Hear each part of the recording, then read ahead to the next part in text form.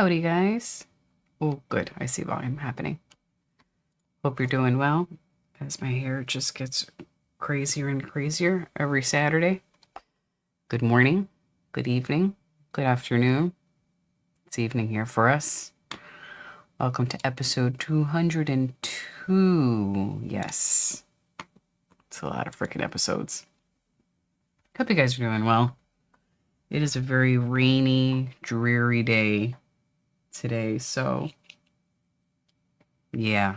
Today's the type of day where you just lie in bed with a good book and you attempt to read it for 5 minutes and then fall asleep.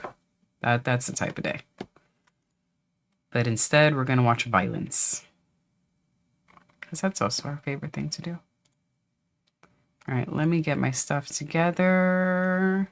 I know people will trickle in a couple of minutes. And let me get Paramount Plus going.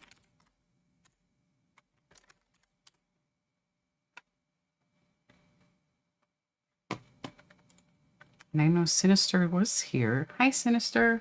If you're still in, that was a few minutes ago. We'll catch you when you come back.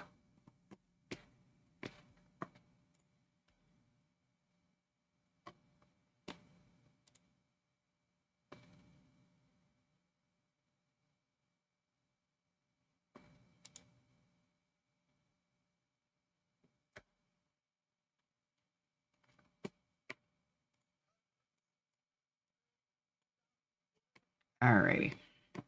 Got my stream up. Hopefully it doesn't slow down our stream. See how it goes. I've got some green tea here to keep me up. It's like green tea dragon fruit, I think, or something like that, with lemon and some honey. Just a little boost, little caffeine boost.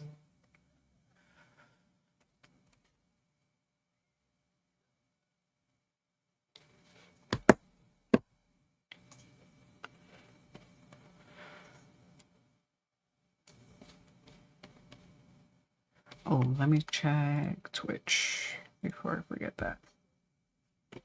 Don't think I have Twitch open.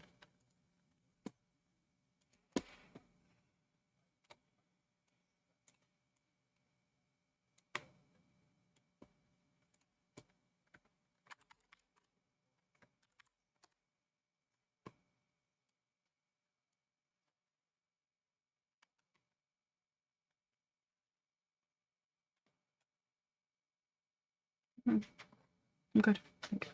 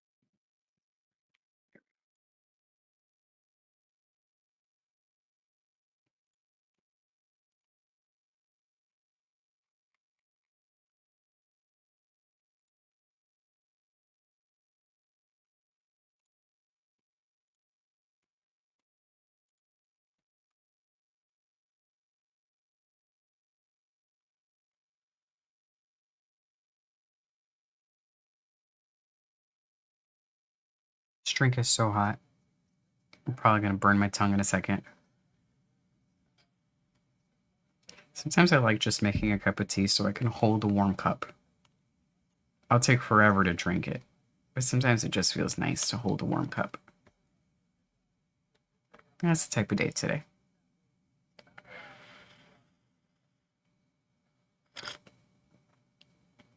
that's hot.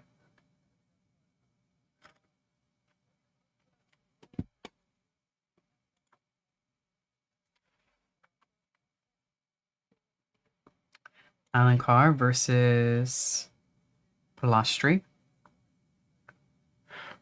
Brazil versus Brazil. All right. I read the last name Pilastri and assumed European before I looked at the flag. Oh, we've got Buffer at an Apex show. I kind of was expecting he who will not be named. I'm not mad we got Buffer. I'm just a little surprised. The Apex looks a little fuller. Let me know if you guys think that too. I'll ask again as more people trickle in. It looks like they added more seating. It's also possible I didn't pay attention too much in the past. It'd be cool if they did add more seating to it. That's a nice experience, I would expect.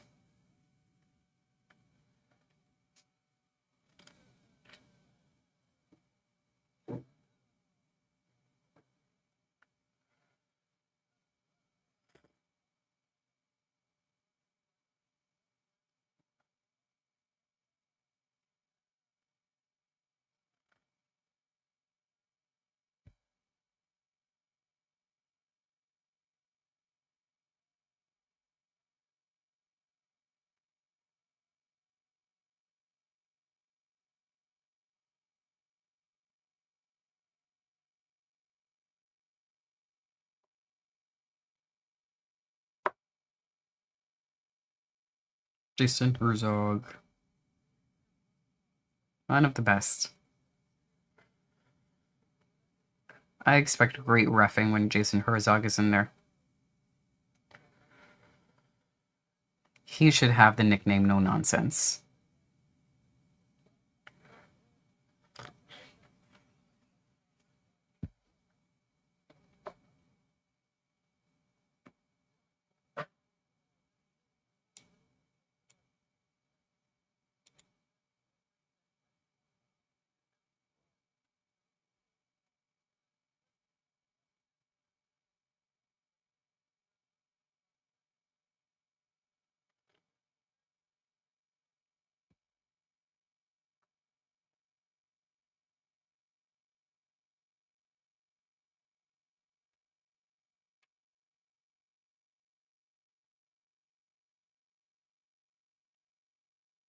So a lot of hesitation just in the first minute. No one really committing to anything.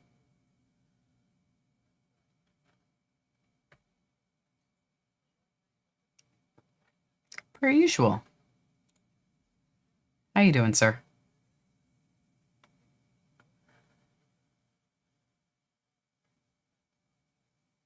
Just trying to warm up, wake up. I hope you're doing well. Let me make sure you can see me on that side. There we go. I think I need to scoot this way a bit. There we go.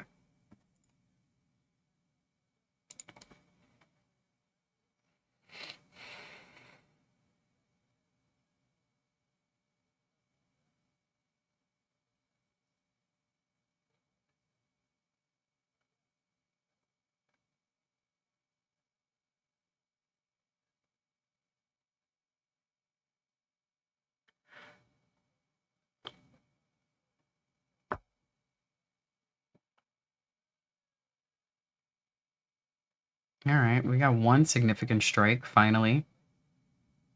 Took a couple of minutes before that happened. Hopefully we get a more active second round.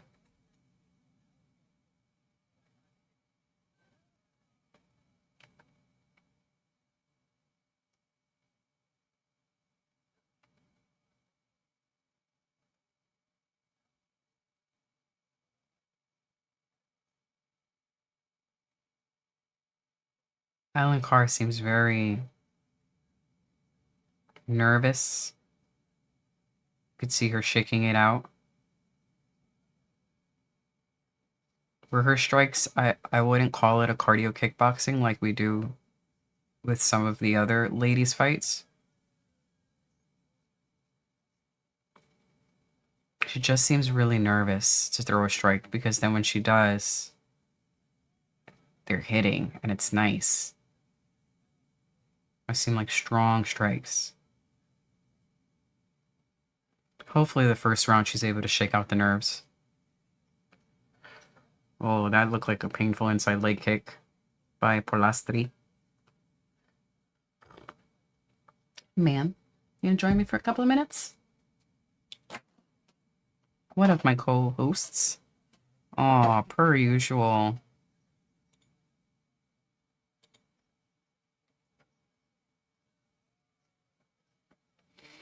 He says, I got pretty bad pneumonia last week. I haven't been able to drink any cerveza, mezcal, nothing. Shit's been awful.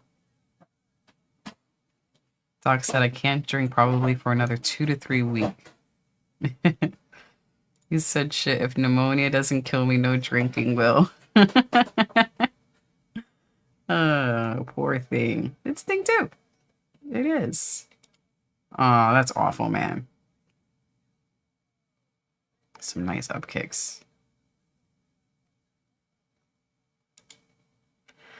I hope you feel better, man. But I don't think I've ever had pneumonia. Knock on wood.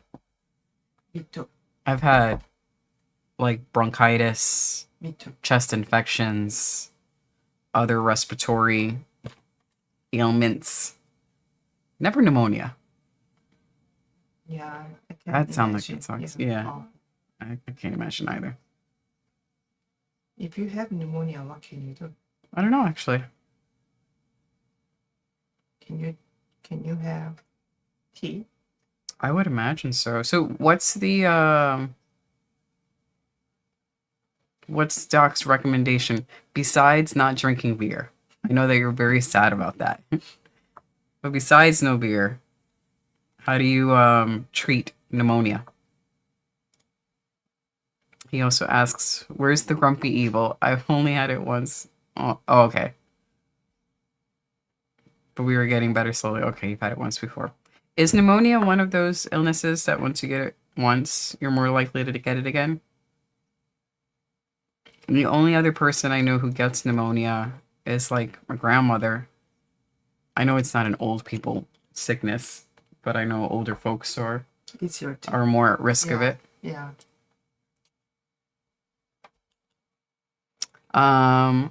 Evil's on his way. He's waking up from a nap. I know he's waking up because I woke him up. I woke him up this time. I didn't wake him up last week. He's coming. Thing 2 is the stand-in for now. I'm gonna transform.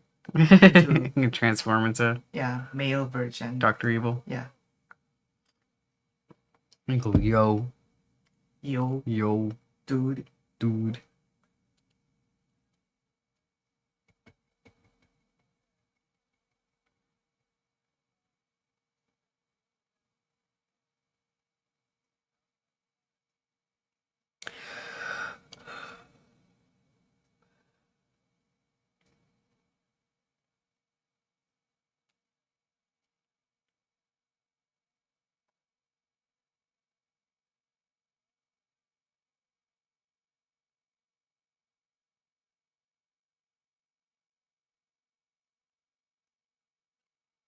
That inside leg kick hurts her each time.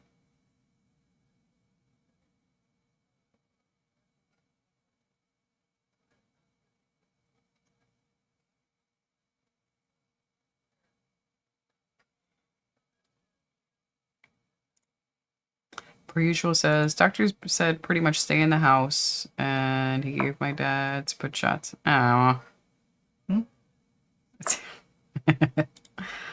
I was asking what the doctor recommended for treatment. Oh. It's basically stay home and rest. Oh.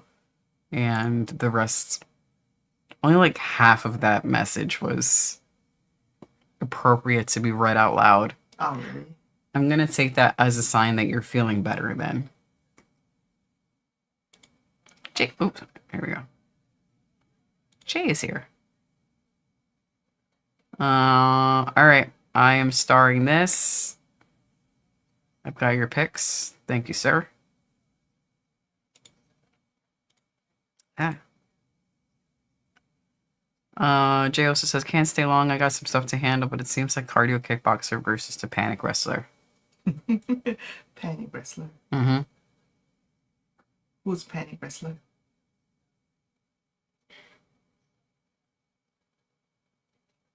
I'm not sure, actually.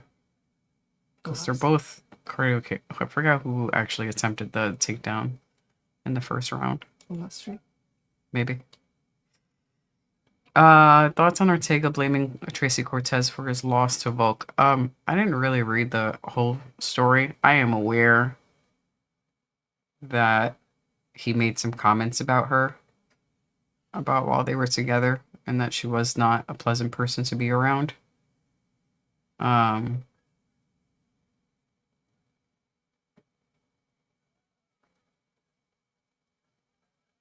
not sure. I have to hear more of that interview.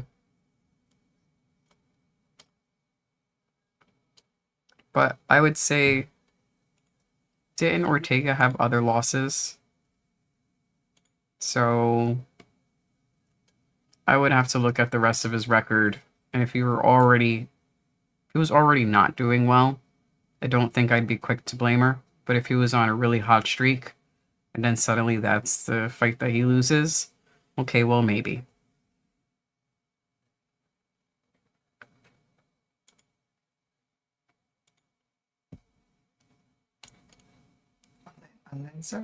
Alencar? Alencar, yeah.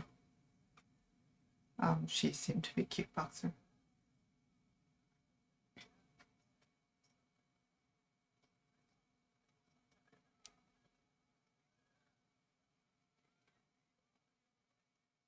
Last year, he's like, get off me! Ah! Ah! What are you doing? Per usual says, some things are better, not all. I'm still coughing up large amounts of blood. Ugh. Aww. But enough about negative old pneumonia. Are you able to read out the fight card? Wi-Fi is slow as fuck right now. Yes, I can read the fight card to you. Give me one moment. Jay says purple, chicken purple. Oh, that was a big shot to the back of the head. Come on, Alencar. Any shots to the back of the head are illegal. Oh, really? I didn't know that. Yeah, you're not allowed okay. to do that. Even though not intentional? Yes. If you do it unintentionally, the ref will say something to at least make you aware that... Because position like that, I would accidentally do that. Yeah, like if you do it accidentally once or twice, the ref will just warn you of it. But if you keep on doing it, that becomes intentional. And then it becomes intentional.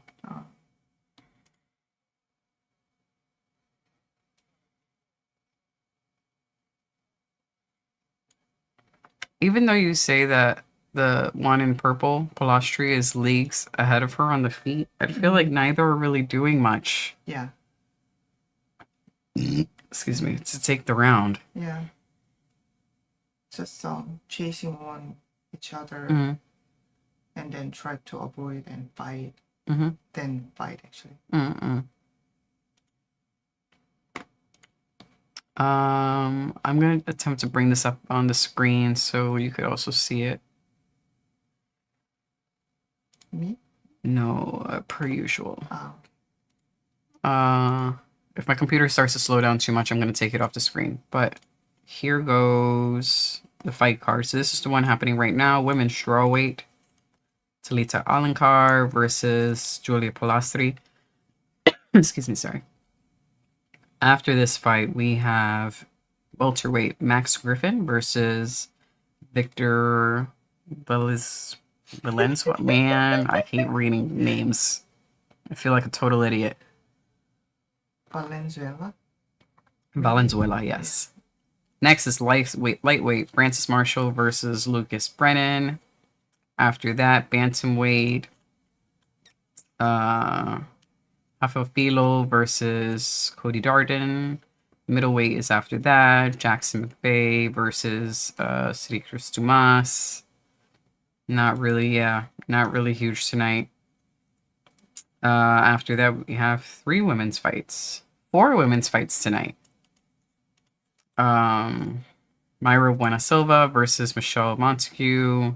And then the featured prelim, we will have Rodolfo Vieira versus Eric Meconico.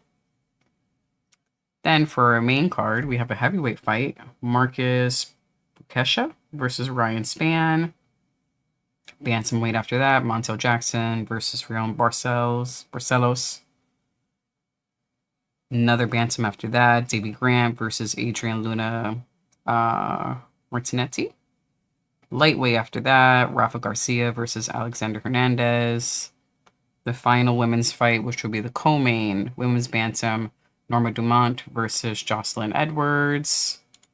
And then our main card, Aljamain Sterling versus Youssef Zalal.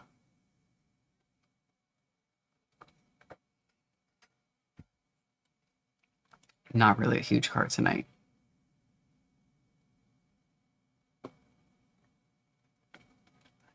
I will check the record of both. So let's look at the record of both Norma Dumont and Bueno Silva. What's up?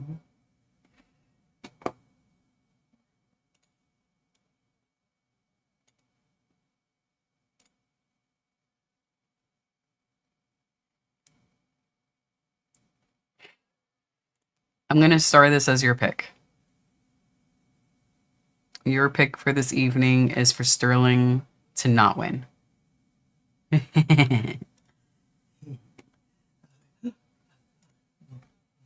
have done that. Today is Vegas. What is it? 113 and 116.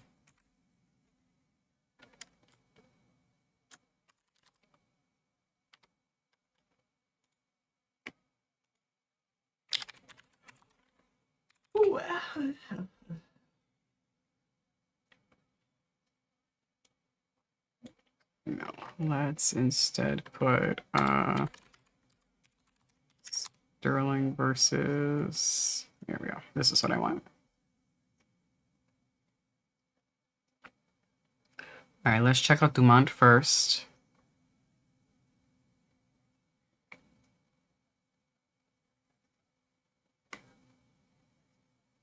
Norma is 13 and 2 versus Jocelyn, who is 17 and 6.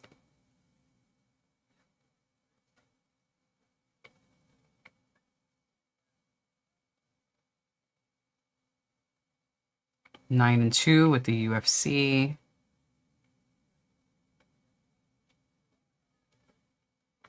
Her last fight, Ketlin Vieira, she won.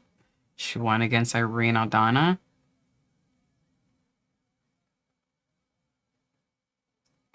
Yeah, her very first loss was in 2020. Her next loss, May 7th, 2022. All wins after that.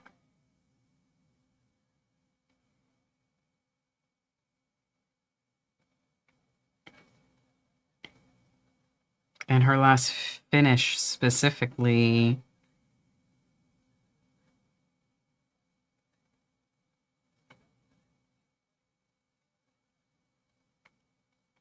her last finish was not even with the UFC. Jay. All of her wins in the UFC are by decision.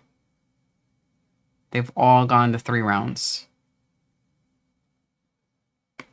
Her very first fight with the UFC ended in a finish. She was the one who was finished. She lost that one to Megan Anderson. Unanimous decision, split decision in 2021. Unanimous, split, unanimous, unanimous, unanimous.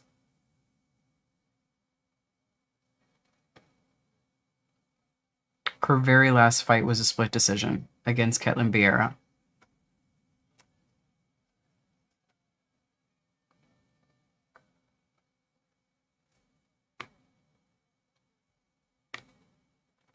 And then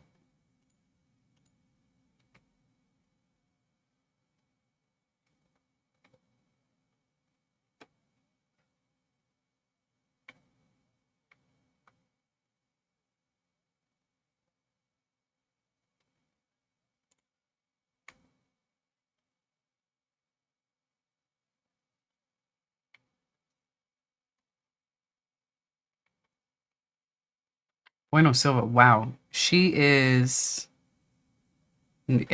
Agreed. Bueno Silva is 5-6-1 with the UFC. She has more losses than wins.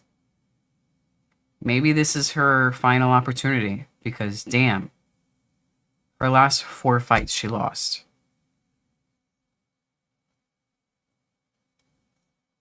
Before that was a no contest.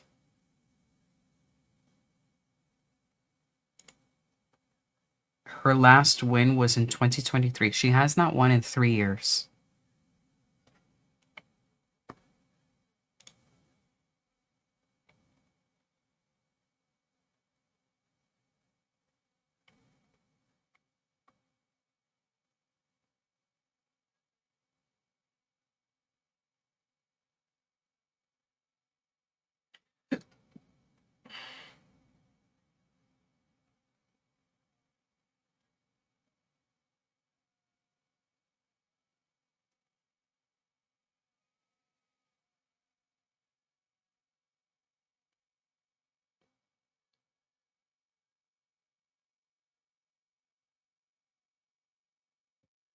She's very happy, but that was not an impressive win.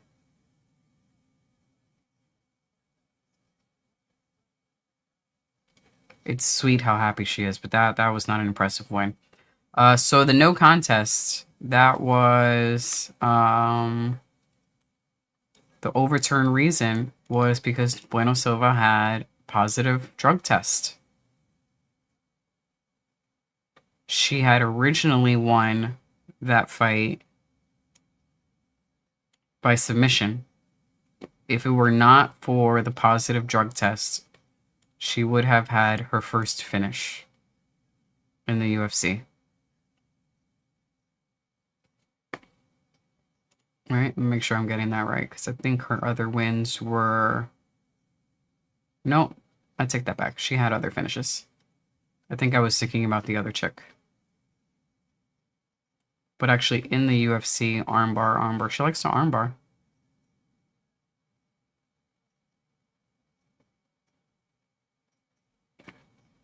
That's unfortunate. Actually, a lot of finishes. It was somebody else I was thinking about. She was so... But I think she was so excited because you see how nervous she was in most of the rounds, especially the first round?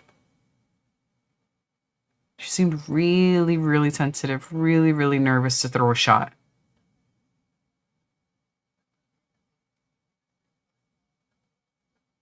She looks very nice in brown.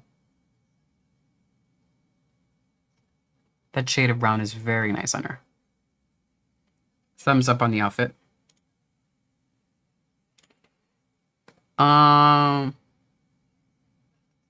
Yeah, that sounds bad. Go sports team. Sorry, I'm a stereotypical woman when it comes to that. Oh, absolutely. Really. Yes. Stereotypical woman, yeah. He made a comment about sports, and I was like, go sports team. Because actually, I'm not knowledgeable in that. I'm barely knowledgeable in UFC. And I do this every weekend.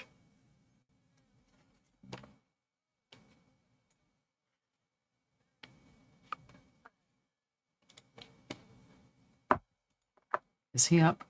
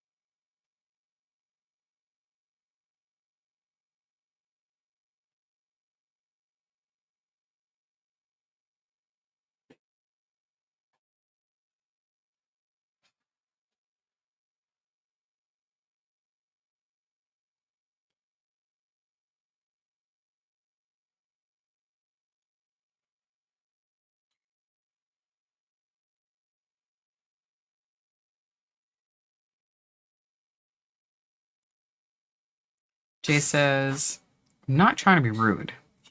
Some of these people whining about not being popular or not getting big brand deals, but they're about as interesting as a plank of wood.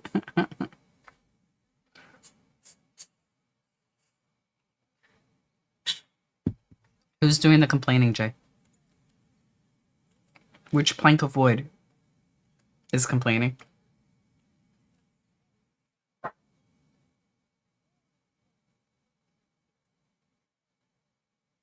Has it been a while since Max Griffin fought? I feel like I haven't seen his name in a while.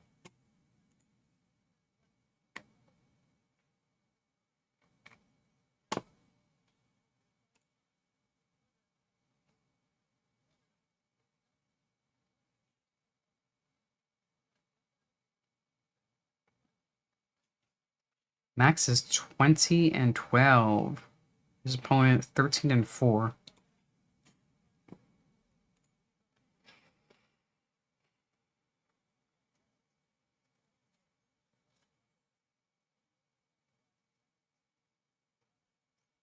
Here's another one where Max with the UFC is 8-10.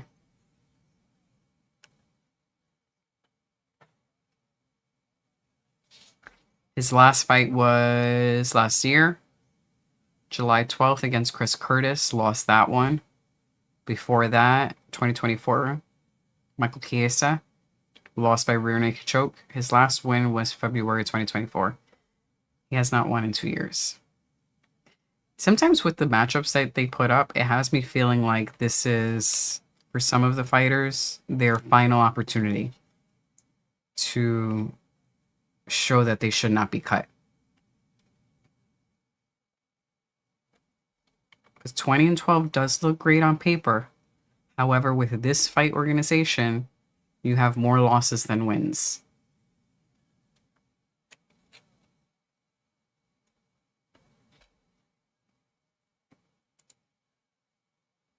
Oh, I wanted to try this.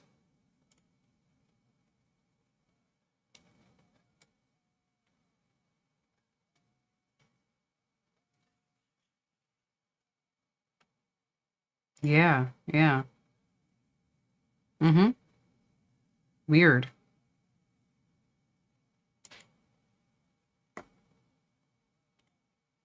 I could do that from here too. Ooh. StreamYard Yard has some new features that I'm playing with. Oh, sorry, super chats. Cool.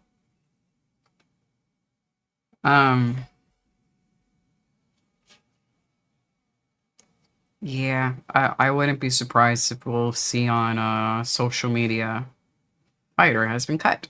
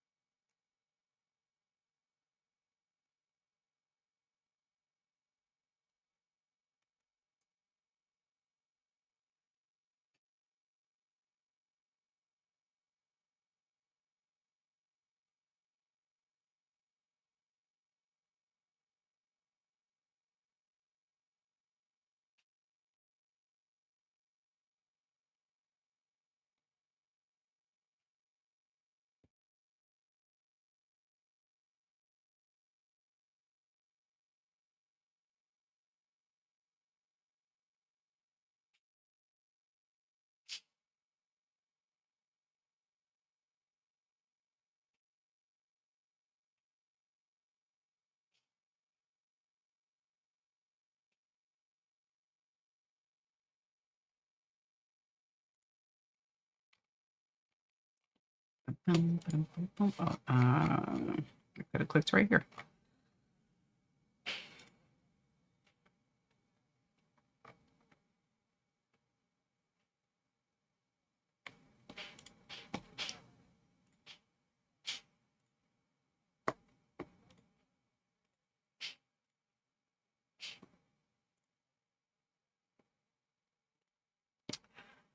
Victor Valenzuela, born in Chile, fighting out of Miami, Florida. This is his UFC debut. Okay, cool. Wow. Griffin really has to win now. If he loses to a newcomer, that doesn't look good. Valenzuela actually just fought in March. He just fought a month ago. 2, 3. Just short of 4 weeks ago was his last fight. March 30th. He did lose in his Dana White Contender Series.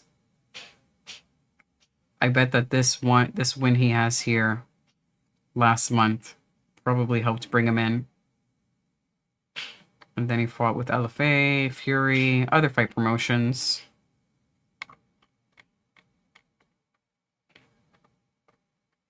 And his overall stat, 13-4.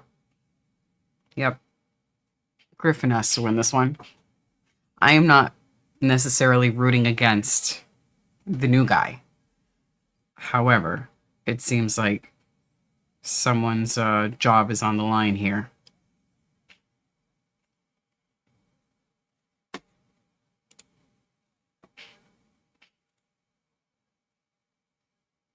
Mm-hmm. How exposed do you think he's going to get, though, with Griffin? Do you think that this is going to be a big exposure? It might take the second or third fight to really see.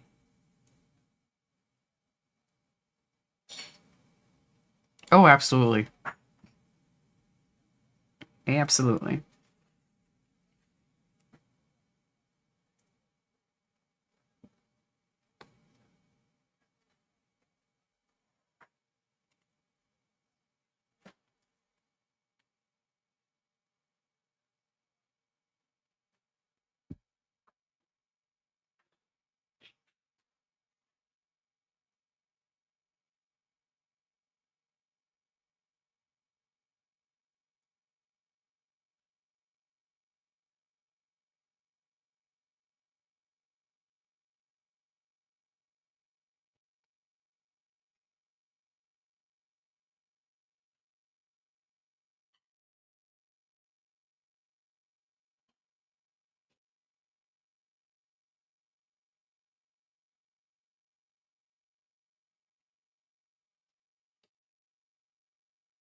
I can barely hear them. It's probably a blessing that we are forced to keep the volume low on our end. And if you do hear my computer, please let me know. I can't hear, like, I can hear that they're talking in the background, but I can't actually make out any of the words they're saying. How long are you able to stick around, Jay? I know you said that you have to leave early.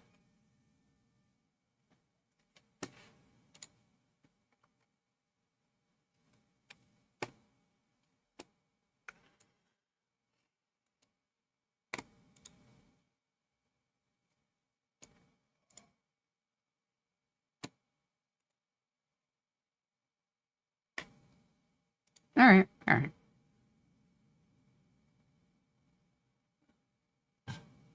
So you get in a few fights. Probably.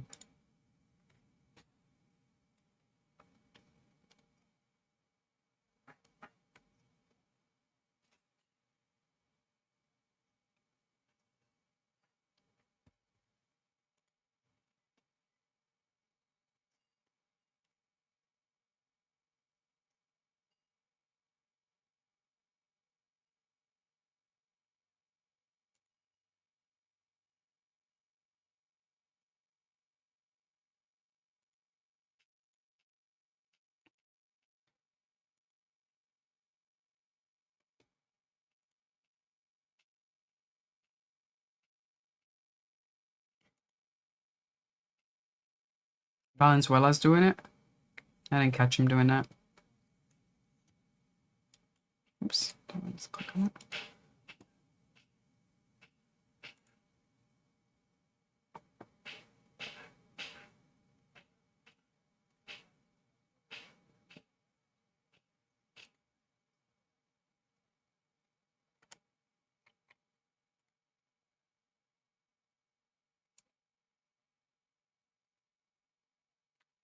Checking out the fights for the rest of, or actually all through May.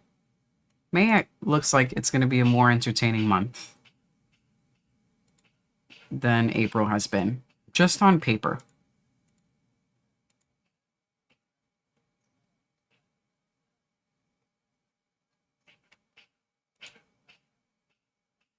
Like UFC 328, May 9th. It actually looks like it's going to be entertaining. WCA is fighting. Buckley's fighting. Joshua Van. Strickland fight. This looks like an entertaining card. Jumbo Chase Hooper.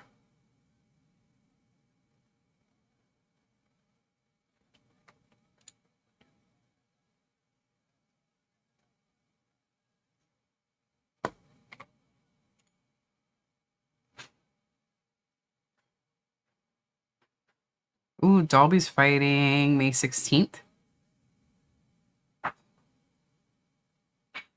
That should be exciting.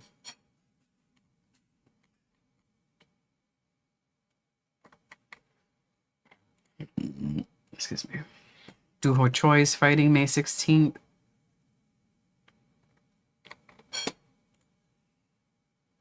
May 30th, the really, early card. Figueiredo versus Udong. Smotherman versus Asakura. That should be fun.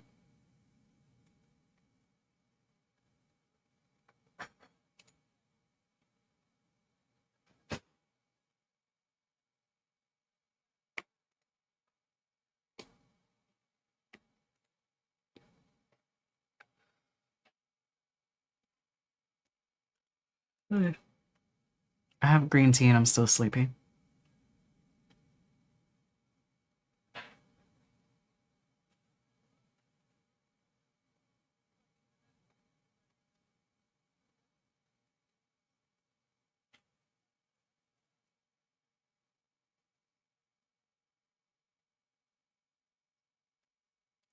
I don't think they keep Griffin after this. I think even if Griffin loses, I wouldn't be surprised if he cut him. This does not look like a great performance against a newcomer. And the newcomer doesn't look so great either. But I'll give him the benefit of the doubt because this is his first UFC fight. Not so much for Griffin. Well, I mean, we kind of know this based on this comment. We know how it goes when they enter the UFC. They were spectacular in the other fight promotions, and they get here and not so much. But this is not looking great for Griffin, even if he gets it on the scorecards.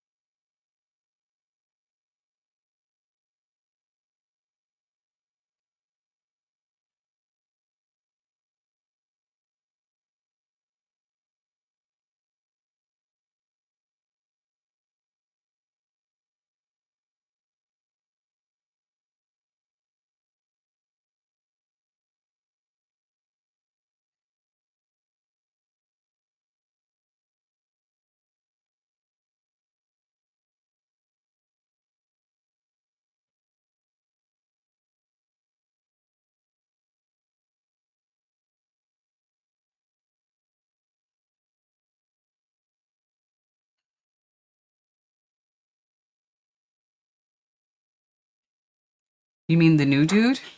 I think he's actually trying to advance. I think that this is his attempt to advance.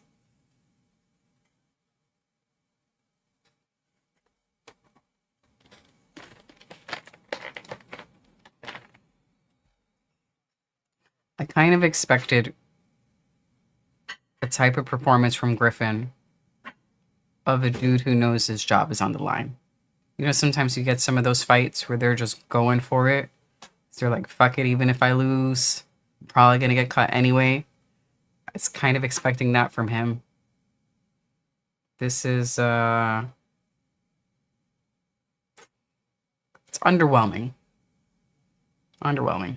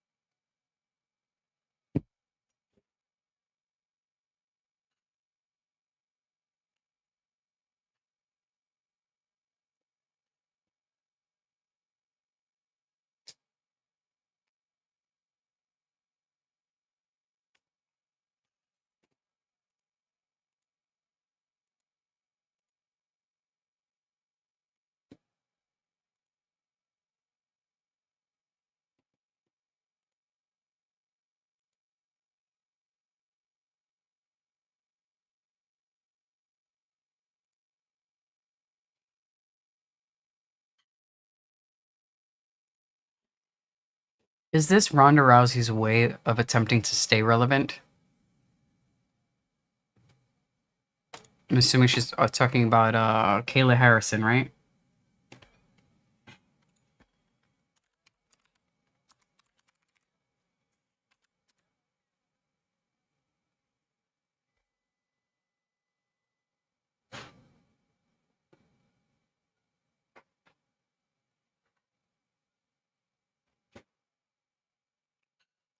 I see this as her just saying something so that she can stay relevant.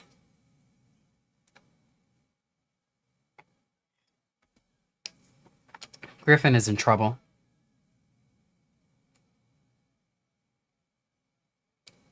He's breathing really hard. He's in trouble.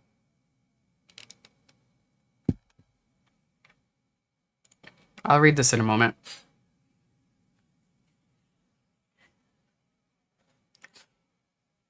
I feel like even if this is true and you helped sort of open the door and create the road for others to join the sport, you don't have to be a dick about it. You know? People will appreciate you more if you're just not a dick about it.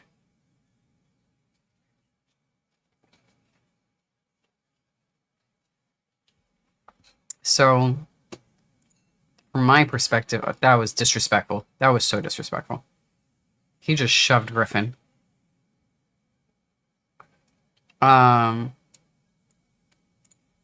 that standpoint, for me, I don't care if she's correct or not. She just sounds like a dick.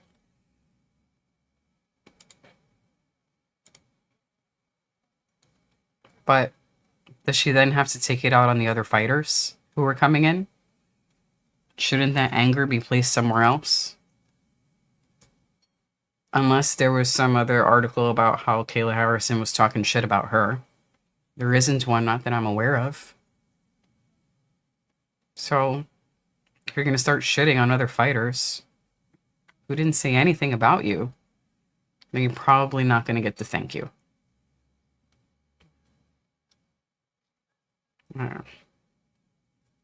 It's a simple motto. Just don't be a dick.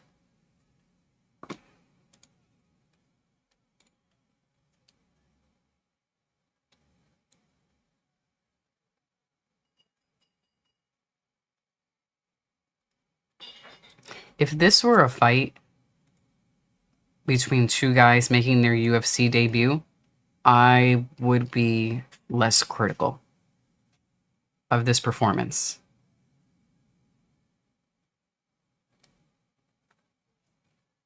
but a guy who you said was a champ in another organization, and Griffin, who has a long record, but not a great record. This doesn't look good. If they were two dudes making their debut, I'd be like, you know what? This isn't so bad. Got some blood. Go, guys. That's not the case. This is bad. This is pretty bad.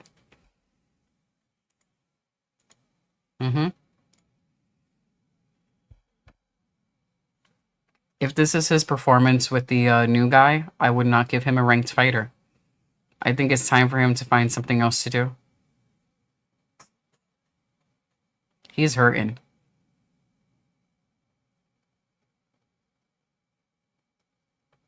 That wasn't very good.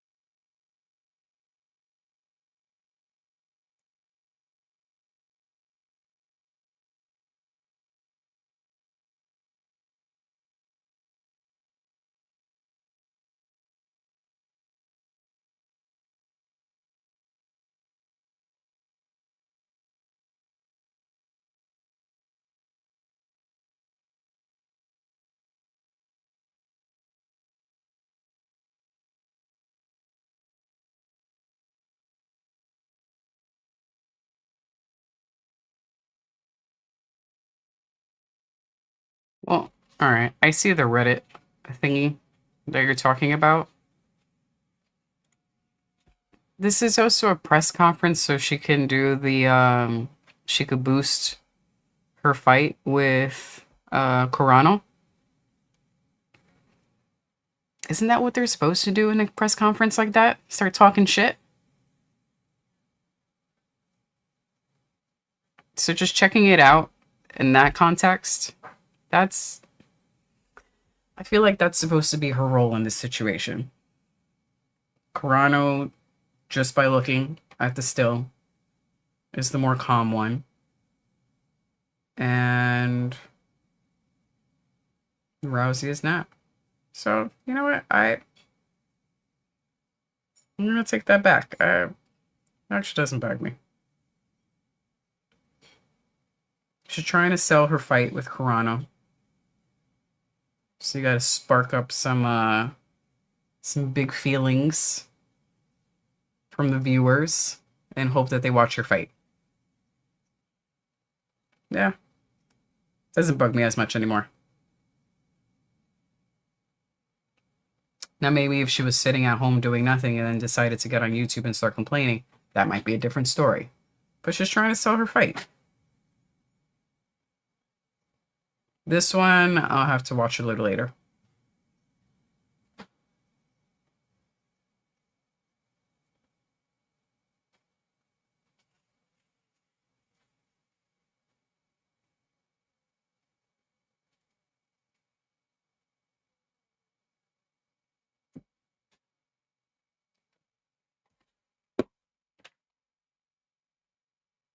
Let them take a photo, dude. It seemed like he was trying to shoo them out.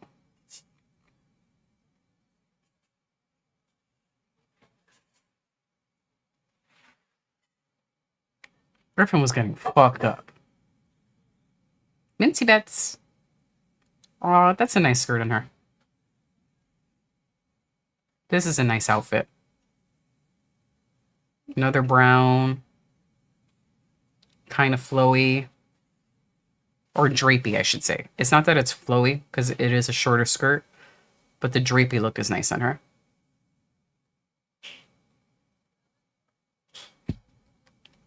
Thumbs up on the ladies' outfits tonight.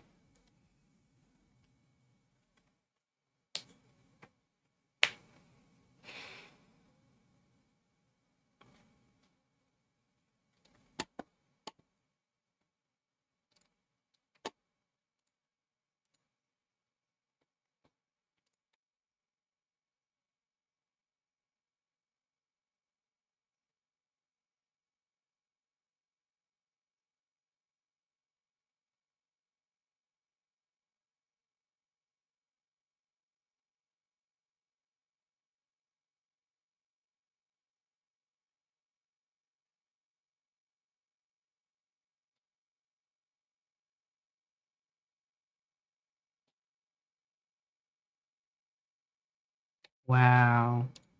That's wild. Jay says, to my university final last night, someone showed up an hour late and slammed the door when the professor gave him an hour to do it, even though he easily could have said, get out. The student whined. That it's wild that he was even let in the room. So, quick question. When he showed up an hour late, had anyone already finished the exam and left before he showed up? Jay says the student whined after the final how it's unfair. He only got an hour to do the test while we got 2 hours. He called him a bigot. Yeah, we all know this is just no.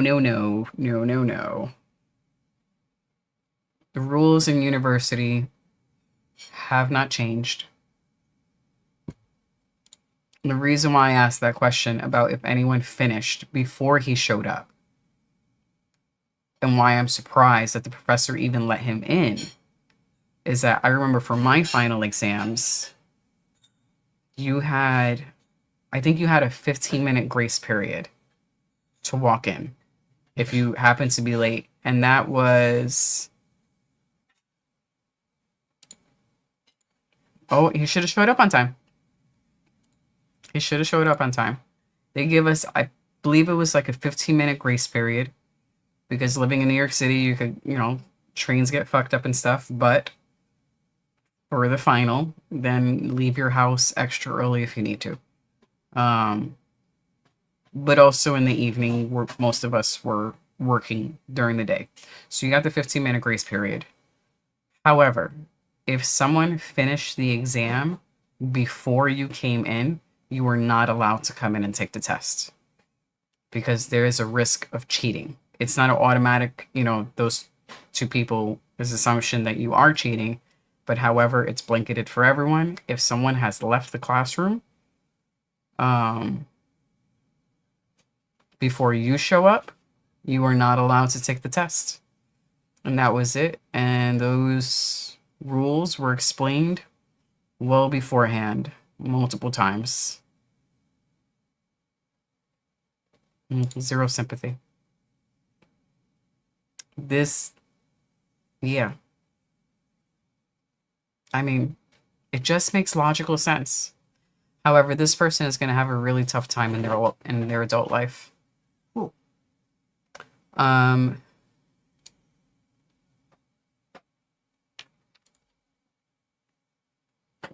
Good. I mean, that's the only response you could say. Grow up. Well. So Jay is finishing college. He's in his he's in his finals. And he said the last final he took last night, someone showed up an hour late to the exam and then was upset that they weren't given extra time to take the exam. What extra time? Exactly. You're late. You're late. Yeah. Just finish what you can do and then, take what you can get and that's it. It's a very entitled individual. Yeah. Very, very entitled. The whole world doesn't don't go around you. It doesn't revolve around them. You're right anyway. The whole world doesn't go around them. That is correct. Okay. The whole world goes around you. The whole world goes around you? Silly woman. Yeah. A very entitled individual. This is not a new rule.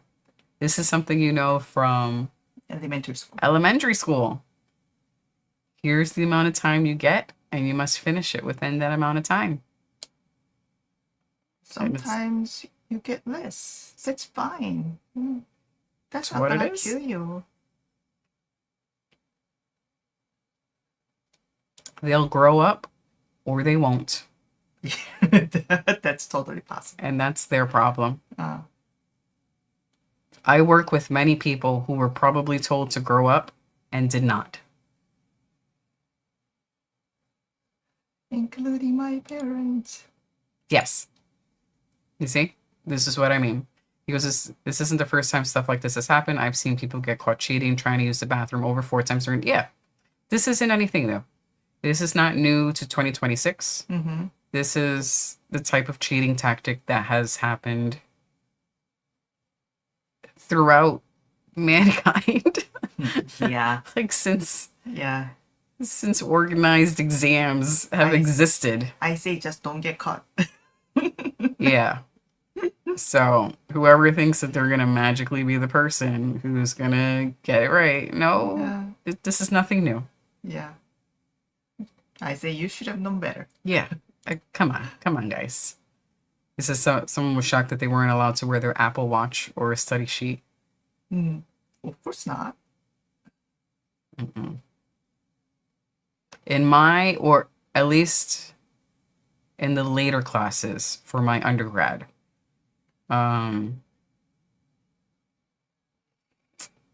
would say, like, when I was done with the prerequisite courses, when I was done with, like, the prerequisite math and science courses, history and whatever, and I got into the core classes for my degree, those were open book. You were not allowed to use your phone, obviously, but those were open book exams because it was coding.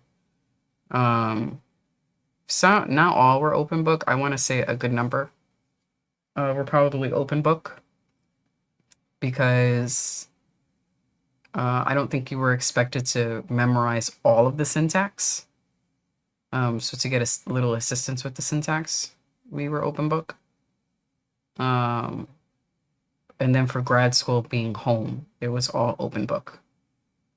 But again, like grad school, there is no prerequisite type of courses. They're all core courses. And they were mainly project based. So you were not expected to just magically memorize anything. I have a question. A lot. Yes. What's up, Ian? What's your question? So you said it's open book. Yes. At school, it's open book. Mm-hmm. Does the open book that you can also use post-it, and then open book with the post-it that you wrote things, that's okay? Or open book with, it has to be open book with clean book? I don't, it would depend on the professor. Like open book, some will be, you're allowed to use your notes. Yes. Like, for example, if the exam was that you had, you were building a database. Yeah. So you have your notes on, how to build it from scratch, how to create a table, how to create multiple tables, how to create a view, how to link them together, how to normalize all your tables. Or some questions will be like conceptual. So not all of them were open book, but a good number. Because just because, you could say, here is the syntax to write X, but then you had to understand fundamentally how it all works. Yeah. Because I just thought that if I do open book, I would write things on the book for me, so it's easier for me to go through just quickly. Then, create your own book, I say. Yeah. But those types of open book exams, they would make sure that the questions were written in a way to prove that you understand the principles and the concepts. Yeah. You cannot just like us. Yeah. I mean, because when you go out in the real world Mm. and do it, Yeah. you're going to be Googling everything Yeah. anyway. Yeah.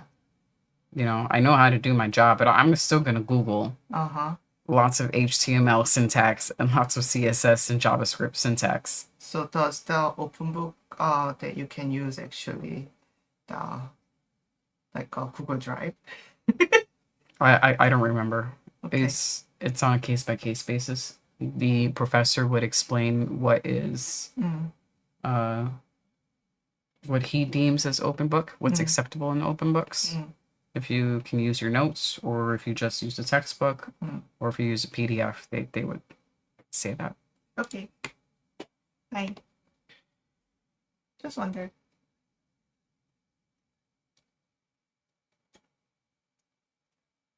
I'm gonna transform its evil.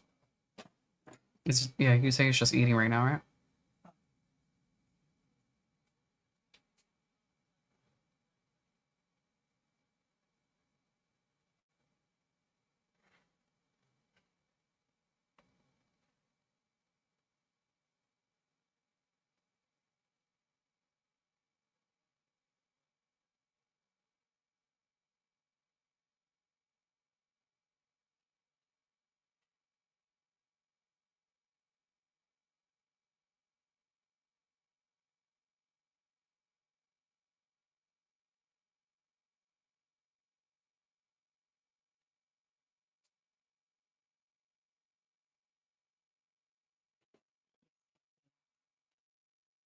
Yeah.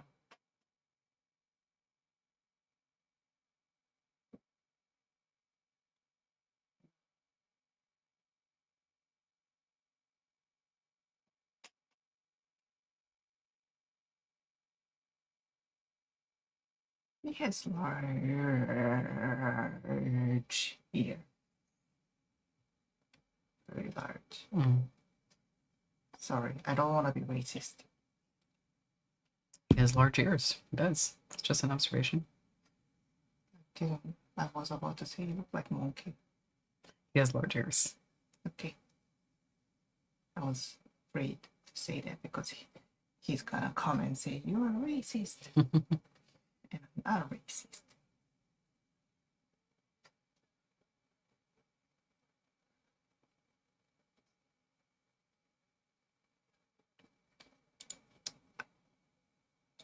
You coming? Guys, get yourself a woman who will get you addicted to gas X chewable tablets. How many did you take? 2? All right. Is it that bad that you need 2?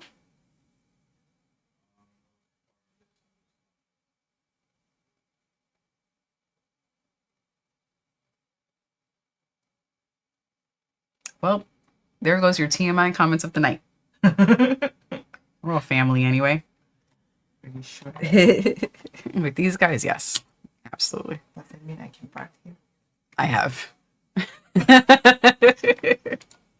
I definitely have on camera. And then I'd be like, I don't know if the mic picked it up. Sorry. I just need to set up right. It's okay. Sometimes the chair leans back a little too much. And it bothers my lower back. Yeah. So I have to constantly adjust myself. Uh. What I wanted to say related to this comment is that they don't change at work. They don't. The ones who just want to skate by on minimal effort, they do that in the workplace as well. And for me, I just hope that whoever is in charge is able to see it, because it's usually obvious. I'm not going to be the person that's like, so-and-so is not doing their job. I'm not doing that. If I see they're not doing the job, you should see that they're not doing their job. I ain't snitching. You shouldn't have to snitch. It's obvious. You fucking suck. Can I snitch you? I guess so.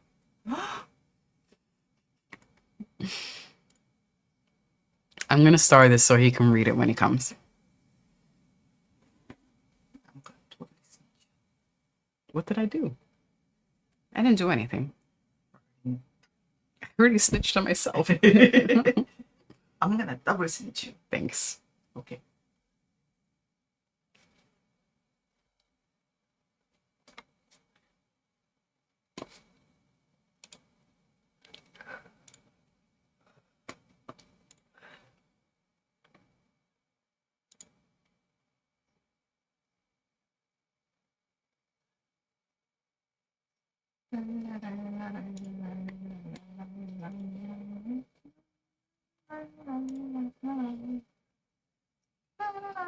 I already barely had energy starting this just because of the weather.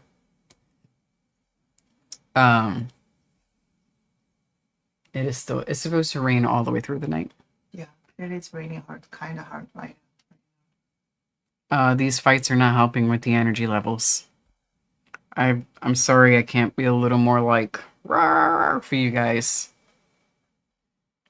But this really is the type of evening where you pop some popcorn or you buy some from Target like we did. You watch a movie. No, I'm gonna eat dinner first and then I'll do that. Okay.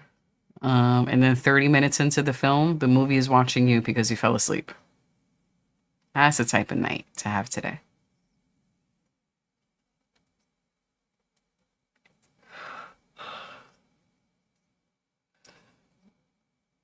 I recently start to make really delicious cold noodle sauce. It's like spicy cold noodle sauce. That does sound delicious. And I've been having that. It's 맛있다.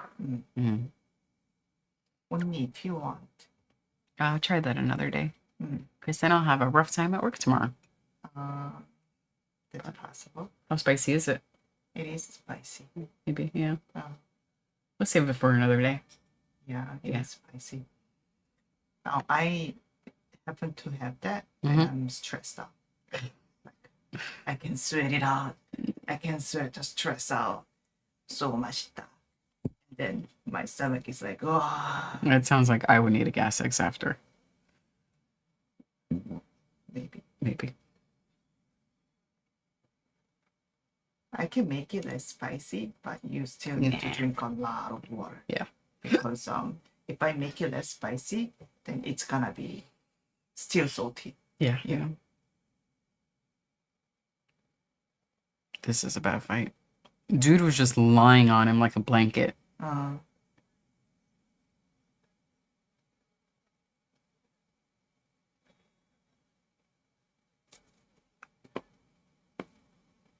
The TV show, the boxing TV show that I was mentioning. His ass is going to be on the chair in a few minutes. Don't worry. Because I am not taking over this stream. This is not Mrs. Evil Filthy Casual MMA watch party. He's coming. 깜짝이야. Mm. Okay. The boxing TV show that I was mentioning earlier, that would be actually more interesting than this. Because they actually made a story. They actually fight each other. Yeah. I usually don't like that kind of show, boxing show, and any other people fight each other. But who filmed that, who made the video, they edited it in a way very interesting. Actually, look very energetic. This is a bad card so far. Yeah, we'll have a date when we watch it. But they have 2 seasons. It will take some time.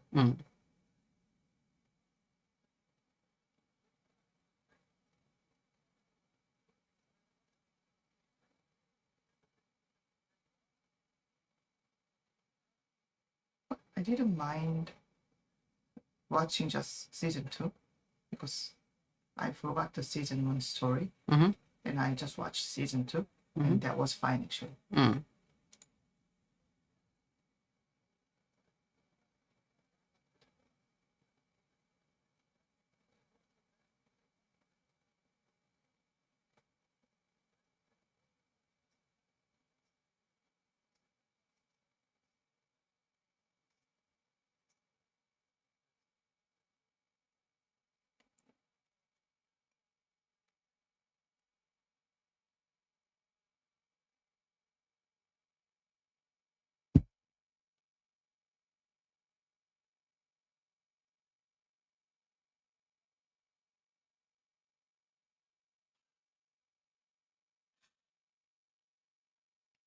about to say, why is he touching his butt?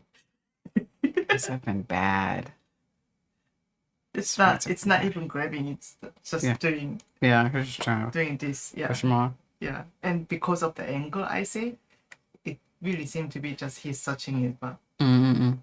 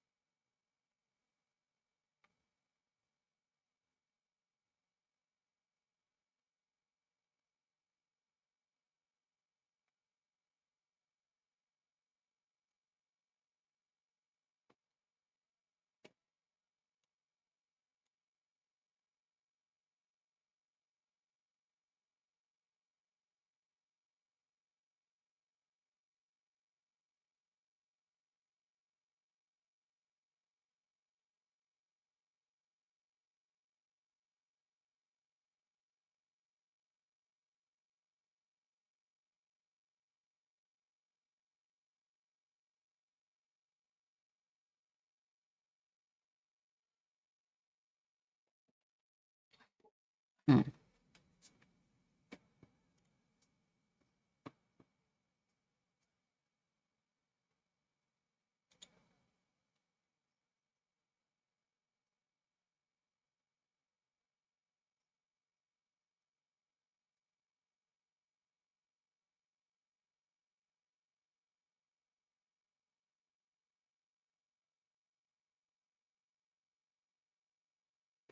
It's like one of the ladies' fights where they're just shadow boxing each other. That's what that's like. Do you know what is this? I have no idea.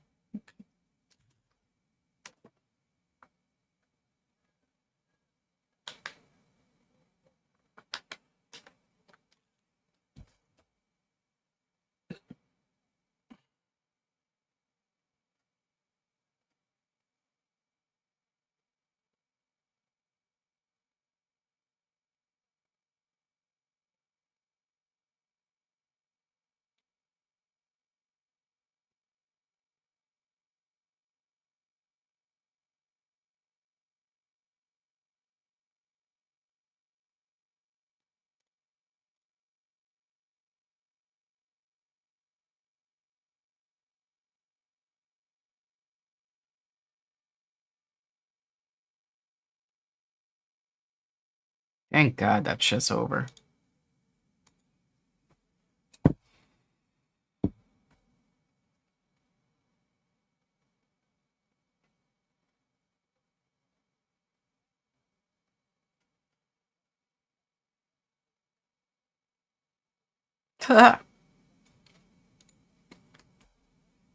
This is a troll comment.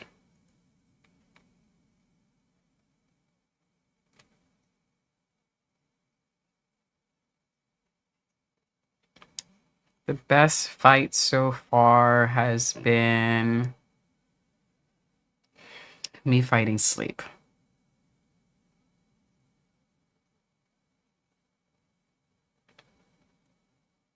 You know what makes it worse? I'm scrolling up and looking at the other fights we have to look forward to. And it's going to be a rough night, guys.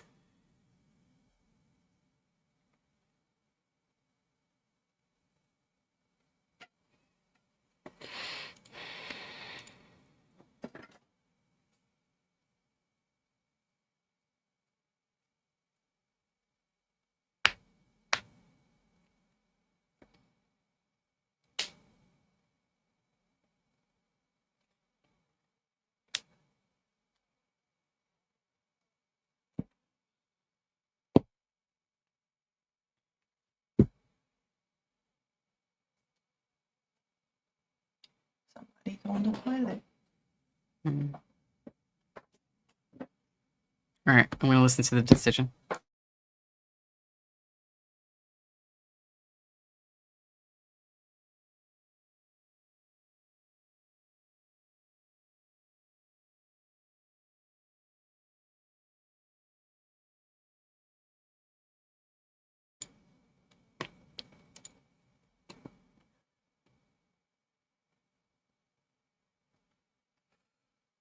Thought I was being responsible by having tea, but I should have just had coffee.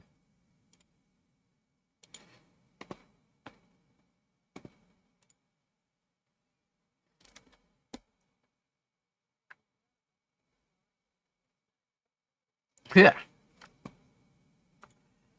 Oh, man. Our patience is 100K bonus worthy. Our patience.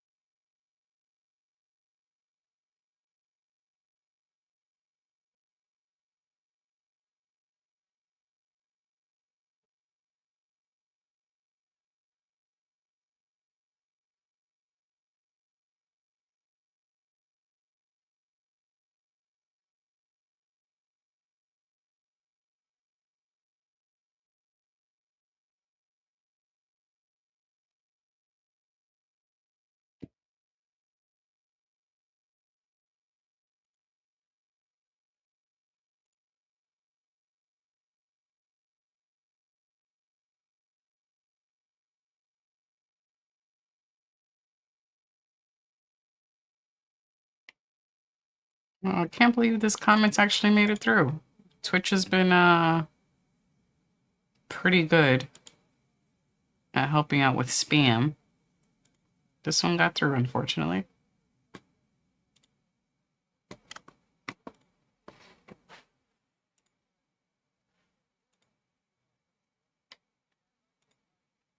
Yeah, I'll leave that off the screen for a little while. Can I delete this? I don't think I can. Nope, I can't.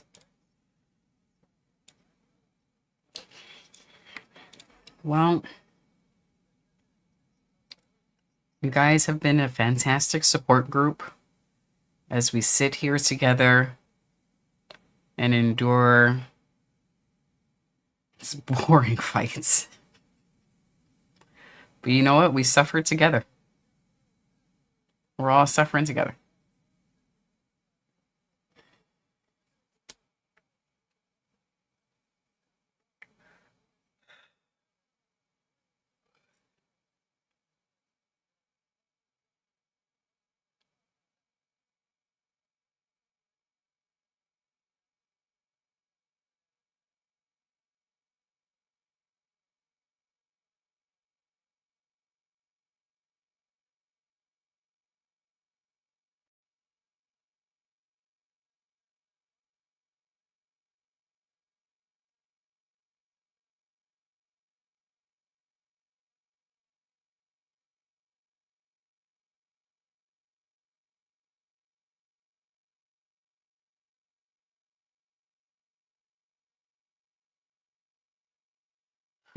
Excuse me.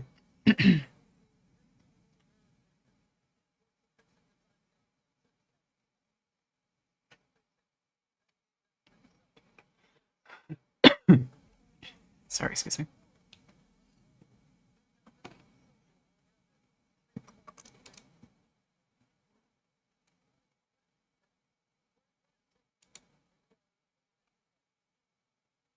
I'm not excited for that fight next.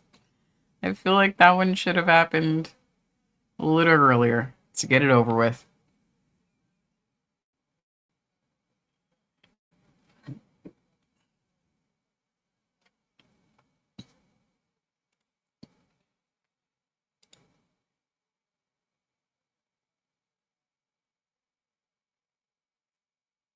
Rafael Filo is 32. This dude looks older than 32.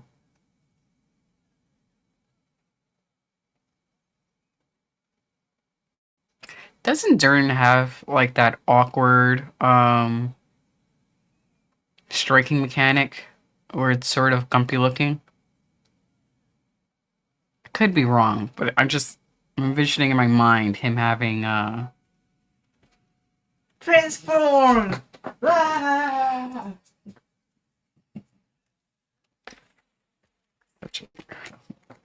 Go ahead. You take the picture. I've had it long enough.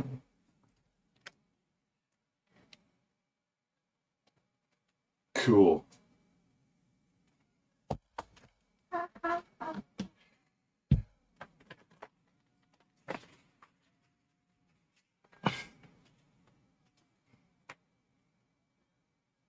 Why'd you take all your stuff? You don't want to show them any more pizza? You don't want to show them any more pizza? Well, I already showed these books to them. We've had this conversation. I even sniffed the book on camera. That's a side of you that maybe they didn't need to see. They've already seen it. It smells nice. Oh, we got spam. Consider it already. It's done. Do you block the word? Huh? Oh, if you want me to do more than that, then I'll leave that Yeah, to you. yeah, I'm gonna take care of that now.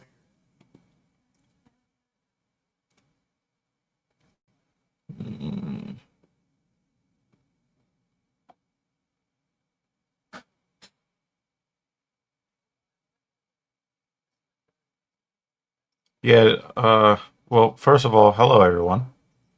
Hello everyone. Travis misses you. I need to wait, did you switch off? Is there a tab for Twitch open? It's right there. Oh, okay. Nice. Okay. I need to.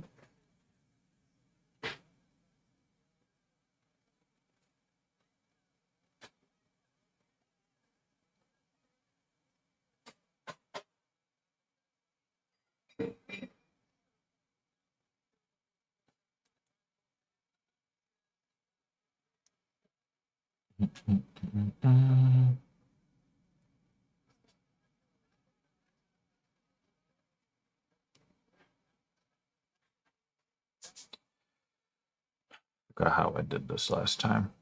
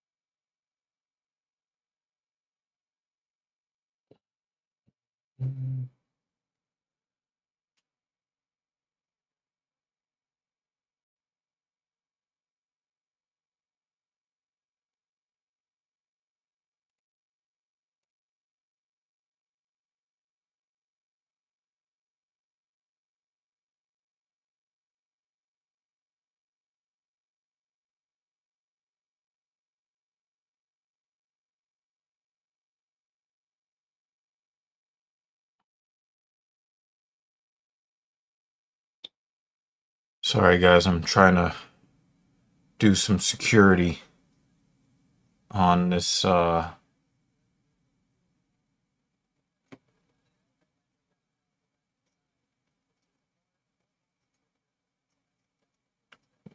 think Twitch changed something in.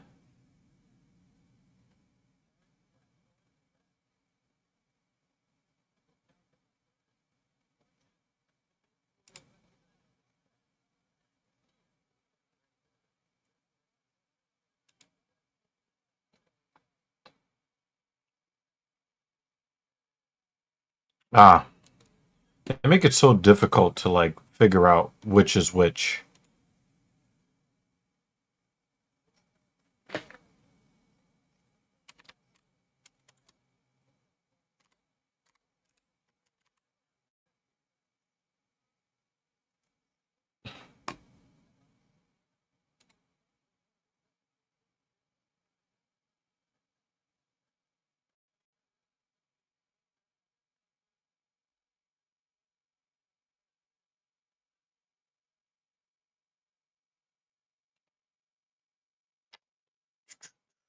We should be able to put comments back up on the screen.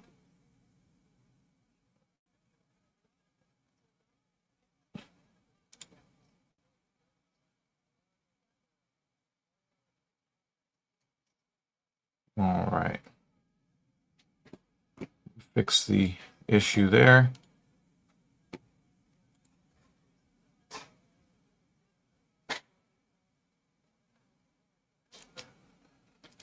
All right.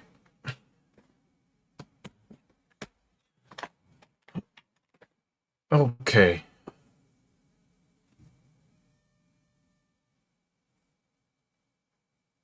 JL does not like the quality of these fights.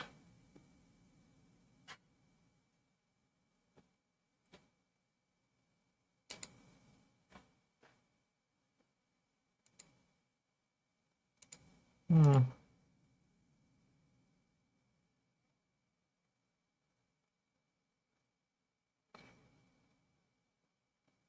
All right.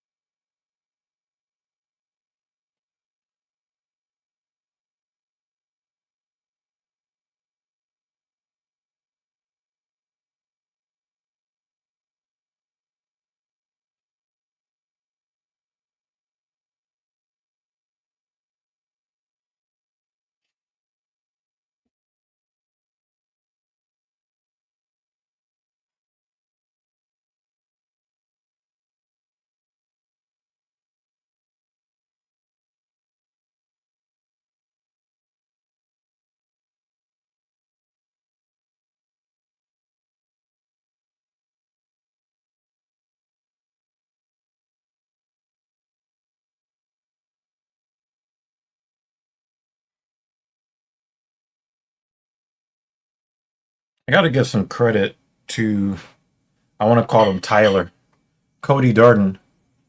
Got to give some credit to him because his hands look a lot better in this fight than I'm used to seeing him in other fights.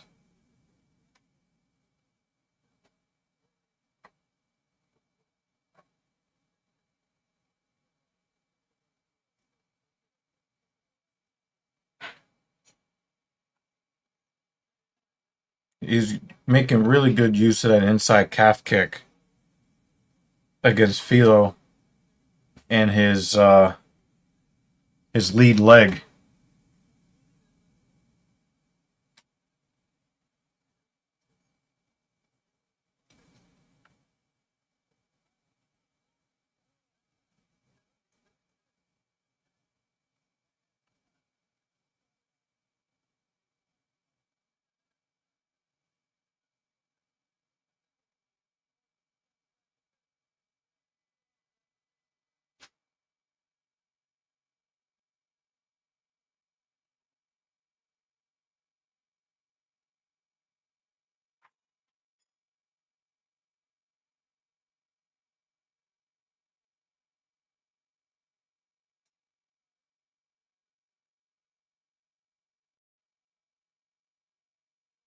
Oh my God.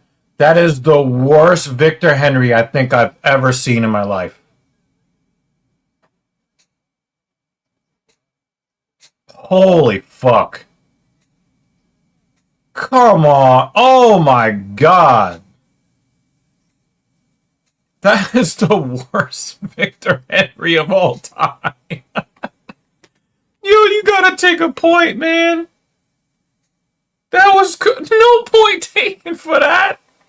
Yo. Yo, that was crazy. Oh, wow. I don't know. Wow. This dude just axe kick stomped on Philo's nutsacks and no point taken. Like, that's crazy. Oh man. Currently the Mets are on a 1-game losing streak, so yeah, they're still ass.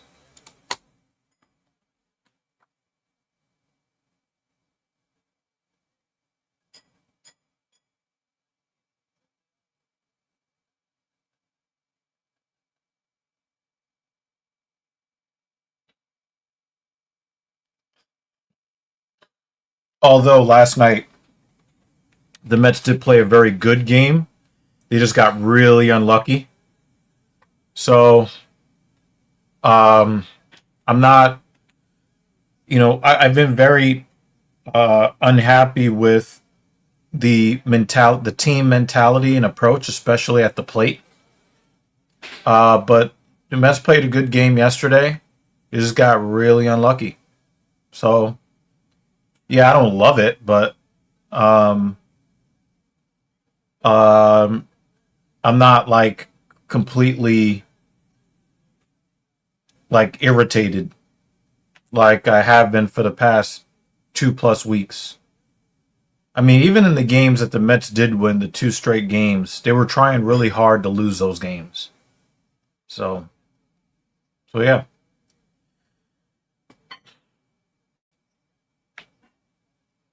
Yankees have been playing very well lately. It looks like they're going to get Garrett Cole back very soon.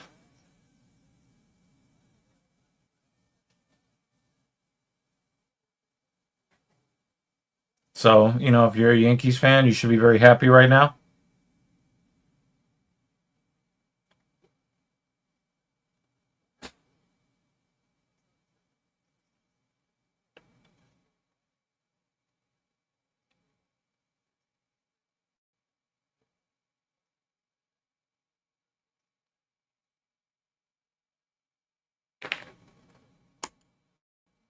Folate is a little bit more important for women, but it's still um, essential for men. Um, vitamin, vitamin, vitamin B12 is very instrumental in energy production. So if you want to produce healthy energy and not be reliant on stimulants, making sure that your B12 levels are up will be very helpful. Now, just understand that supplements will never be as effective as getting the full dosage of it from within your food. Your body is going to be able to pull those nutrients out. It's called bioavailability. They're going to be more useful to you if pulled out of real food than out of a supplement. But if you're a typical American who's worried about convenience, or you have a crazy work schedule, or whatever is preventing you from eating the foods that are high in whatever it is, use the supplement. Just make sure that the supplement is third party tested, for cleanliness, but also for efficacy. Got to make sure that whatever company you're buying your supplements from are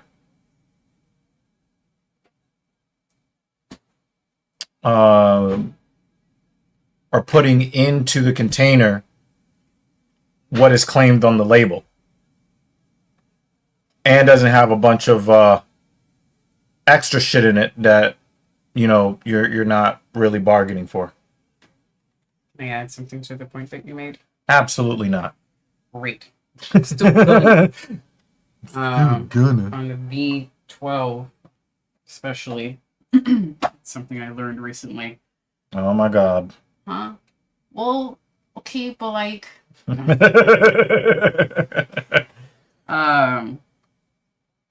that there are some articles and videos cautioning those who take a B12 vitamin that it's a bad thing. But then you also have to watch where you eat or drink, especially drink, if it's something that says energy without caffeine. Because you could end up getting B vitamins from other sorts of foods or beverages that actually put in B vitamins when you don't expect there to be B vitamins. Mm-hmm. You don't expect it to be an energy drink. Mm-hmm. It's supposed to help with X, and Right. they add B vitamins for like no reason at all. So just make sure you could accidentally overdo it on the B vitamins if what you're eating or drinking already has a lot of B vitamins. But also know that it is very, very difficult to get B vitamin poisoning because it is excreted through your by your kidneys through in your urine. Mm-hmm. So it's you can take many supplements will have 10 times what you actually need in it, but you don't get sick because whatever is excessive, your body flushes it out. Mm-hmm. Now there are some nutrients that if you take too much of them, you can be poisoned. Mm-hmm. So you have to figure out which vitamins are in that classification. You also need to make sure that you figure out which of your vitamins are fat soluble and which aren't, because if you don't get enough healthy fats in your diet, even if you do take in the vitamin, you're probably not going to be able to get the benefit of it if you don't have enough healthy fats in your diet. So basically a cautionary tale of just read the label. Life Extension, I've never even heard of that brand before. So what I would do if I were you, I would go into Google and type in the name of the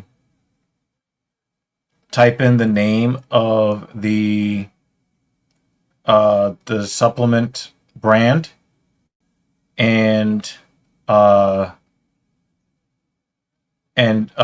add third party tested, and then see what comes up. Find out which, if they are third party tested, is it just a claim? Is it a third party that no one's ever heard before? Or is it a reputable one that is known for testing a lot of products, both obscure and major?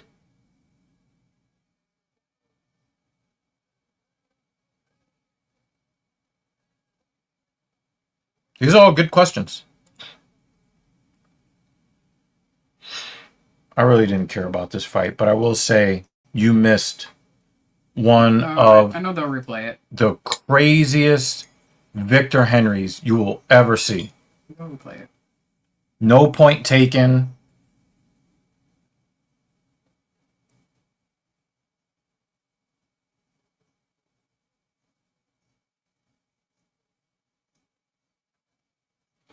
Let me do a quick Mr. Google search.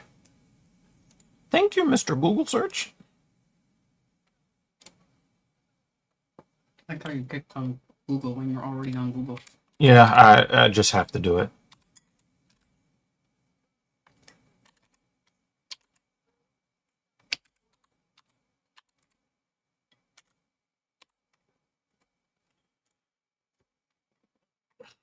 Ah, it's NSF's international certified for manufacturing. So,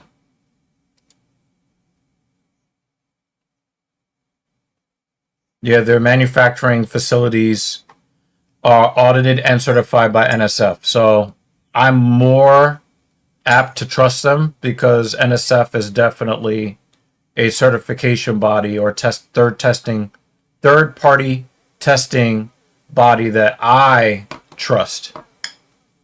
Um, I just wish they didn't just give me like just AI overviews all the goddamn If you time. go up, so go back up. At the end of each paragraph or sentence, they'll give you the source. Yeah, no, but I don't want the AI overview. I want to actually look at Oh, the. this is why I pointed out the source. Oh, the. Oh, I just had to keep scrolling.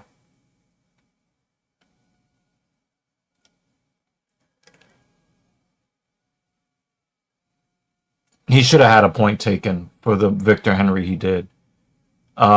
Philo was on the ground on his back, and Durden was trying to get past his guard. So he tried to pick up his leg and drive his heel into his belly and just stomped on his nuts. No point taken.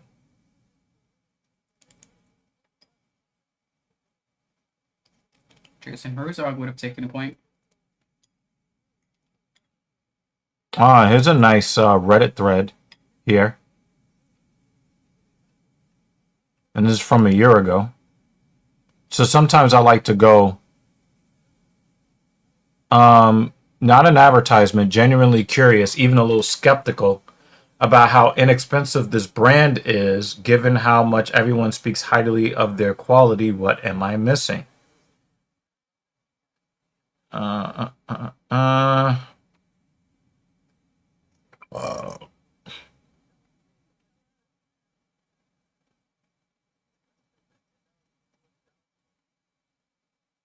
Somebody said something I thought was interesting about them giving proof.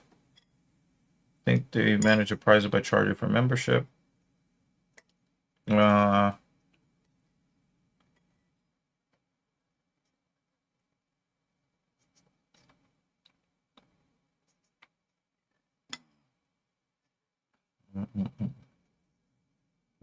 Always wonder among the cheap brands who say they do lab tests, how many of them are really doing for the correct amount versus just heavy metals purity tests.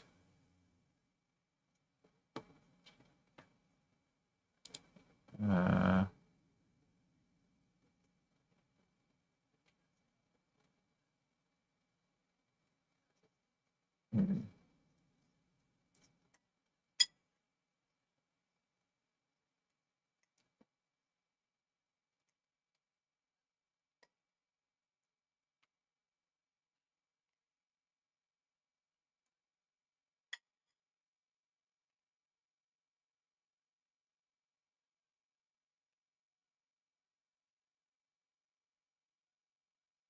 People seem to like Throne.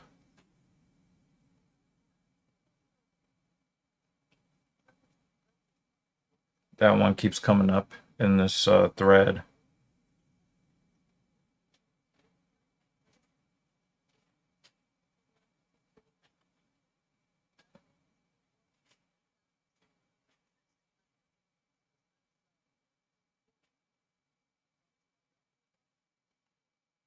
Hmm.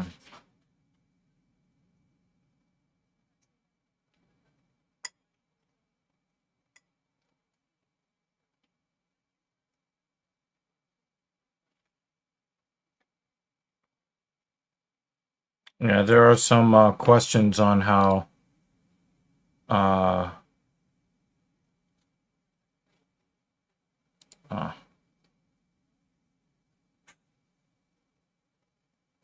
uh, was looking for that exact question.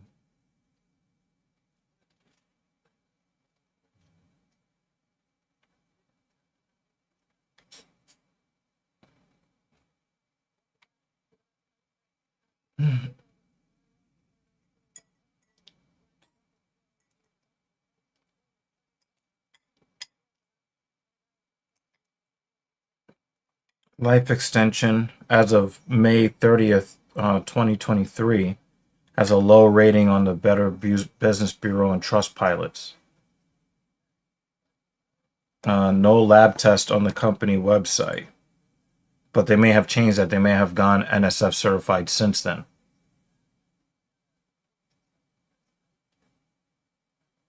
Customers can contact the customer support team at any time, but accessing a product certificate of analysis can be difficult.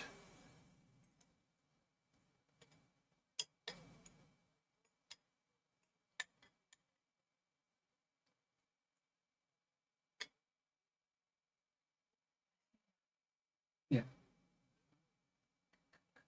So the complaints. It seems like the complaints that people have mostly to do with like errors made with orders.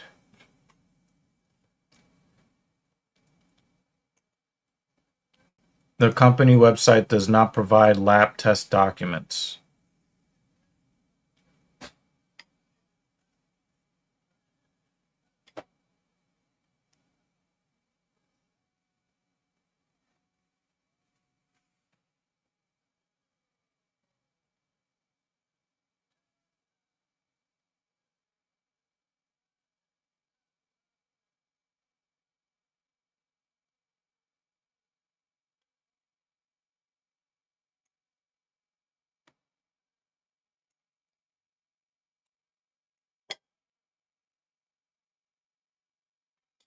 And they have received a warning letter from the FDA,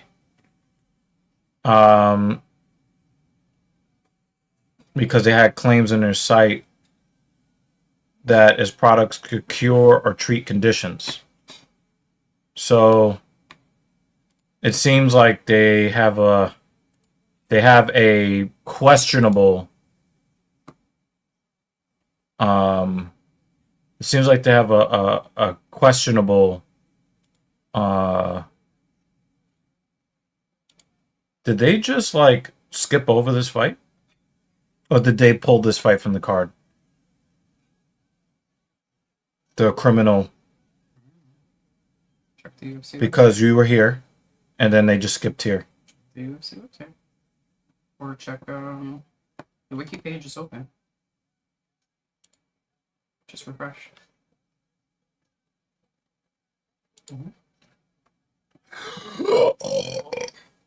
All right.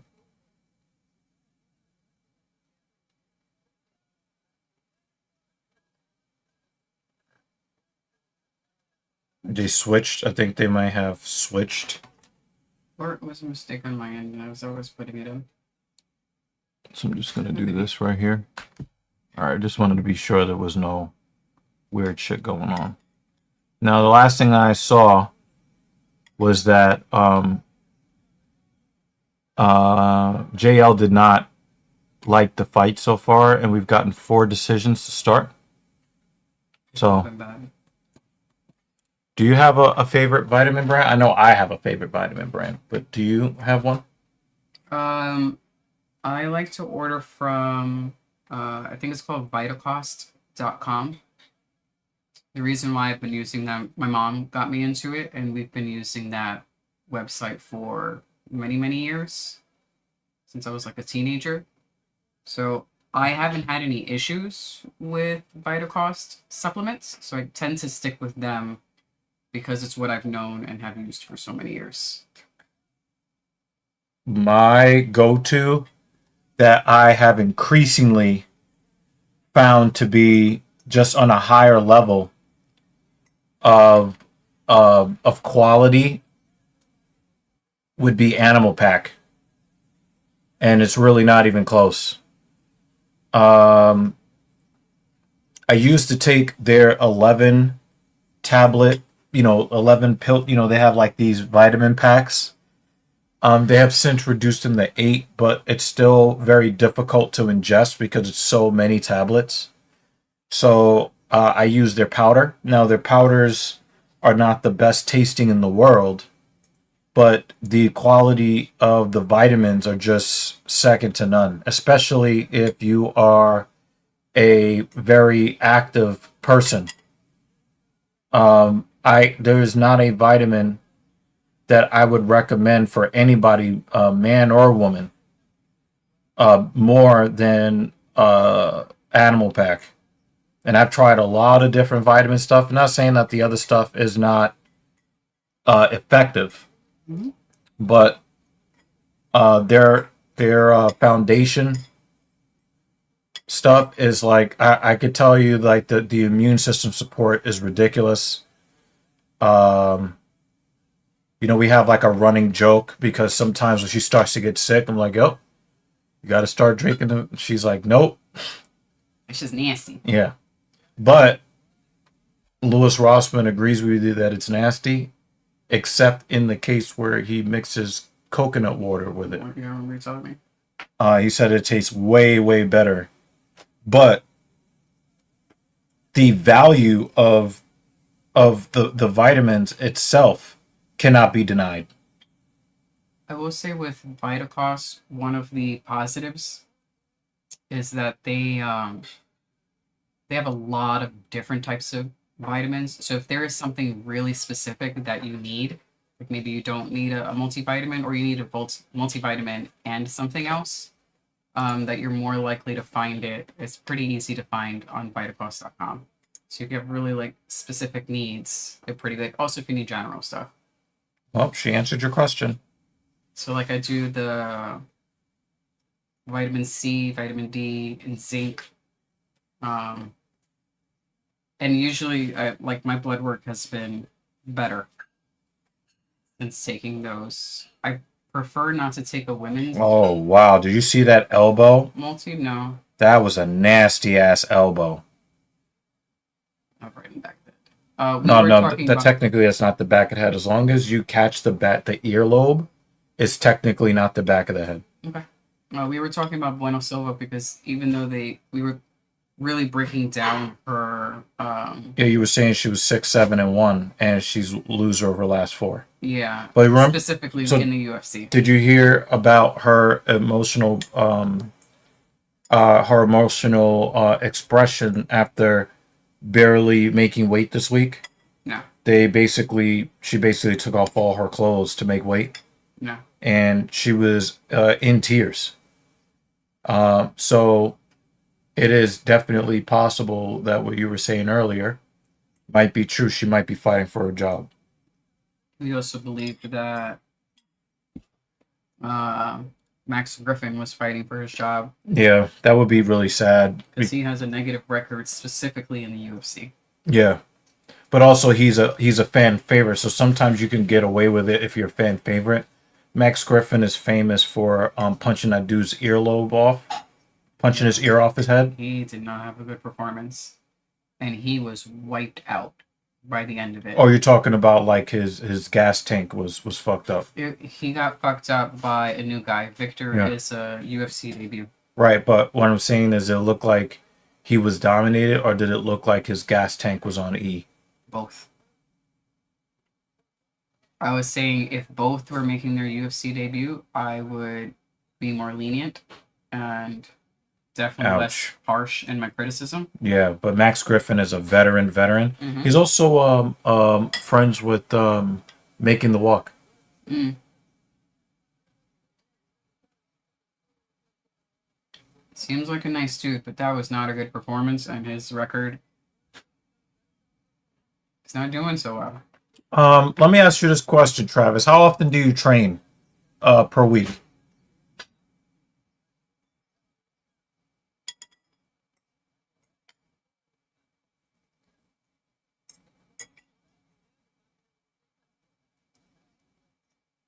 Because I'm not sure about the content of folate. It may be folate free Animal Pack, but the B12 in Animal Pack is like isn't folate almost every day. Your multi should definitely be Animal Pack, especially if you. Oh! Is she going for it? Oh, she spinned out of it. Nice work, Montague. Reno Silva's ranked number 12. Even on, you said 4-fight losing streak, right? Mm-hmm. Still ranked 12. If you train almost every day, Animal Pack has to be in your stack. It has to be. I don't know if you know this about. Yeah, that looks very. Can you pass me my Animal Pack vitamin container? It's the vitamin, not the pre-workout.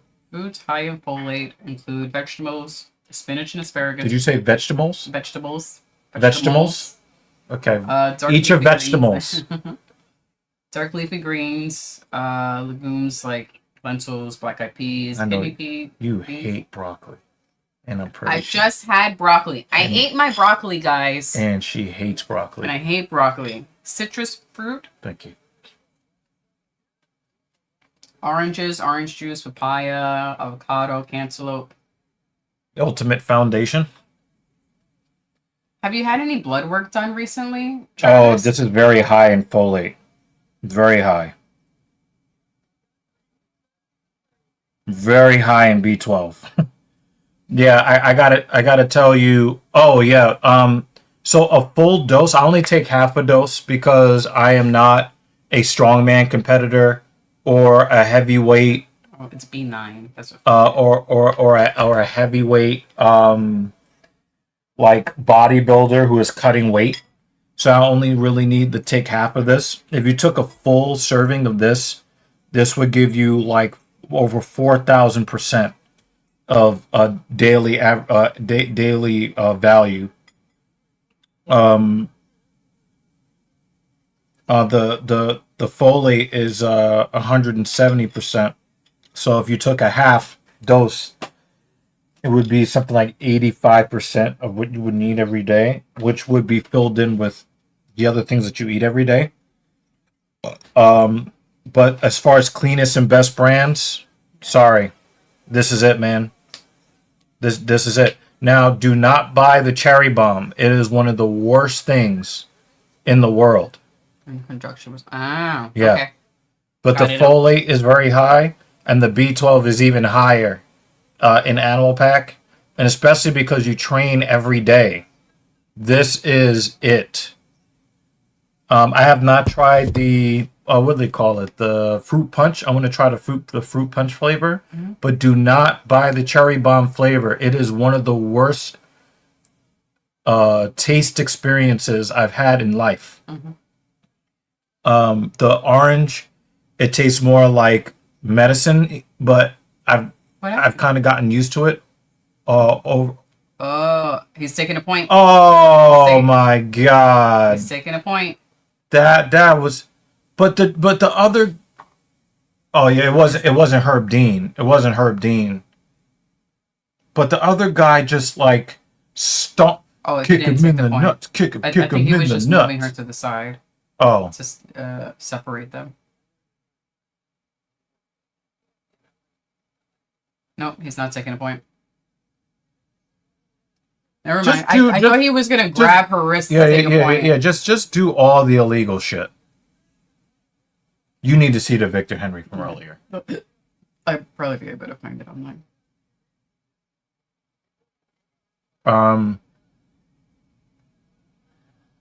Yeah, I've been trying to match or like learn more of Travis. Oh. Travis, stop fucking around and just do it. This right here. Animal Pack Ultimate Foundation. Just don't buy Cherry Bomb flavor. The orange flavor is livable. I have not tried the Fruit Punch. I do intend to try the Fruit Punch, but Vitamin Shop seems to only carry the Cherry Bomb and this Orange Crush. But if you train hard, even from a bodybuilder's perspective, or a strongman's perspective, or a power builder's perspective, you cannot do better than Animal Pack.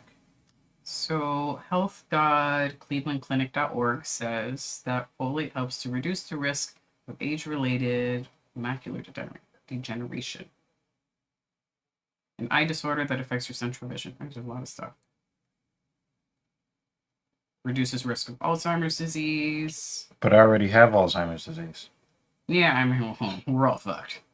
So I guess I need to just start just snorting this shit. Basically, bananas, eggs, lentils, Brussels sprouts, spinach, avocados, black beans, beets, oranges, broccoli, nuts and seeds. I think everything is just gonna say, yeah, just take your animal pack and your broccoli, man, and you'll cover all the bases. I'm so fucking serious about that, Travis.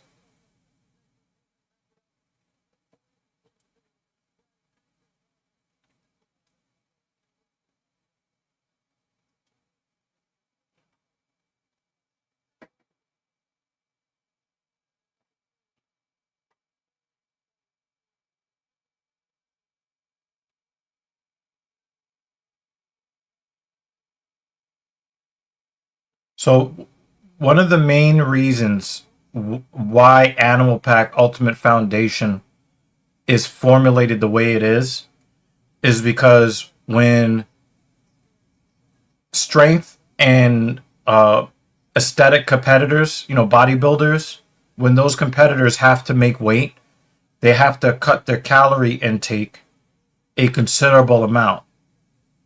But the problem is for them to be able to perform, they need to have the micronutrient. They still need to keep the same level of micronutrients that they would have with the elevated caloric intake, but they got to get those micronutrients without the calories so that they can guard against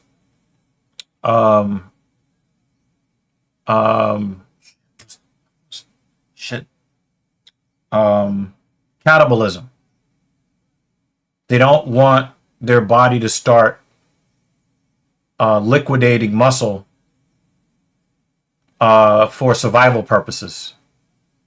That's usually why your body would burn muscle. So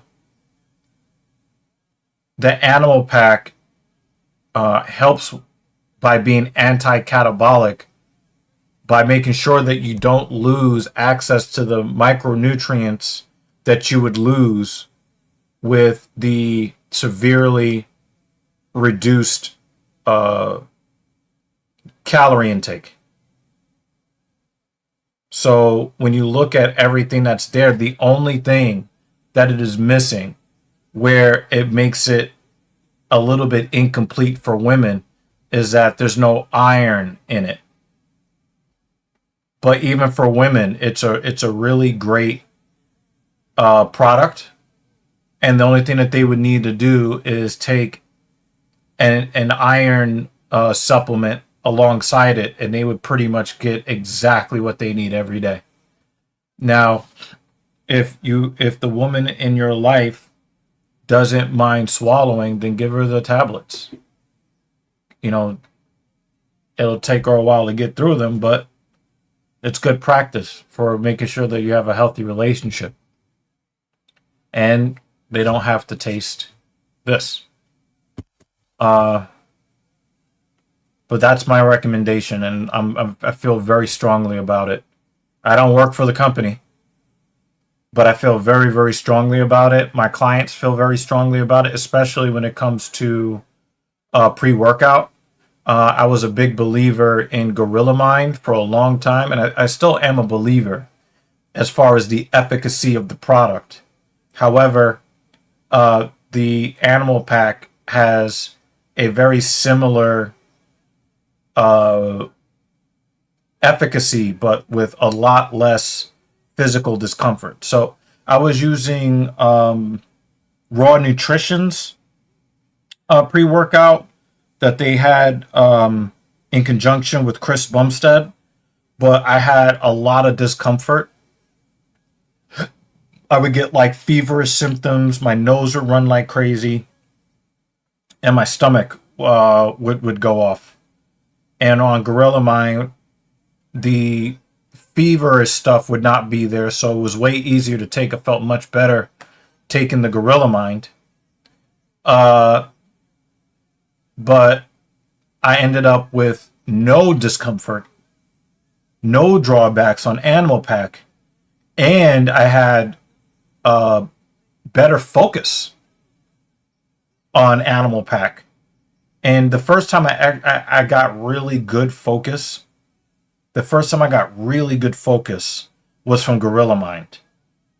So I know that their thing works, but as far as the formulation being easier on the body, especially the gut, I mean, it's never going to be perfect on the gut if there is a high caffeine, because of what caffeine does to pull water into your gut. But I have a way easier time tolerating. I have a way easier time tolerating Animal Pack's pre-workout than really anything else. And I just started using their non-stim, so I'll have to report on that later, because I want to know, how good I would feel on the non-stim version. I could say that the non-stim for Gorilla Mode is very good, but to me, the main drawback for Gorilla Mode's non-stim is that it is chalky as hell. Mm-hmm. And you can actually see it looks like there's dust in it. Yeah. Right? So I would say it's not very... Putting just I know it would be more work, but just to try it out, putting a little hot water first to help it dissolve. I had not tried that, but also remember too, I normally use plastic bottles. Yeah. And if you put hot water in the plastic bottles, it will leach the I think what is below micro? Whatever is like where it basically causes the plastics to dissolve in the water, hot water. I wasn't saying to put it in a plastic bottle. I just meant as a way to attempt to dissolve. Yeah, but normally what I would do is I would mix the powder in the plastic bottle, so that it would just kind of bring that concern into it. But if you want to cook it on the stove like crack cocaine, to do that, you just get a regular ass mug, pour like tea. Yeah, it's just a regular mug. Just enough water to be able to dissolve the powder. I do that with, if I wanted to make a cold chocolate milk, sometimes I'll put just a little bit of hot water to dissolve it. And then, I've seen you do that in the past. So you don't need to get all fucking super fancy on the pan and shit. Just a couple of tablespoons of hot water. Okay, you don't need a triple beam scale either, right? Nope. No baggies? Mm-mm. Okay. We do not do drug paraphernalia here on the Talking Shit podcast. So anyway. Except Animal Pack vitamins. And I'm not sponsored. I buy all my own stuff. They do not know I exist. I'm just a really, really big... And the thing is, I was taking Animal Pack vitamins 15 years ago. And then, I stopped training and eating for a long time. And then, I was using GNC's vitamins. I've used, Vitamin Shop store brand. And at the time, I was also using the pre-workout stuff. And then I just started getting into other stuff where the quality just kept going up and up and up. And, now it's just, some people I would recommend Gorilla Mode to. But for the vast majority of people, Animal Pack is the way to go. It just is. And the more that I did my reading up on Animal Pack, I even started to recommend it to the ladies that ask me as well.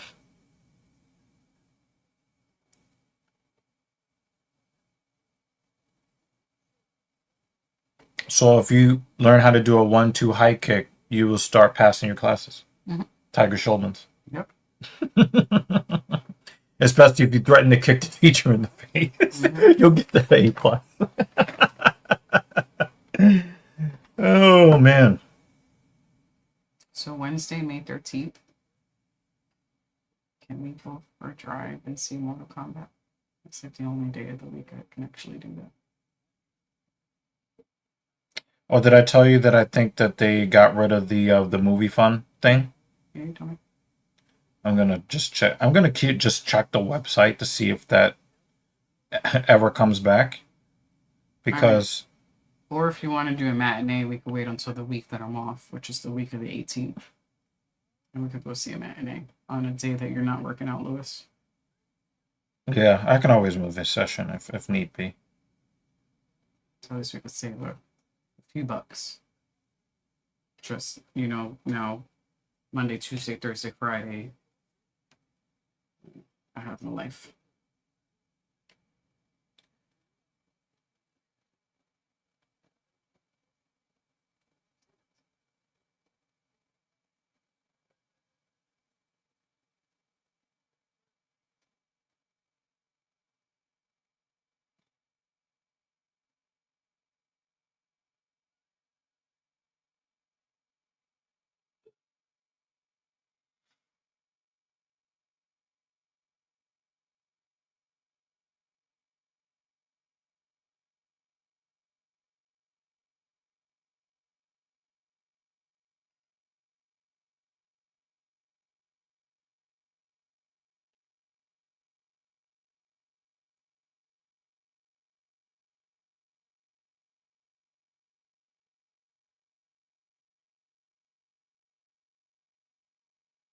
Damn, it's still not here.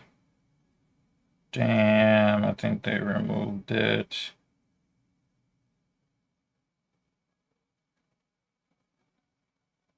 Yeah, we're gonna wait until they bring it back.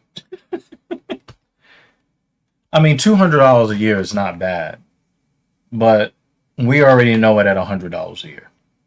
Well, I mean, today $200 is bad. No, I'm just. I mean, well, I was just saying, like, not. I'm relative speaking to how much movie tickets normally cost, but I would probably say that the value of it goes down when a lot of good movies are not coming out. And we have to drive further in tolls.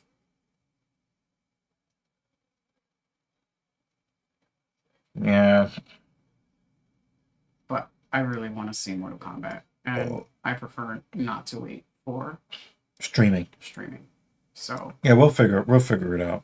If you don't want to go, no, it's a movie. I would just go drive and go see it. No, I mean I want to see because if we do that, it's going to cost us $60 to go one time. Mm-hmm. And so I want to see if we can get that discount thing kind of going on so that like that's why I suggested the matinee. To fold in it. I mean, we can also do the matinee. I mean, check to see how much the matinee costs. I don't really know if there's a large difference, like a weekday matinee, a Sunday matinee, a Saturday matinee, whatever.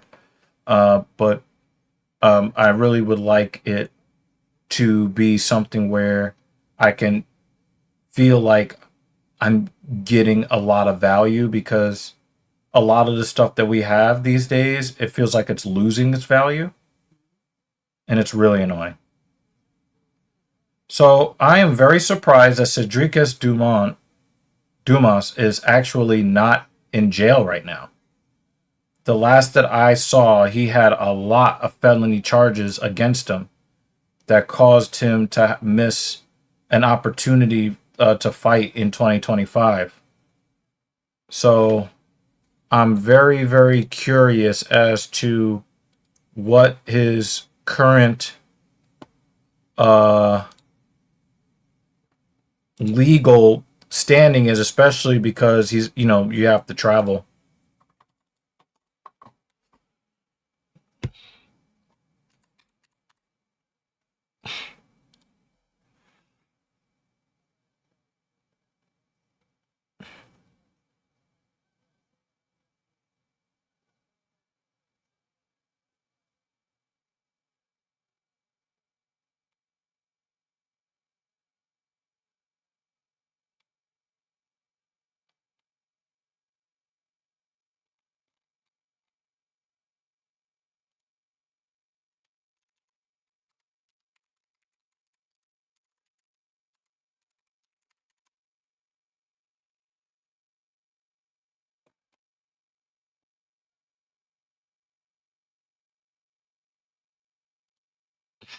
So April 2025, he was charged with home invasion robbery, allegedly entered his ex-girlfriend's home, stealing her cell phone and jewelry, possession of a weapon, ammunition by a convicted felon, possession of a controlled substance, 51 grams of marijuana found in his vehicle because it's Florida, battery, misdemeanor battery, DV.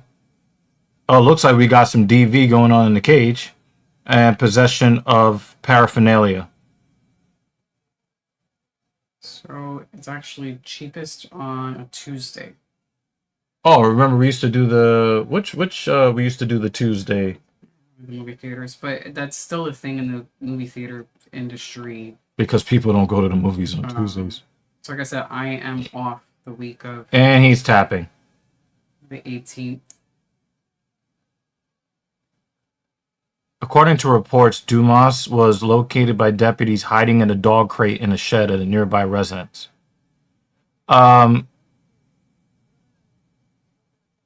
So his rap sheet is so long that it took me longer to read all of his charges from his latest arrest, almost exactly a year ago, than it was for him it was for how long he lasted in this fight. So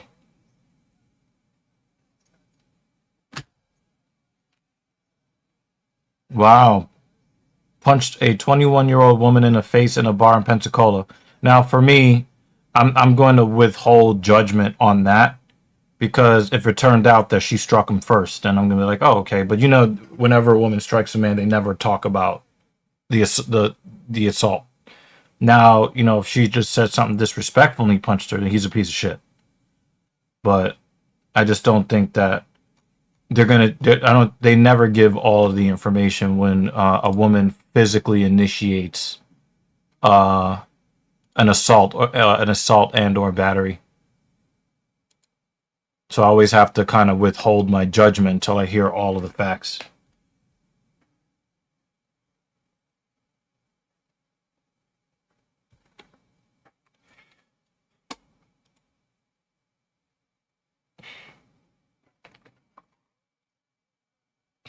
It looks like his ear is hurt. Shay's kind of holding his ear. Mm-hmm.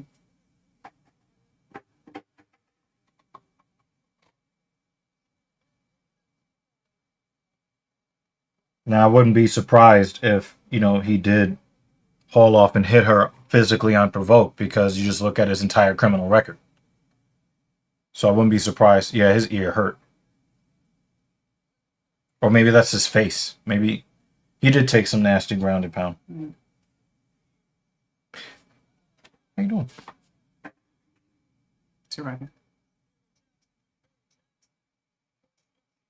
It is good to see you. That's it.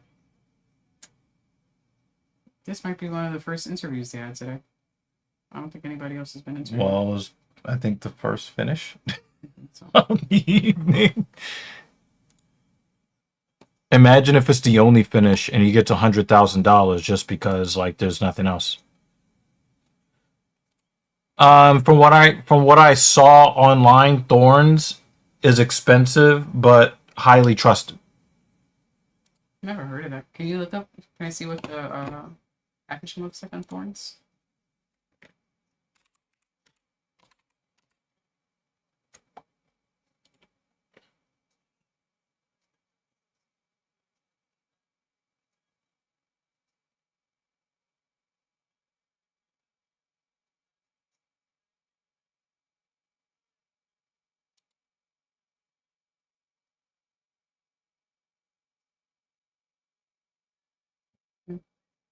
Wait.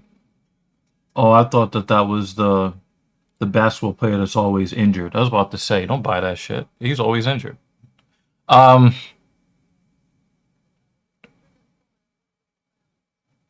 certified for sport. Yeah, they look trusted. Definitely on the trusted side. You know, because sometimes NSF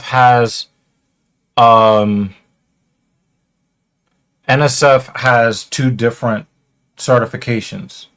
One is like manufacturing purity, and the other one is certified for sport. So certified for sport is above just the purity, because sometimes what they'll do is some companies will put in either negligible amounts of what they put on the label. Like technically, it will have that product in the container, but not at the levels that they may claim, or it may not be in levels that are efficacious. So sometimes they will spike them with PEDs so that people feel better on them. They get really good results, especially in the gym, and then they end up pissing hot when USADA or VADA comes around, or WADA comes around, and they're like, what the hell is this? Oh, I should have checked to see if this had something in it that's on the ban list. Yeah. If a company has NSF certified for sport on it, then you can guarantee that you're not going to piss hot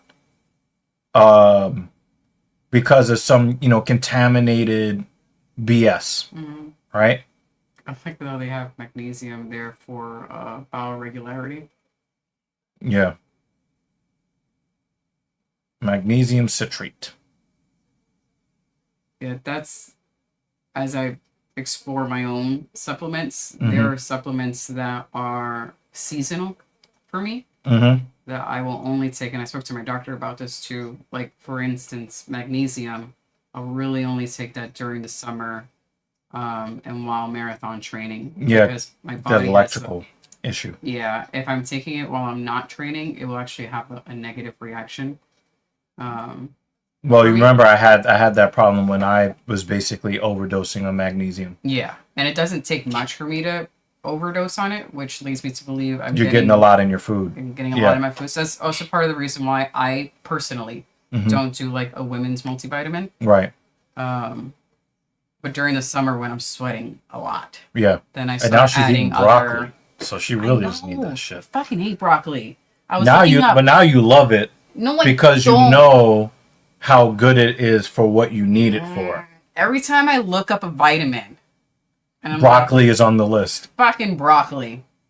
But here's the thing: broccoli. After a while, it becomes an acquired taste. Because I never liked broccoli either. You saw how I was eating it. I have beans in here too, and I just mixed it in with the rice, so that any scoop I took, it was like broccoli with everything else.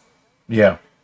So I mean, if I was in the market for a vitamin supplement, I think I would probably fuck with Thorne. I mean, for me, like, you can't put any of these companies, you can't put labels on your website and not get sued if you don't actually have proof of it. Because these third part, I think one of the reasons why Thorne is so expensive is because you have to pay to be able to use the logos of these certification bodies. And if they're being certified by all of these bodies here, especially when you're talking about, Australia's regulatory body, then it's going to cost you a lot more money, and you can't just like throw in whatever you're claiming, but a low grade of it. I'm more apt, especially if you're NSF certified for sport. I'm very much likely to trust you. Now, the thing is that Animal Pack is that damn good.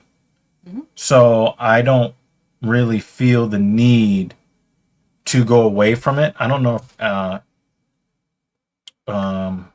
think that they're certified by a different and I only take that if I'm really ill. Yeah. But by then you're already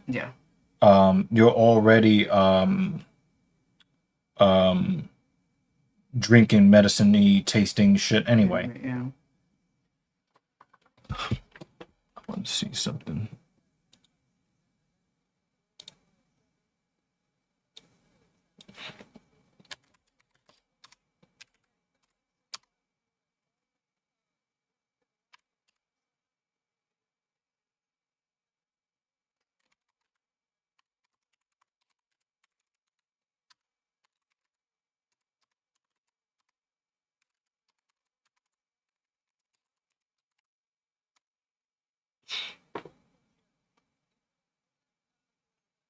Okay, it's GMP.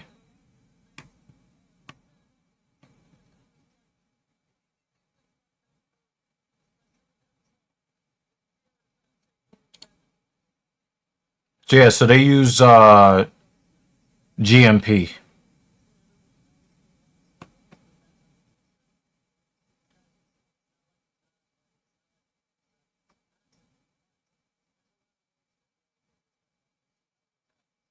Let's look at their official statement.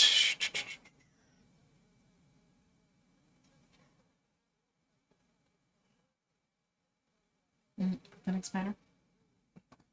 David Banner? Mm-hmm.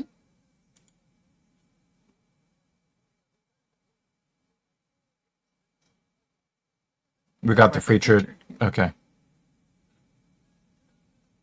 Yeah, this is middleweight.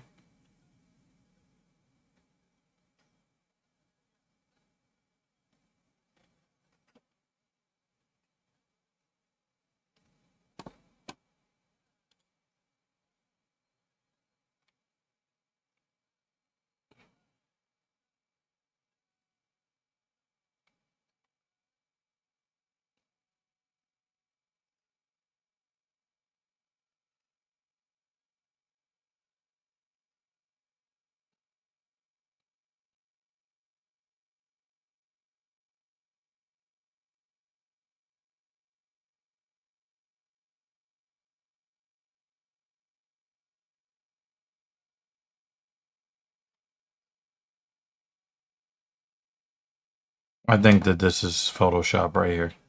Mm-hmm.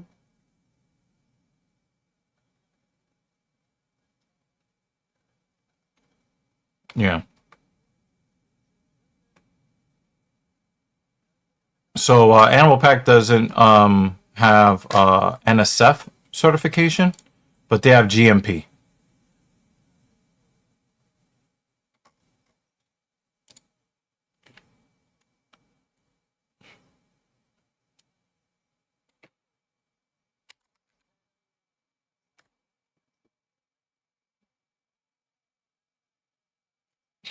You trying to end this fight fast?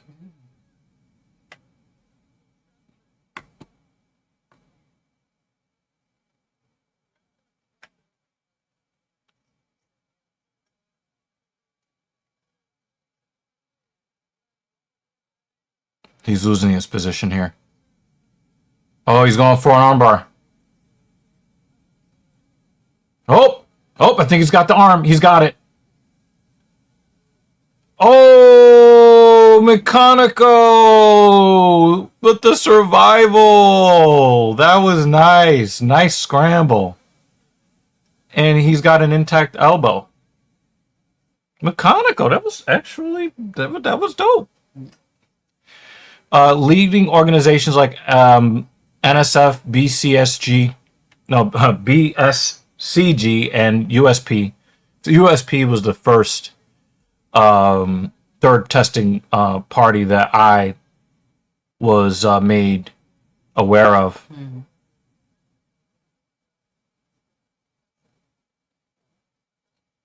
Mm-hmm. They said that they audit facilities, but I guess GMP is supposedly a higher level of verification.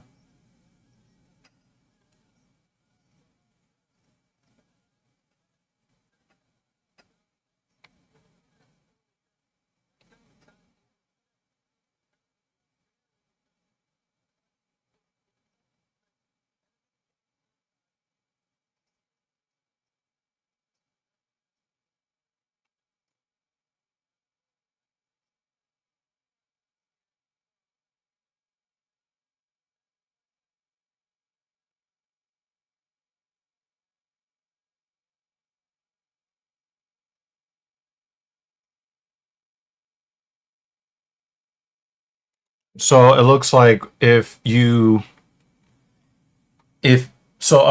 to NSF, if you get GMP certified, you automatically get the NSF permission to be certified. Mm-hmm. So the gold standard has got to be GMP.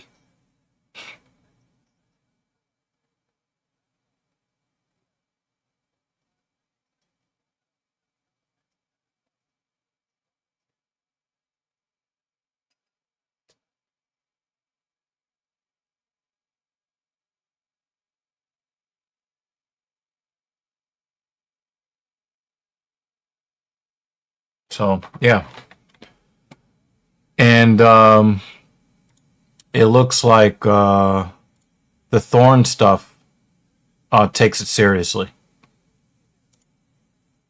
and so I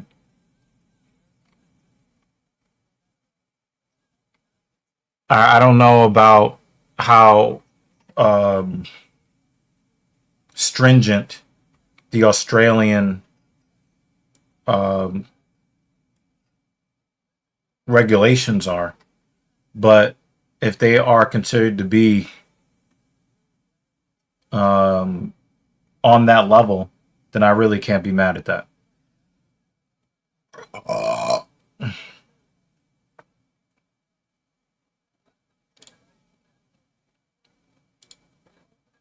Cool. Thanks for telling us about it, Travis.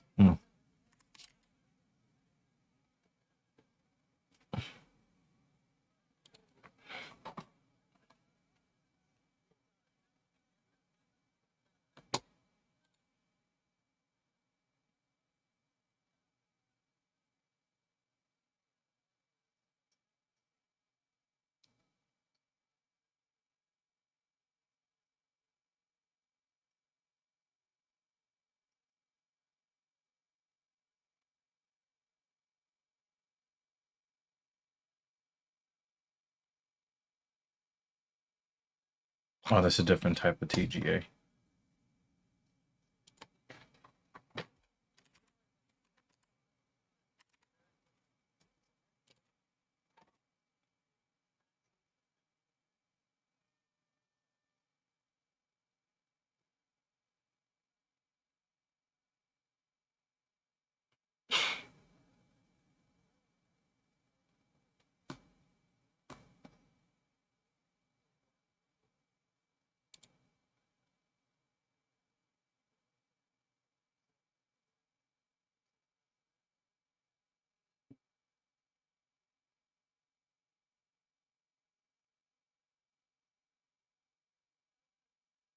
Now they're getting into sunscreen regulation.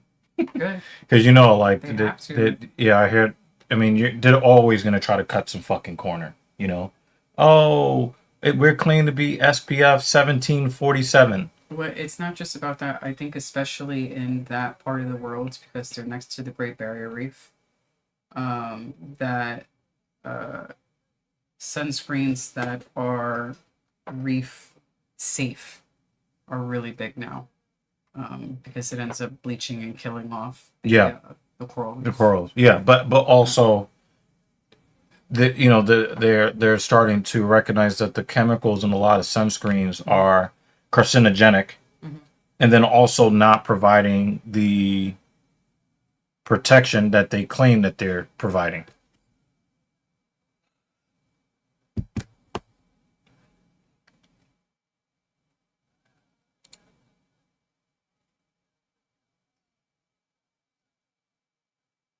The Department of Health, Disability, and Aging.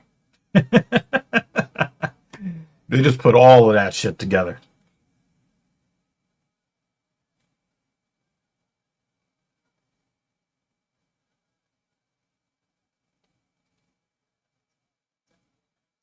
I think McConaughey can come back in this fight. I think he can.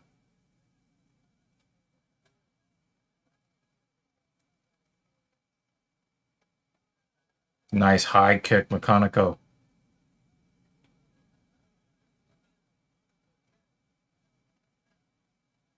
Is that a black man not checking calf kicks again? Mm-hmm.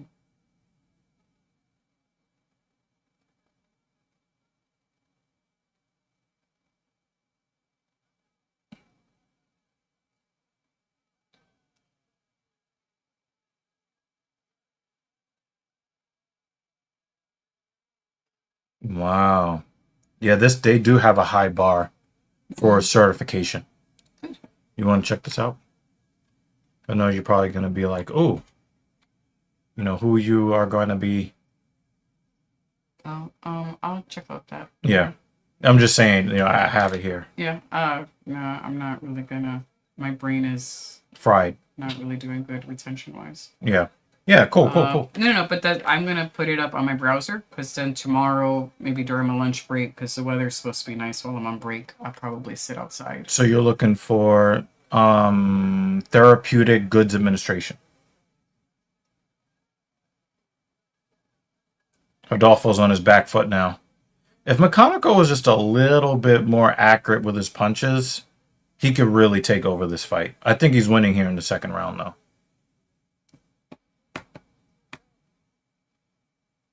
I hope Dan Jensen is okay. I hope Dan Jensen is okay because we haven't seen him here, and I know that he was a little worried about some health related stuff. Yeah.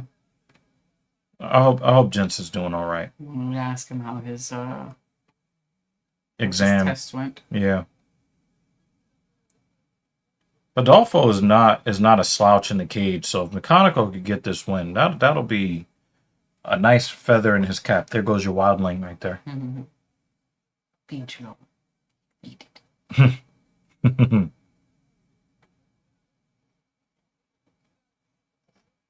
Yeah, I saw the price of their vitamin D. I think that's the same dosage I have, but like I said, my blood work so far has been decent.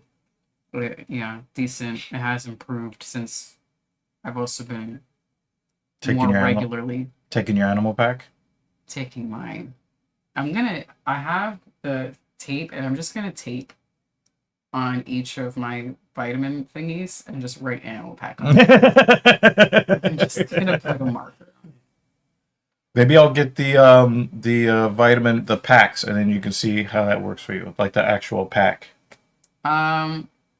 Maybe, but again, like vitamin wise, I'm trying to stick with what the blood work says I'm deficient in. It will definitely cover it unless you're deficient in iron. No, but I'm not. Then Animal Pack will have you covered. 1/4 of a dose. We will cross that bridge later because my wallet says I'm good with what I've had at home. And my blood work says I'm good with what I have at home. Well, let me know what the cumulative price is of all of the, because I know that you take 3 or 4 different products every day. I get it ridiculously cheap. No, I'm saying if you add them together, I want to see how it compares to just. Okay. Because the price per dosage might shock you. In that case, anyway. Yeah. Then you could just take the tablets because you normally swallow tablets anyway. Yeah, I also found I used to take even more vitamins in the past, and then I'd end up getting that neon green pee. Oh yeah, that's because it's flushing out the excess that you don't need. Yeah, so that's what I'm saying. Like, I've gotten to a place where that is good for me. And I don't need to take an excess.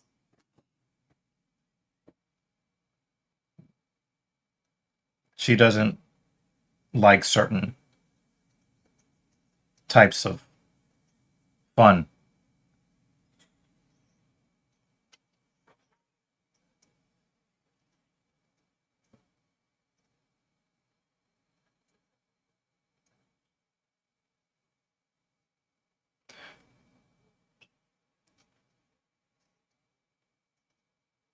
I am sneaking some peeks at the Knicks and Hawks.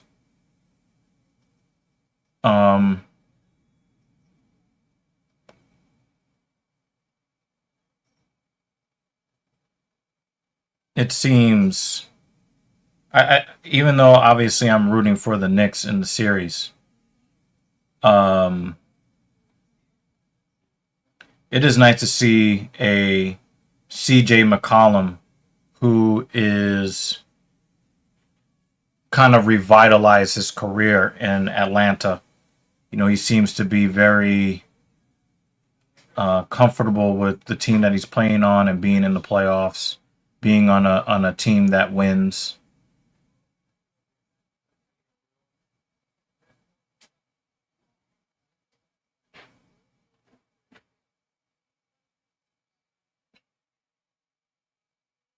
I'm giving McConaughey round 2.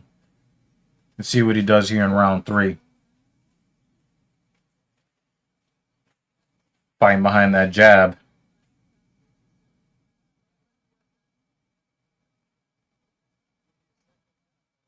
Looks like he's found a way to disrupt Adolfo's timing. Travis says that's vitamin B12 or B2. I think he meant to say B12 that causes the neon colored pee. Yeah, but sometimes for some people it can be a little disconcerting when they see it. Even though like it's not a sign of like any impaired kidney function or anything like that or poisoning.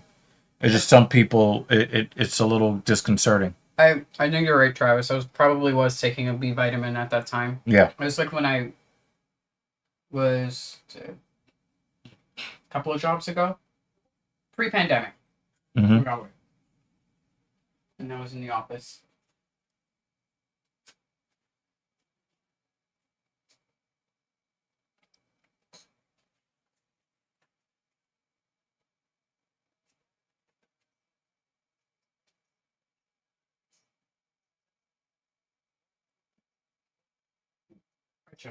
Is the best.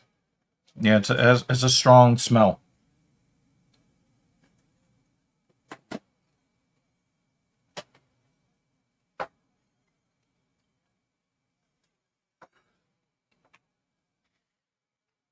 Adolfo is looks like he's got a little bit of a second wind. But it looks like he really wants to get that grappling in there, and it just doesn't look like he's got the energy to really be a threat. I don't really know anything about Mechanico's history as far as when it comes to wrestling. I don't know too much about him as a fighter. But, you know, if he's not a wrestler by trade, then it really does show that Vieira is having some problems with his gas tank. And sometimes you get popped in your snot box constantly. We'll do that to you. Timing is messed up. Your gas tank is being drained. One supplement I intend on bringing back to my diet, which I only just didn't buy any more of because it was kind of a tight winter, is the collagen. Mm-hmm. Yeah, that did see benefits. Yeah, for hair and skin. Mm-hmm. Yeah, definitely. But then we have remember that, you know, even if like we had like a lot of surplus money, you know, we were able to get it at like massive amounts of quantities for a super low price. And so like the perception of value is also kind of jaded, you know, kind of contaminated. Well, it is one of those supplements where I noticed the missing benefits more when I stopped taking it.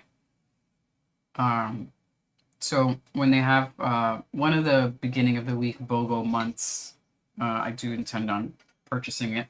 It's on the list. It's just not on the top of the list. Yeah, I mean, you're the Trader Joe's started selling a creatine hydrochloride. And then I looked at it, and you look at the serving size, and it's like the price of the canister looks good, but then you look at the serving size at only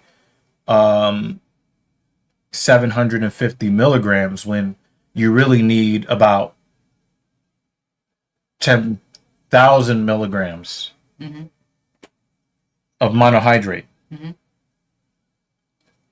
But if I'm taking one scoop now, should I be doing the one scoop or two scoop? Because one scoop is 5 grams. You should be doing 10, at least 10 a day for your brain. Well, that's why my thought process has been so shitty. I know creatine.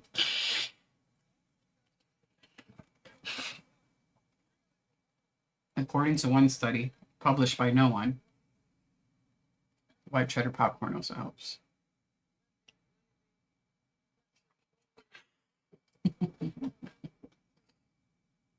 No, you're not going anywhere. I thought you were going to push off.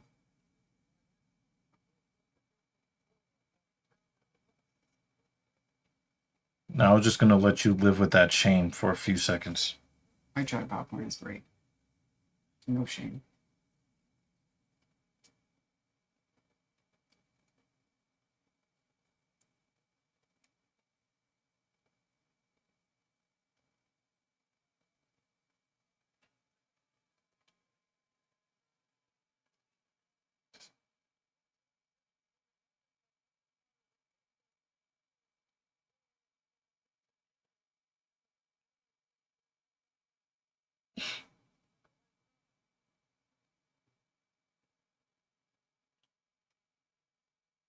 Wait, did I just... Wait, they didn't announce the winner yet. They just did. Oh, they did. Who did they give it to? McConaughey? Yeah. Oh, they gave it... Yeah, he won rounds 2 and 3. I just didn't catch the announcement. Number 3 was a little bit like in question, just a little bit in question. But it was very clear that McConaughey won round 2. Mm-hmm. Oh, I mean, enjoy the game, man. Enjoy the game. We got the Knicks on over here, as a supplement. The Savannah Bananas were at Yankee Stadium yesterday. Yeah. They were streaming on YouTube. Mm-hmm.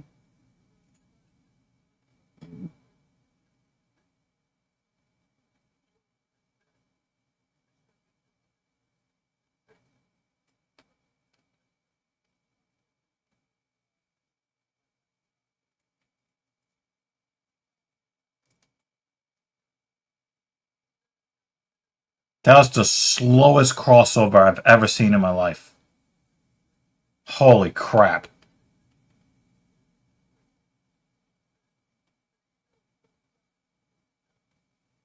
It was a little weird to see Youssef Zalal kind of like creeping up the rankings. Mm-hmm. I never really thought he was that good. Mm-hmm. When he first came up, I was like, oh, he's a slick striker. And he hasn't really been showing off that striking. Mm-hmm. You know, he's been trying to like implement more grappling. Mm-hmm. And I don't really like that. I want to see less grappling in mixed martial arts. Not that I don't want to see any grappling in MMA. Mm-hmm. But I like to see less of it than what we saw in 2025, 2024. Mm-hmm.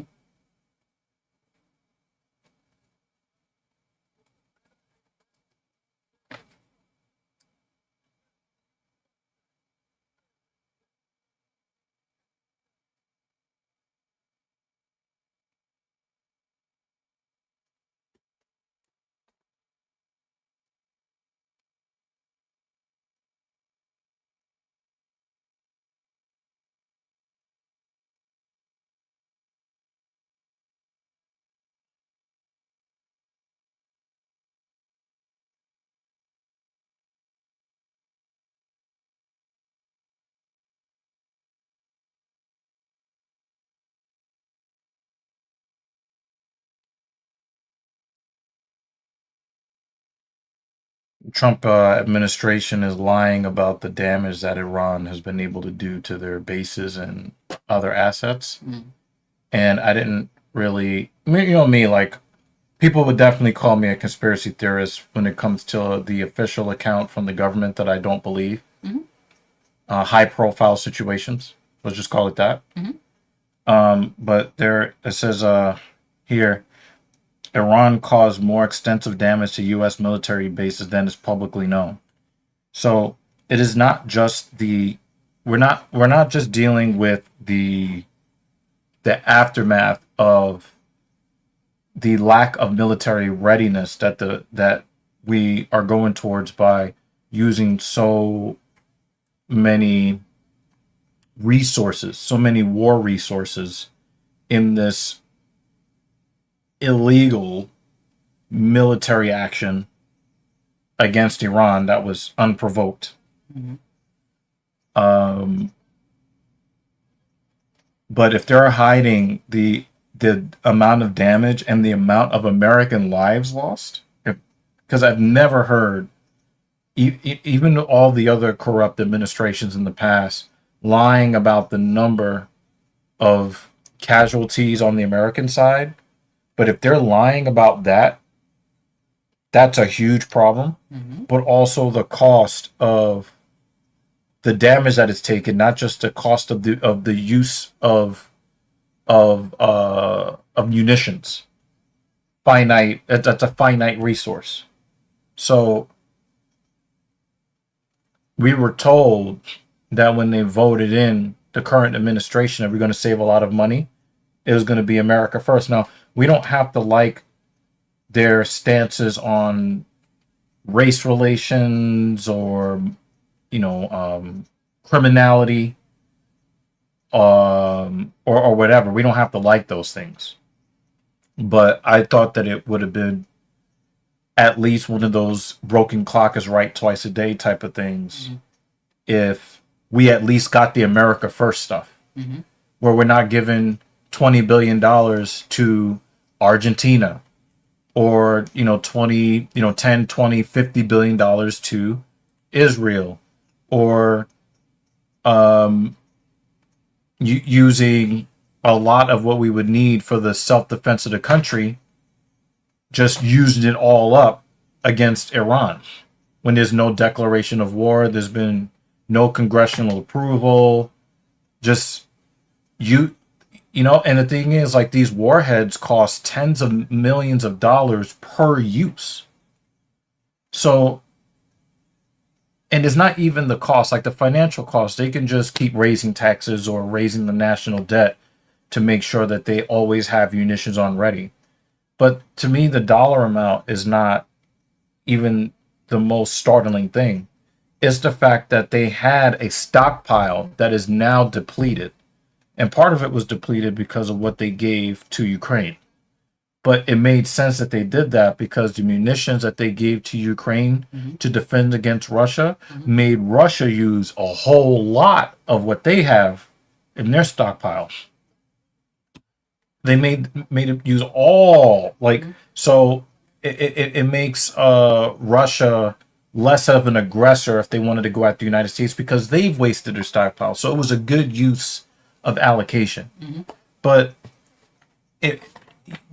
using all of this stuff against Iran under these circumstances, and then you're using a finite resources and munitions, so your state of readiness for a coming conflict, which might actually come out of this conflict, now you're going to be inhibited from that. And now if you're lying about the damage that you've taken, then you're not even talking about used munitions. You're talking about finite resources that have just been destroyed by the enemy, which is a huge, huge thing in war. So if that is actually happening and they're lying about it, then I have to wonder, okay, are they also lying about the amount of American casualties being injuries and loss of life? And then it's like even the most MAGA of MAGA people are going to look at this and be like, do I want to join that military? I mean, they already raised the upper limit for enlistment age to 42. They didn't want anybody over 32 trying to join the military because they had their pick of the litter. Like, people had a lot of that pride.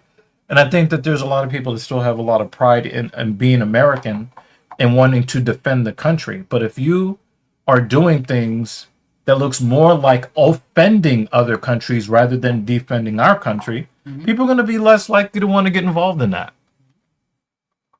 And obviously, I don't want to make too fine a point on the feminist part of it, but if men don't really feel like they're being respected by their society, they don't really feel like they have anything to fight for, then you're going to lose a lot of the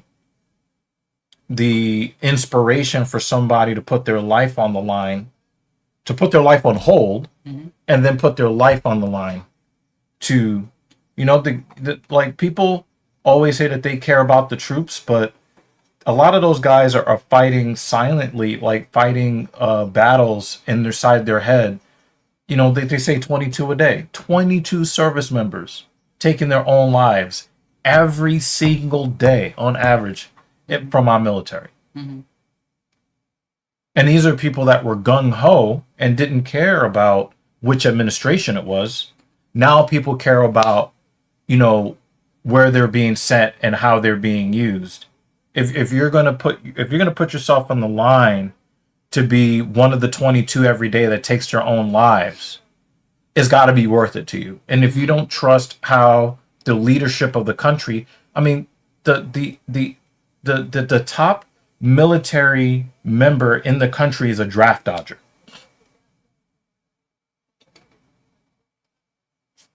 Mm-hmm.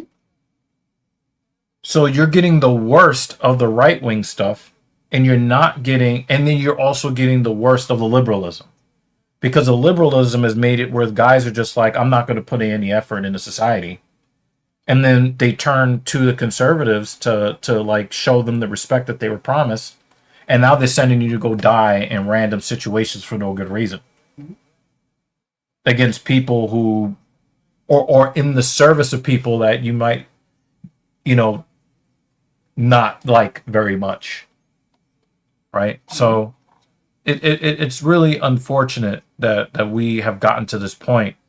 You know, they're going to change the enlistment ages to 50. People are talking about a chance that before the end of 2026 that the United States might implement a draft for mandatory conscription, because you know they're struggling to meet the targets for recruitment.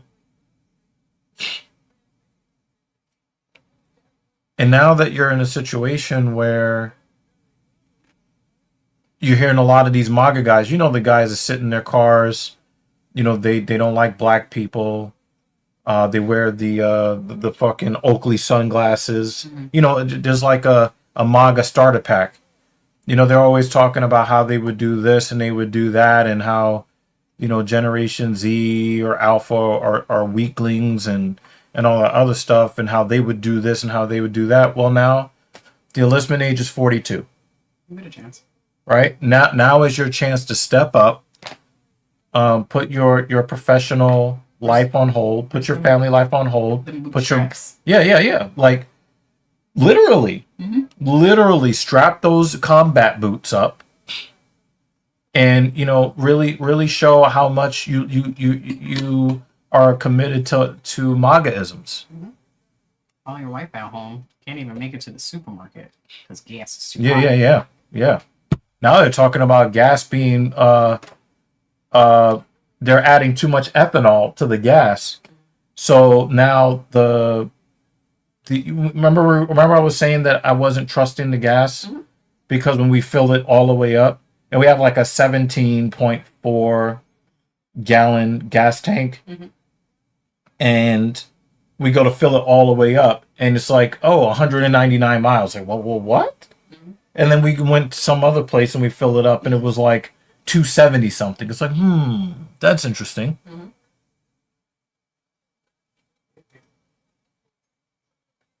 I think they are adding more ethanol than they're claiming. But anyway, like, you know, food is more expensive, gas is more expensive. So, you know, the administration is not following through on the promises that they made to their own supporters. And even if you're not a supporter of the Trump administration, you at least want to get the benefits of what the economic benefits of what they promise, and you're not getting that either.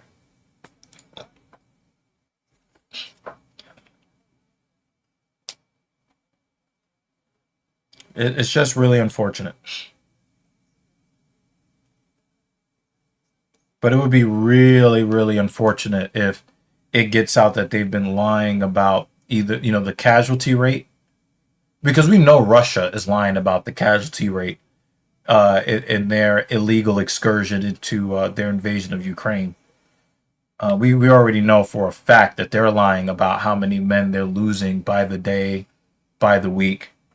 But if it turned out that the United States is also lying about that, that would be a really, really huge problem. Mm-hmm. Especially when it comes to them wanting to recruit you know what I mean? They have a MAGA civil war right now where they're going at each other. Mm-hmm. There's not a whole lot of unity on that side of the aisle right now. Oh, he fell hard. Oh my God.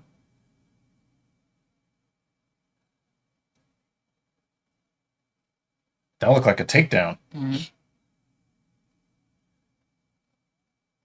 And he has a history of a severe elbow injury. Mm-hmm. So him falling backwards like that, ooh. Oh, he lost his balance. Oh, okay, he landed on close to his tailbone, lower back. Yeah. But I was worried about the wrist, the elbow, the shoulder. Look, you see how he braces? Thank goodness he braced on both, because he would have braced on one, he could have broken something. Yeah. Someone's gotta check on him in the morning. Walking's gonna be awful. Yeah, but he's one of those guys that takes a licking and keeps on ticking. He's one of those guys. It looks like the Knicks were not wanting to hear the kind of the Knicks really, honestly, when you look at the fact that the Knicks are down 2-1, if you look at the way the series has gone, this should have been a sweep in their favor. This should be the last 12 minutes of this series. Even if they win tonight, they're going to have to play at least 2 more games.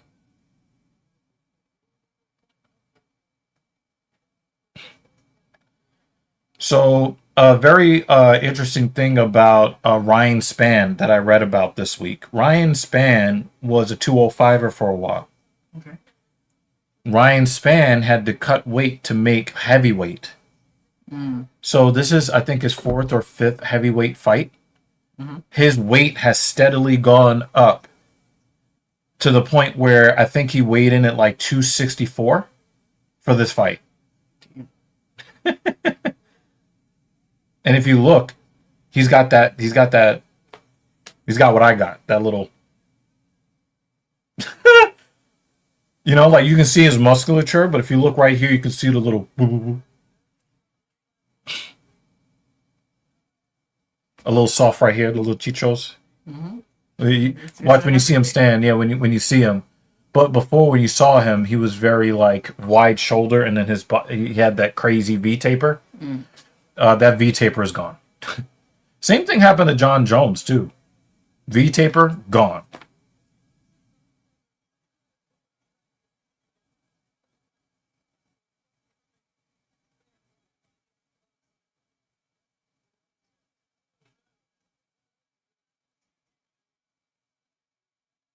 DC, come on, man. You're watching the same thing we're watching. He sounded so excited. He didn't even have it. Like, what are you doing? Come on, DC. I had the volume even lower, and Jay was like, "What is going on with these guys?" It's like, thank God I can't hear it. DC's falling off, man. That's the dagger right there. That ends the game. So the Knicks will tie the series when they should have been. They basically should have been ending the series right now.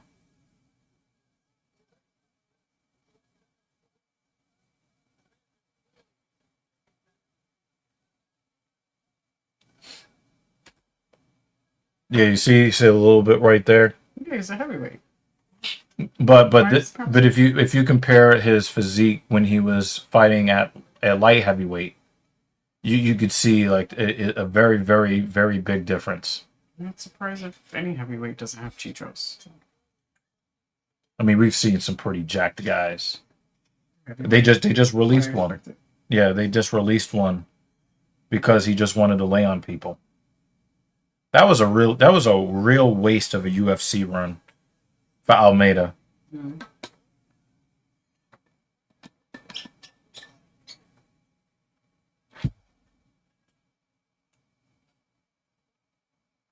Got Irv Dean out here working.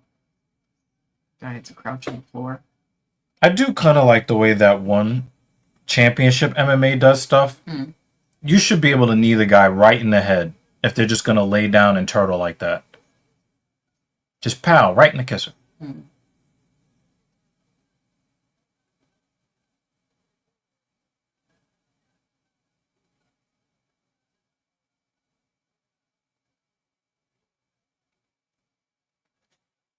I wonder if the scammers realize which channels are blocking the streamboo.com crap. They're figuring out which ones are doing that and then switching to another URL. So I blocked the next one.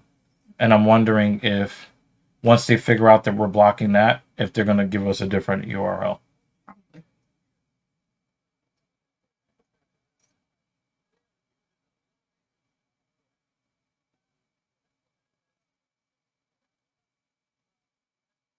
I wonder what the tree on his back stands for. There's got to be some emotional or spiritual meaning. You don't really see trees, and I don't mean like marijuana. I mean like. He also has some dream catchers on it. Yeah. Seems he might be like a real spiritual guy outside the cage. Native. Yeah. Some indigenous style art. Yep. Wasted on skin that's way too dark to really appreciate the artistry.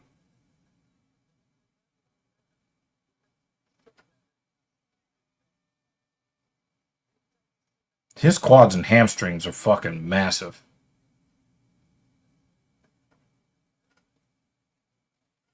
No, too bad Jay isn't here anymore to complain about it.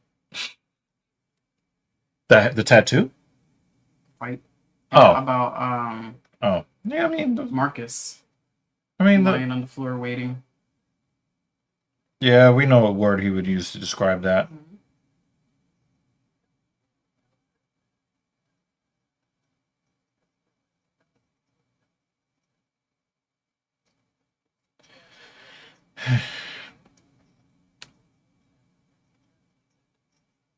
Yeah, nobody wants to join the Rangers at this point.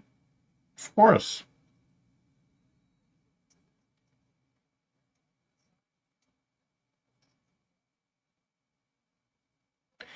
So I saw an article that said that the rumors about the iPhone Ultra, some of the leaks that have come out this week show that the rumors are not even doing it justice.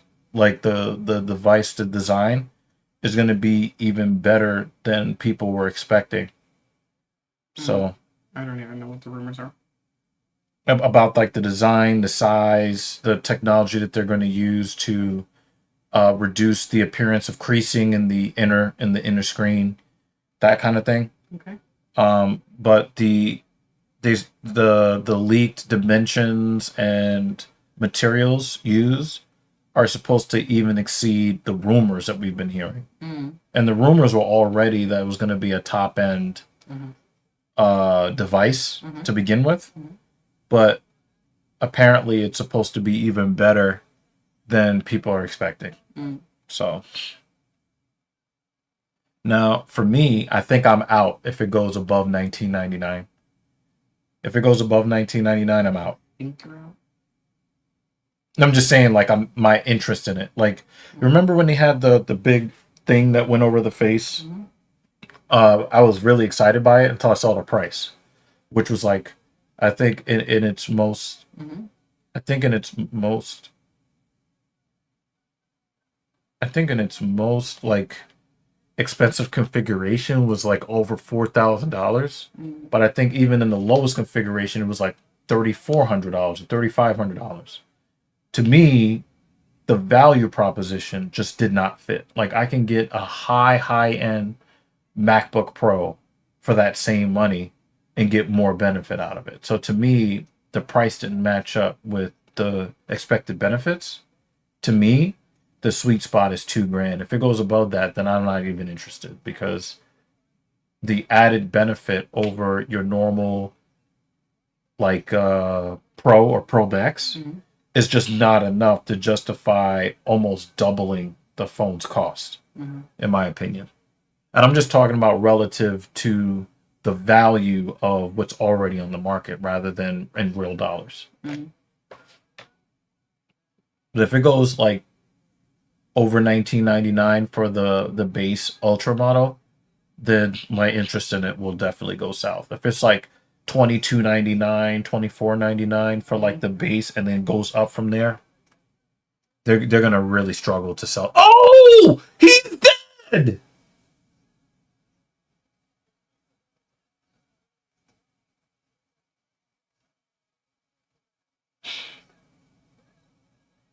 He knocked him off. He went airborne. The last time I seen somebody really do that was Francis Ngannou. No, Biggie Boy. He's not in the UFC anymore either. When he punched Mr. Horsemeat off his feet. Shit. Demolition Man. Off his look. He went airborne. He's getting a bonus for that. Look, off his feet. Oh my God. Hold that.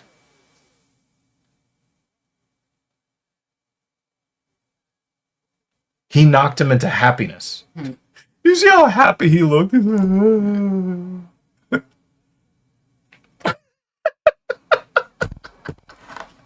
know, the look on Dominic Cruz's face is like, damn, Daniel. Incredible. That was a great knockout. That right cross.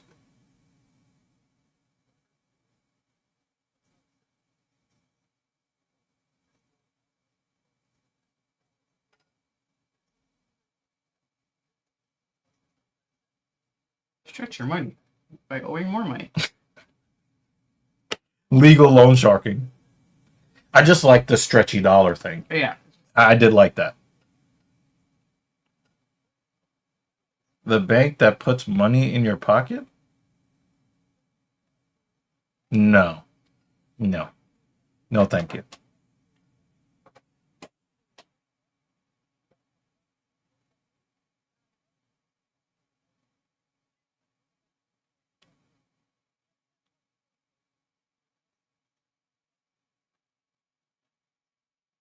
When I was struggling with consciousness, Sinister. I know you. You shouted out Sinister, so thank you, Sinister, for popping into the stream. Yeah, he was the first one to pop in.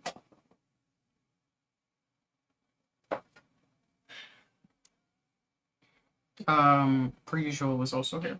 Oh shit! Cool. Per usual has not been feeling well. He is getting over pneumonia. Oh, we got fluid in the lungs. No So bueno. He's not doing well. So he's doing better, but he's still pretty shitty. Yeah. Pneumonia is no joke, man. So he just popped in to say hi and that he's alive.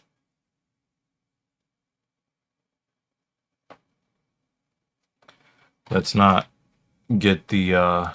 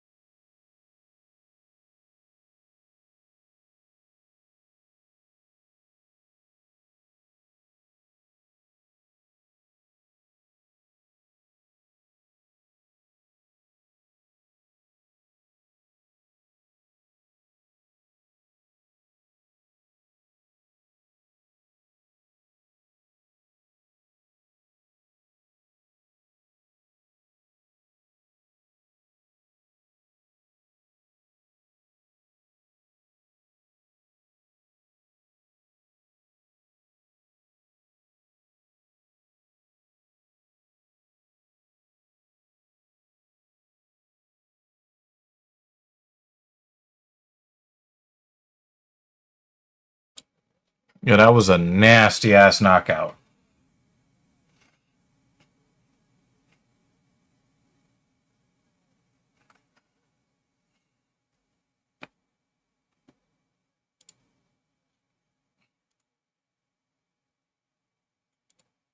All right. How does Montel Jackson still keep getting fights? No, I was thinking it's the other Jackson. That sucked. That was a different one that sucked. That Dana got rid of. Hmm.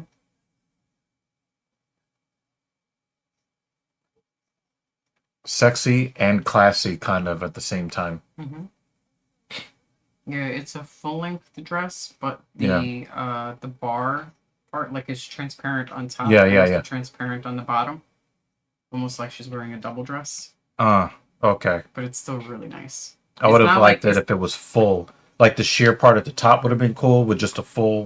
there's sheer at the bottom, but it's not like it's sheer over a mini Right. dress. It's Okay. nicely blocked. Okay. Looks really great on her.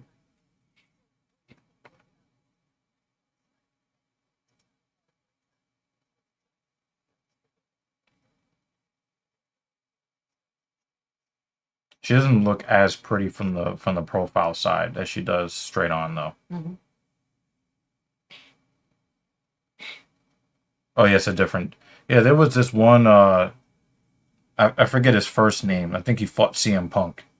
He was like really trash. I think his last name was also Jackson. Like he was super trash. Mm.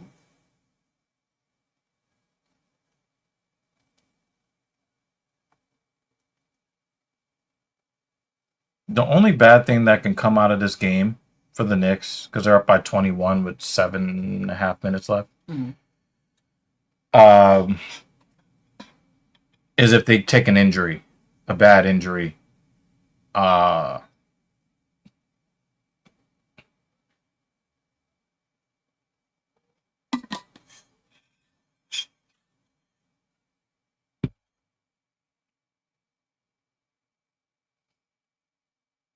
Looks like he took a little bit of a knee to his calf.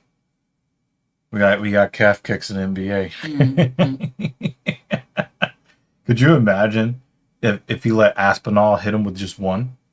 We never see him again. Mm-hmm. He'll retire from the NBA on the spot. Any UFC fighter hit him. But Tom Aspinall is known for having a very, very painful calf kick. Oh yeah, I just mentioned any because he's not a fighter. Yeah. So I wouldn't think he'd be conditioned in any way Right. to. Yeah, totally. You know? But Tom Aspinall has, like, Cyril Gahn is known for having a good calf kick, but he's just known for having very good range striking skills in general. But Tom Aspinall is known for really giving people like debilitating pain. Oh, they have a new commercial, but I didn't get to. I saw it, but I didn't get to listen to it because I didn't realize what it was until it was too late. Uh-huh. So when the new commercial comes on, we need to mute so I can actually See if it's any good. It's one of the few commercials I actually would like to watch. Yeah. Really great marketing by them. Yeah. I mean, commercials have just been really bad, just in general. Like, we used to have an era of commercials where they were competing to have, like, the best commercials. And a lot of it was either alcohol or, like, car insurance related. And they tended to have, like, the most inventive and most entertaining commercials where they, yes, they're selling your product, but they're also giving you some entertainment value with it. Mm-hmm. Now it's just like really bad songs that are composed for pharmaceutical products. Mm-hmm.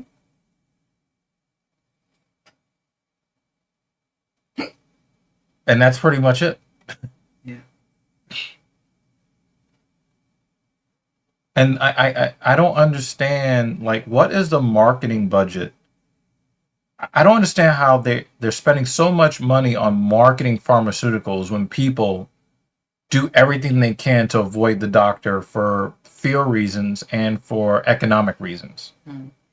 So how are they getting away with spending all this money on pharmaceutical advertisement when people are doing their very, very best to stay away from anything that has to do with that to begin with. Mm-hmm.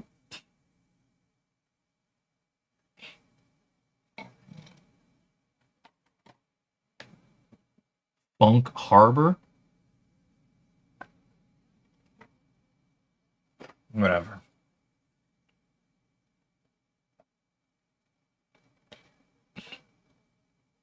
Come to the Apex and buy things.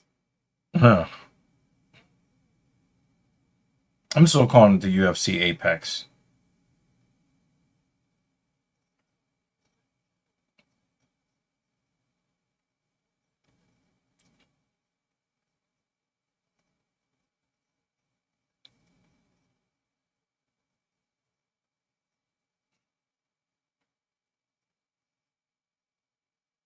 I got Barcelos winning this fight.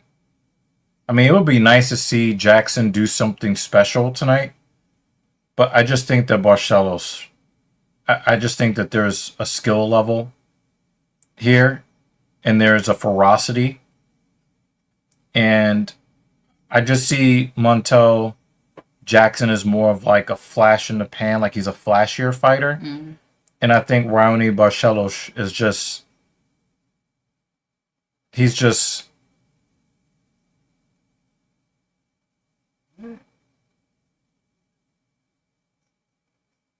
He's just something else.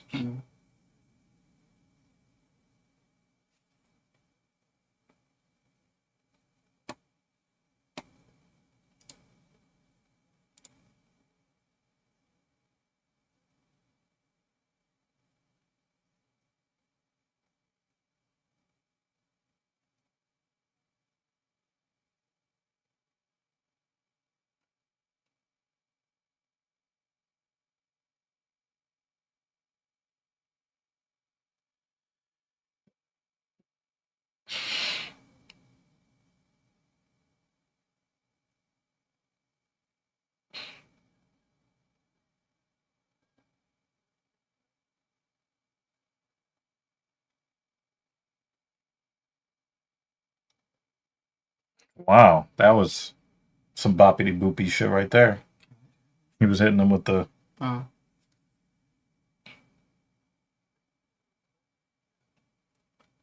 Oh yeah, so yeah, did you listen to that? Did you find the song "Lazy Mary"? That's that boppity boopy song that they play at City Field. Where Yeah. I mean, these songs in my head. You should have seen all the racist shit that was going on in the crowd, because normally you would only hear that when you're live, but they would be at commercial when you're watching on television. But for whatever reason, one of their last broadcasts, they played the singing of "Take Me Out to the Ball Game," and then they just didn't go to commercial break, and then they basically played the boppity boopy song, and you should have seen all of like the. I was just like, that's racist. The people in the crowd, I was just like, oh my god.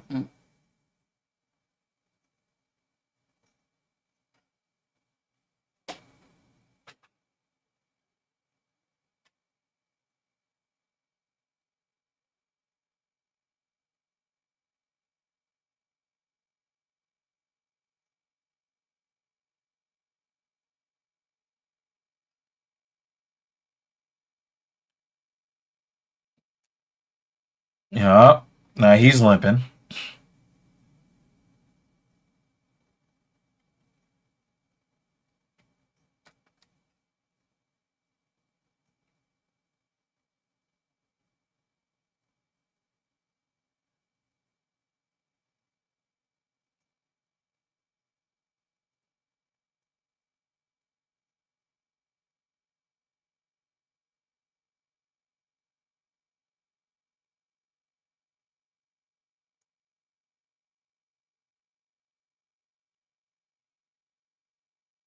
Got a quiet stream today. But we're still here for the people. I can see the glazing over of your eyeballs. So if you want to take a break. Let's take a break. I'm not coming back. How many fights are left? Let's see. Yeah, at least for while my schedule is the way it is, I'm not going to be of much use on Saturdays. Yeah, that's fine. But you know, you want to stick around for a couple more fights and I finish it up? It's all good. I can see her eyeballs glazing over.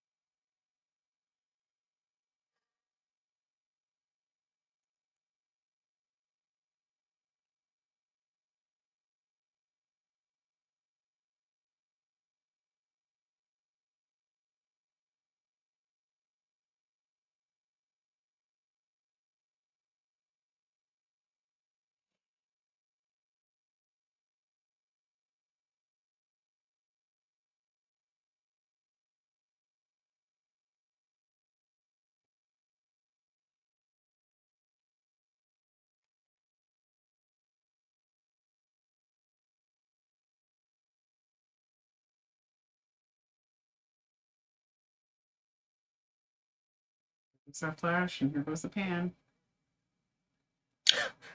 I imagine somebody hitting them in the head with a pan.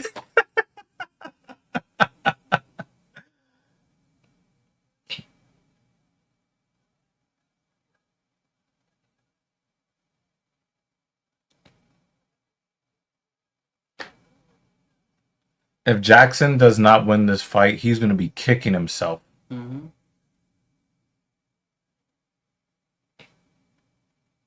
Now the question is, do they give him credit for a knockdown?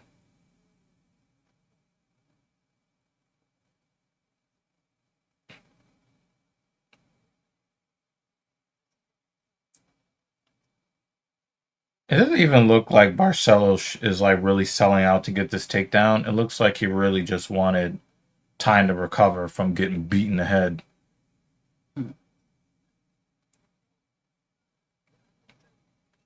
Jackson is wiry strong too, from a physical perspective. Mm-hmm.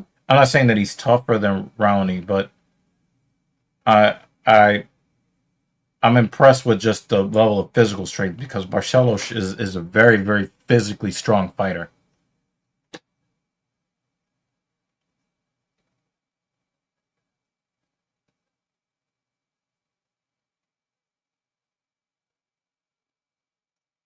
Sometimes speed, if accurate, can beat power and strength sometimes. We could be seeing that here. But I didn't really see... I didn't see Barcelos losing this fight. But Jackson is looking very, very good here in the first round. He is whooping his ass. Oh, gave him a leg. We got to keep that balance. Oh, damn. Shit. Again, if Jackson ends up losing this fight, man, that would be tragic if he lost his fight because he... Oh, get slammed. Oh, he got back up. He was actually a threat from the bottom too. I am cautiously impressed with Jackson here in the first round. But I think that takedown removed any chance of him being able to earn a 10-8 in the first. Uh-oh, look, lumpy. Lumpy eyelid.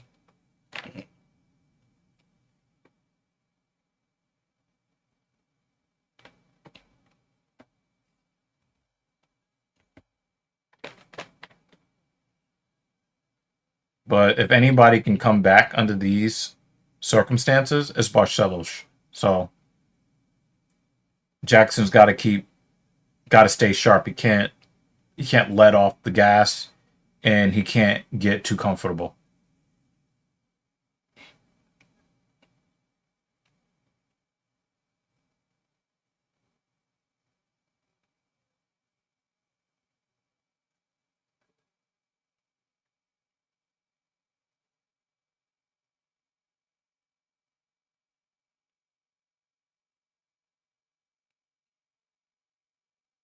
Oh, big slam takedown for Barcelos. So that's the second takedown of the round, but I still think that Jackson wins the round, though.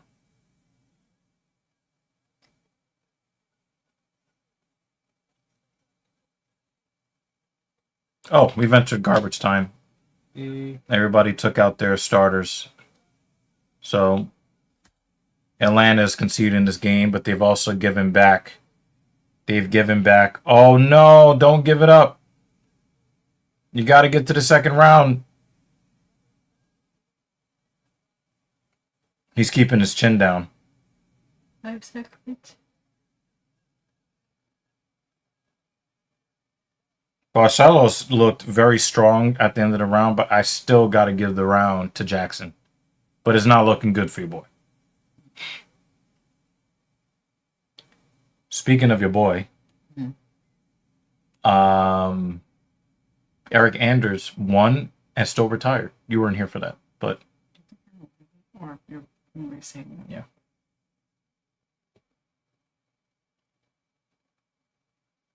But he will forever be your boy. No thanks.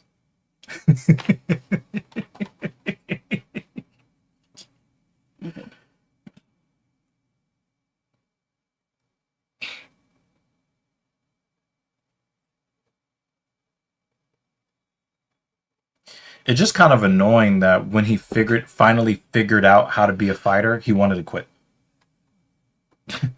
Like that's the thing that annoys me the most. If he would have had the drive to train properly and not do the things that he was doing lifestyle wise, right? And then also, Derek Lewis is one of those guys. He didn't really start training to get better at MMA until he's like this close to retiring. He is getting picked off right now. He's losing the timing battle.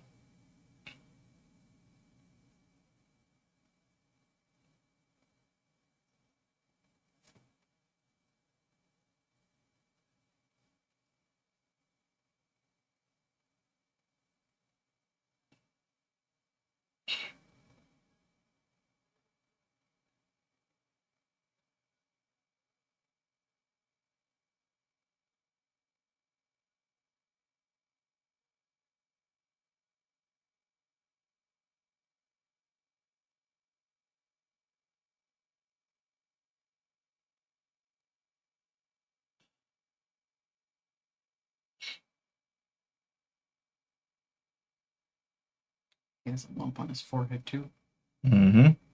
Lumpy.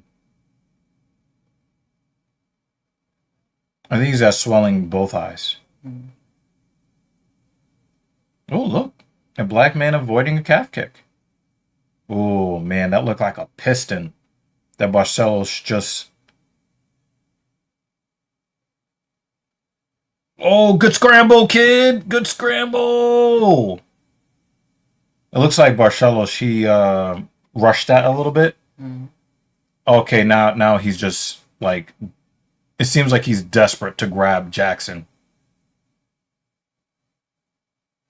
He. Oh, pop that left.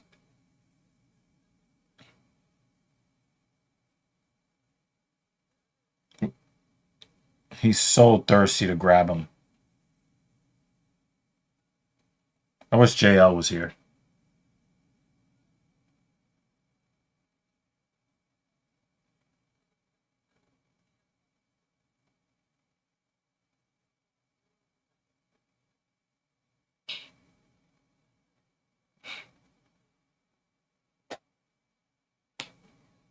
Yeah, Barcelos, he's rushing. That's another takedown that he got that you're not even sure if they're going to officially award him the takedown because he's trying to get to the next position before he secures the first one. He's trying to advance position before he actually secures the takedown. So Jackson's just using the momentum against him.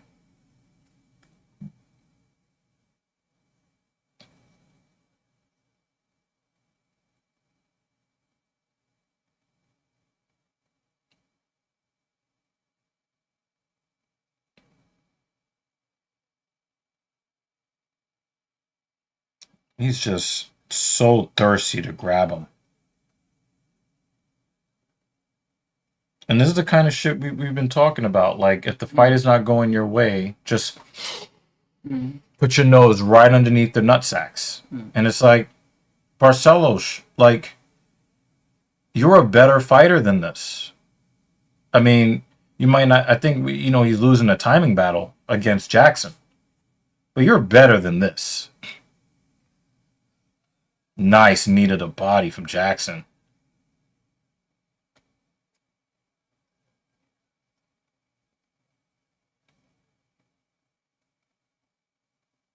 And it's a well-timed knee because it doesn't allow Barcelos. Oh, he threw him down. Did he finally secure the takedown this time? I think he's bleeding. Yeah, he's bleeding.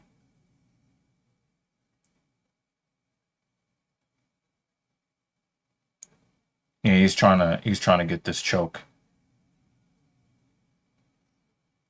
I just don't know if it's enough. I just don't know if it's enough to get the win.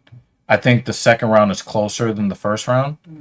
The first round was made close by how Jackson kind of lost his way, lost his advantage very late in the fight with under. But I still think it was pretty. Oh, he's got his arm underneath.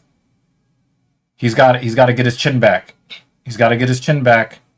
10 seconds. 5, 4. Yeah, he's always in danger of getting submitted at the end. But I don't know. We'll see what happens. It is definitely a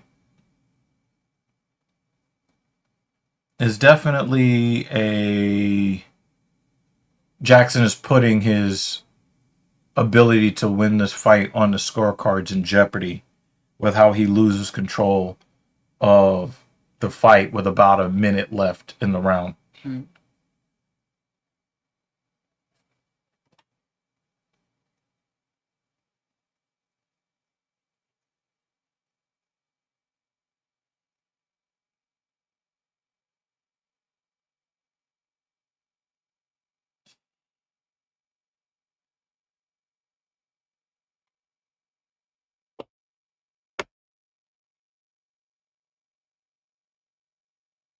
The Knicks won today, and the Mets did not lose today.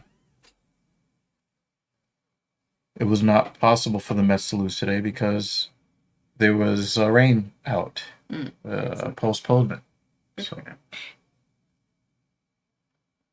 And look, this round starts just like the other two rounds start, with Jackson winning the timing battle. Barcelos is, again, trying to get the outside trip so that Barcelos is not doing lay and pray. I got to give him that credit.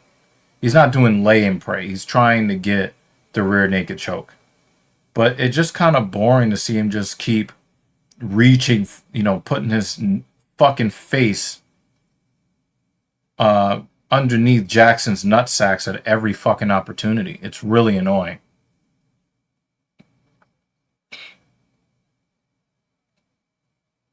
But I think that the chances that he is going to do all of this, you know, type of shit where he's just basically reaching for legs and reaching for high crotches and single legs.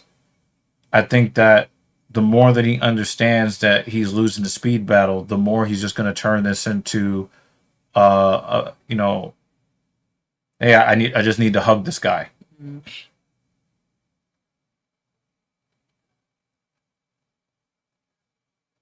Jackson's left hand has been deadly in this fight. If he could just keep Raoni away from him and just keep popping that left hand, that straight left, because his jab hand, him, you know, fighting in southpaw stance, you know, his left is really more of like his power hand. Now, Jackson was doing a good job of keeping his fingers bent when he reaches out to gauge distance. He's starting to stick those fingers out now. Oh, right hook for Barcelos. That is the best strike that Barcelos has landed the entire fight.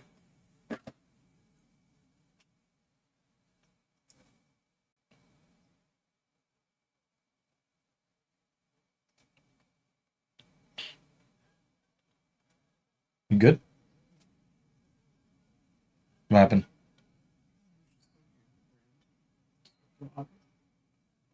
Oh, for macro factor? No, I don't use that right now. I'm using a different app that's free. Oh, okay. Is it at least nearly as good? So there you go. What I like about this until they try to monetize it, and then you'll have to go to the next best app. No, I mean there's ads on it, so I get interrupted every few minutes with an ad. That's very annoying, but yeah, I'll deal with it. Yeah. But it has a great catalog. It has barcode scanning. Does what I need it to do. Nice knee. It doesn't. Something that Macro Factor has over this one, which I don't need right now. It's a feature I don't need right now. This Macro Factor will do the calorie and macronutrient adjustment based on what your target weight is and foods eaten throughout the week. Right. So there's a constant adjustment made. I benefited a lot from doing that last year.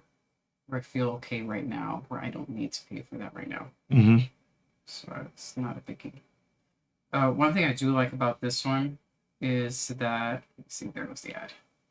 It is annoying, but I guess it's skip really quickly. Yeah, you can live with it at least for right now. Yeah. Uh-oh. Jackson might have lost a fight. He might have lost a fight on that takedown. This one does have a web version, so I can access it. Right here. Yeah. But I also like the breakdown of the macronutrients. So, for example, if I'm looking, hopefully it shows me on the mobile.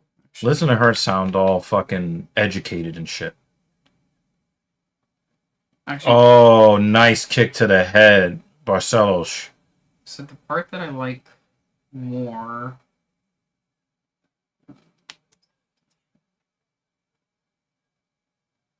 Oh, he overcommitted. I think Jackson knows he's in trouble. He might be losing the fight on the scorecards. I think that this is going to be, if I was forced to score it, I'd probably say 29-28 Barcelos. If I was forced, like, because I think it's very, very, very close. Very, very close. This might be one where Jackson, if he doesn't get his hand raised, he's going to be kicking himself after this fight. So this is the part that now that I'm trying to educate myself a little more on macronutrients. I'm trying, okay? The brain could hold but so much at the moment, which is not knows how to get me from point A to point B without crashing into people right now.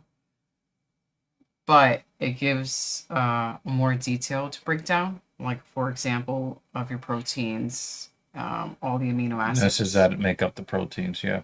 What your food sources are for those particular amino acids, and actually with every single macronutrient. So, like, there was one day in particular where I didn't necessarily meet my protein, but when I looked at we got a university graduate in the chat. Dun, dun, dun! Yay! You didn't miss shit. You missed a lot of decisions.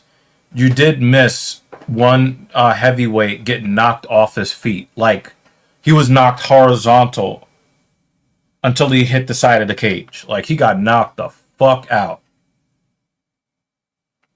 But for the most part, it just wasn't. This card is not really doing it. So.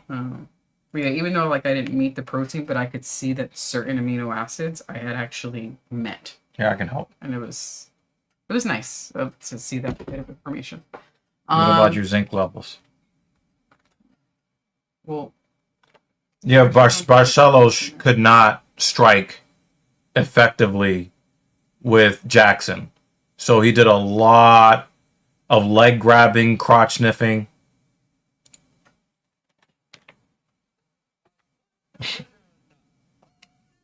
Yeah. I don't like the way Barcelos fought. I thought he was going to fight a lot better than this. But I think the split decision is as close to the right outcome as there possibly can be. That was the epitome of a split decision.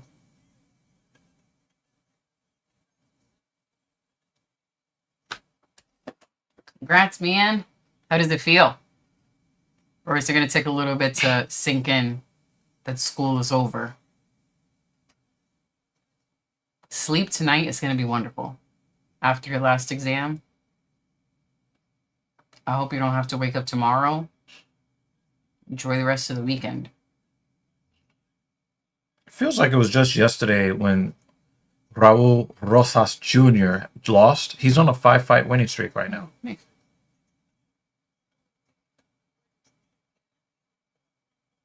Yeah, Barcelos just could not strike with Jackson, so he put his nose in his cup and got really big, deep whiffs. Now, the reason why I am not like really killing him for it is because he was hunting for submissions the whole time.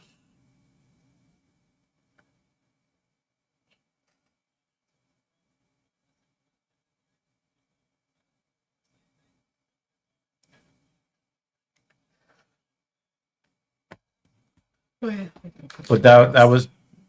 Did you feel strongly about either fighter? No, I didn't feel strongly about either fighter. I thought that the better striker is definitely Montel Jackson by a pretty wide margin. The better MMA fighter, I think it's about as close as there ever can be.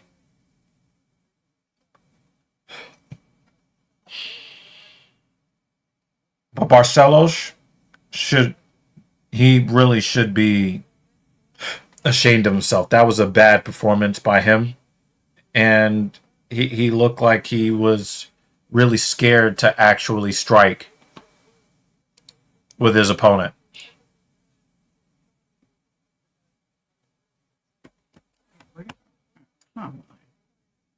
But also, Jackson should have ended the fight in the first round.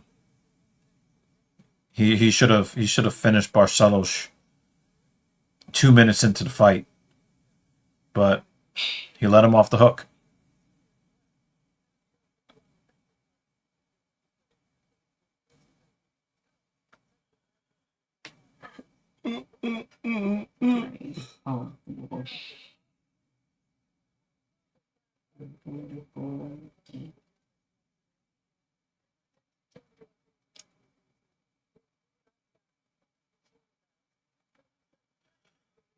No, Bueno Silva, she lost her fight.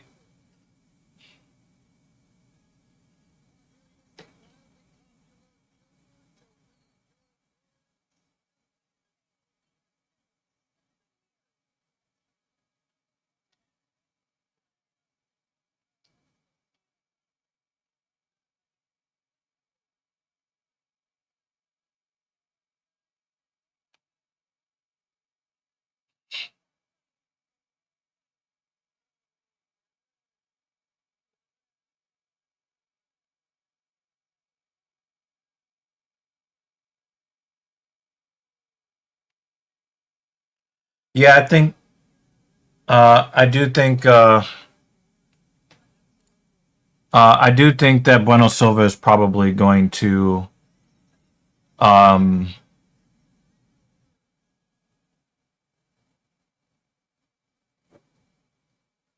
yeah, I do think that she's going to get cut. Um, I don't think that Hamzat is going to gas out. And that's why I disagree with you. If Hamzat was prone to gassing out, then I would probably say that this is good analysis.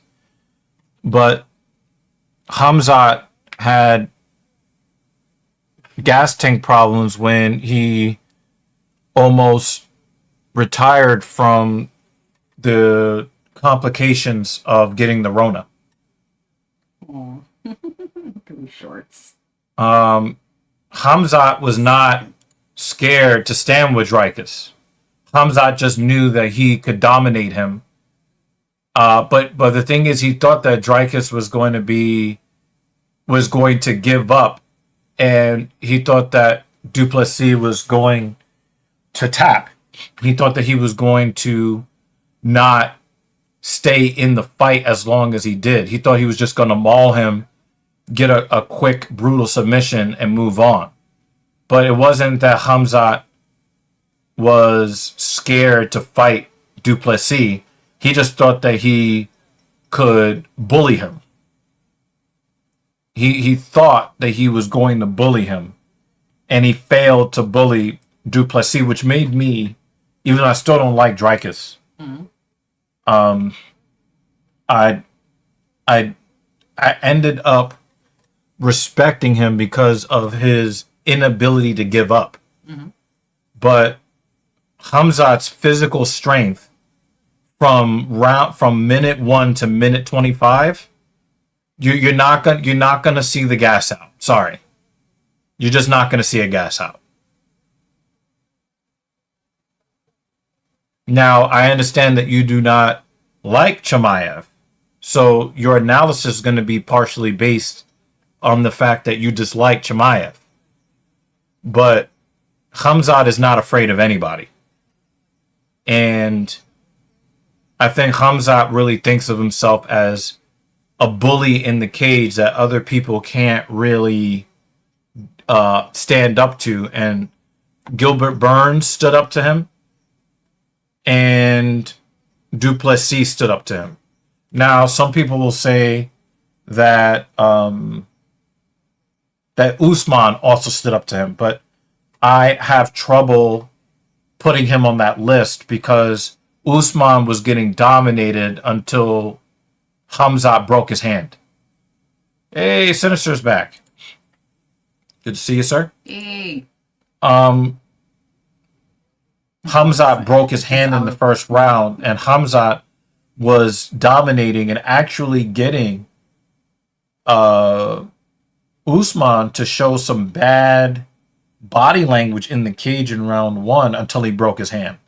So that's the only reason why I don't put Usman in the same echelon of Chimaev opponents as Gilbert Durinho Burns and Dricus Duplessis. But everybody else, mauled. But I think that it's not very good analysis to say Hamzat was scared to stand with Dreykus. I think that's bad analysis.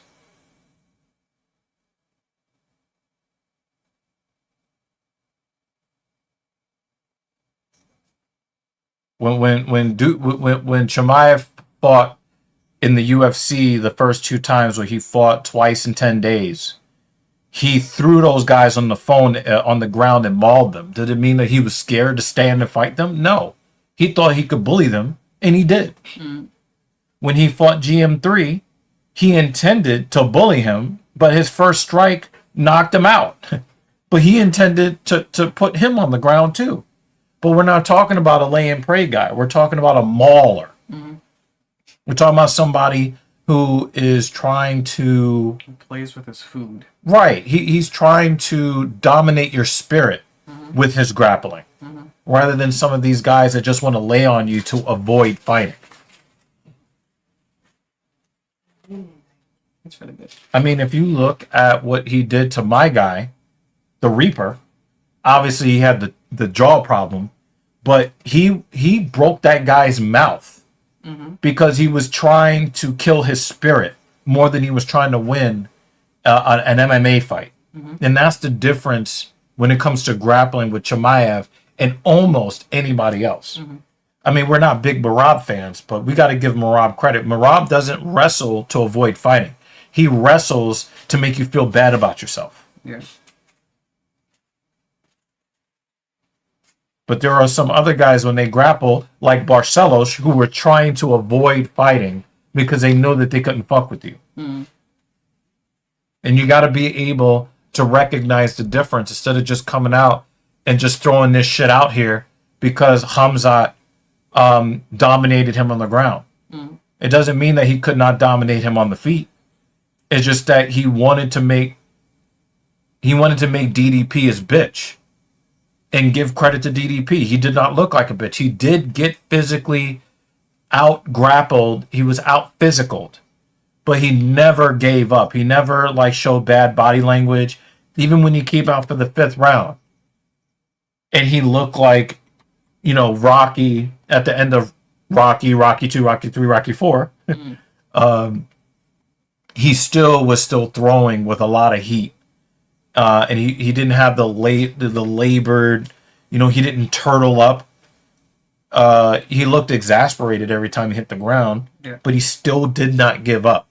And we've seen it happen to other guys before. So I just don't think that this is really good analysis on your part in this particular situation, Jay.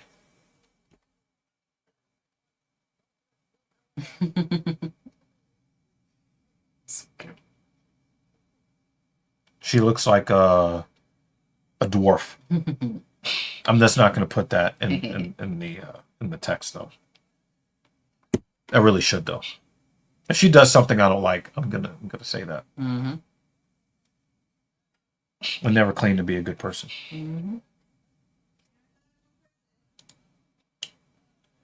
you go.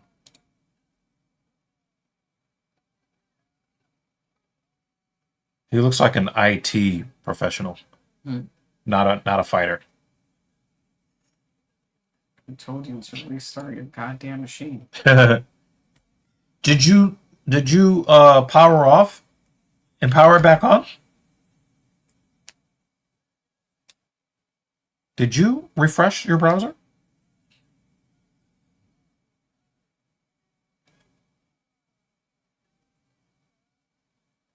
Look at that rib cage. I know. I'm just waiting for somebody to just break those ribs, man. I don't dislike Davy Grant. It looks like a huge target. Easy targets. There's a couple of guys like that in the UFC, but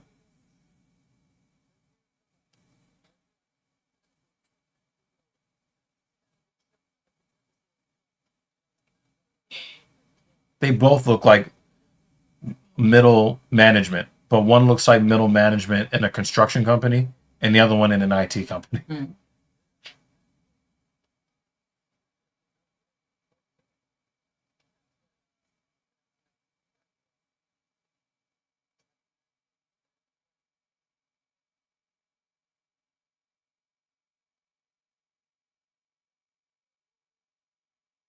We've been getting a lot of retirements in the UFC. A lot of the last generation of fan favorites are now clearing out, and a lot of the recognizable names are going, and I think that's bad for the UFC. Because a lot of these guys are lifeless. These guys will have 15 fights and we wouldn't even know it, because they're just in there to get their show money. And some guys will get their win money by boring means if it means getting their second check.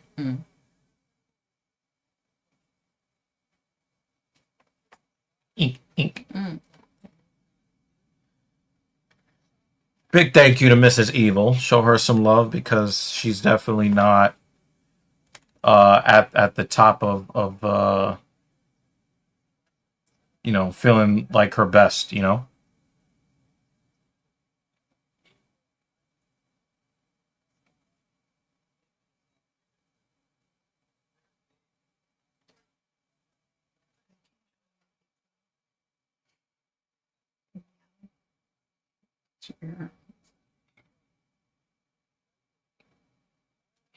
Nice right hook from Grant. Martinelli looked like he didn't even feel it. Nervous bothering me on the right side, you know. Mm. I feel it in my thumb. Just in the thumb or in your hand, in your forearm? With the right side, it's usually just the thumb. I feel it here. Ah. The thumb.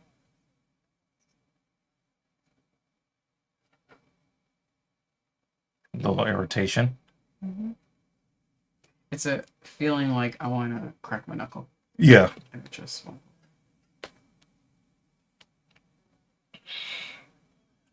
Nice left hand. I wonder if Martinelli has like that genetic condition where he can't feel pain. Because he is getting thumped, and it doesn't even matter to him. I keep thinking about apple cider when you say his name. Martinetti. Mm-hmm. Grant is feeling very, very confident in there. And Martinetti seems like he is waiting for a grand invitation. Oh, he just took a knee. But it's also like, even though I think that Grant's strikes have been effective, Martinetti doesn't really seem to be very respectful towards what's coming at him. Also, like that Grant is mixing up. He's not going to the body a lot, but he is getting that inside calf kick, and he's also using the knee in dirty boxing rage. Mm-hmm.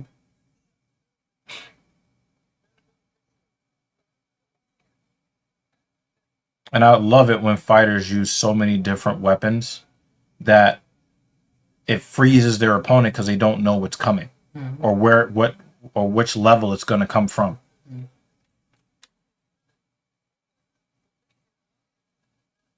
That leg kick is very effective. Mm-hmm. If Grant is smart, he'll keep going to that outside calf kick to Martinetti's left leg. Because I'm starting to see, you can see he's starting to react. Oh, that was a nice fake. He feinted, switched stance. He did a double stance switch and then still slammed that leg. That was very nice. But it doesn't seem like Martinetti is really afraid of the power that's coming at him. But he's also not putting out a lot of power either. He's also not putting out a lot of volume. And when he does put out a strike attempt, it's not very accurate. Yeah. So he doesn't look like he's phased at all from the headshots. But his calf looks like it's starting to take some damage that he's reacting to. Mm-hmm.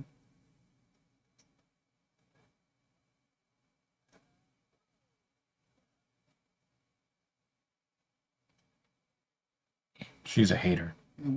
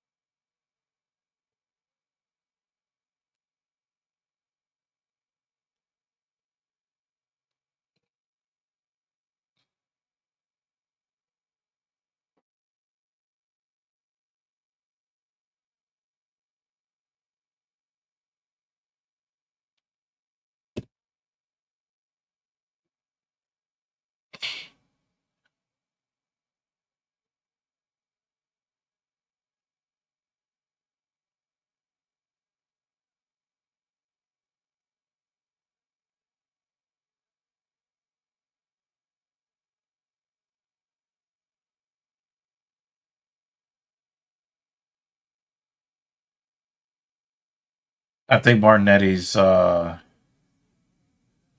coaches didn't like the lack of output from him, and so he came out like a man on fire. And it looks like he is getting Grant to back up. But also, I don't think that he likes how that inside leg kick feels. And I think that slows him down.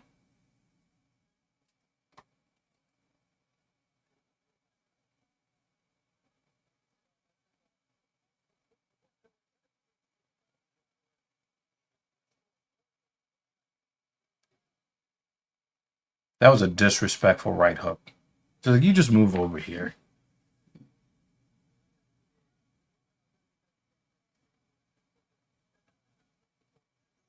Thank you for keeping me company. Mm-hmm.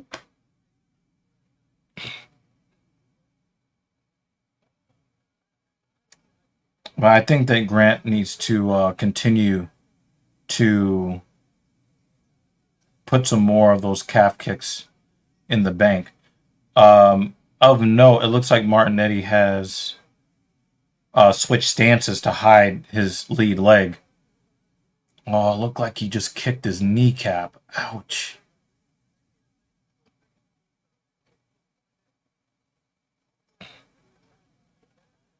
Now that calf is available for him again. Underhook. Needed a body. I thought he was going to spin out. He just kind of pushed him.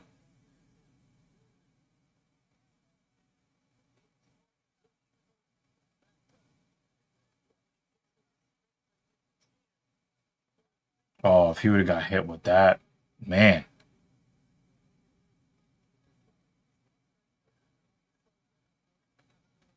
Martinetti is not really doing a whole lot, JL. Oh, left hook.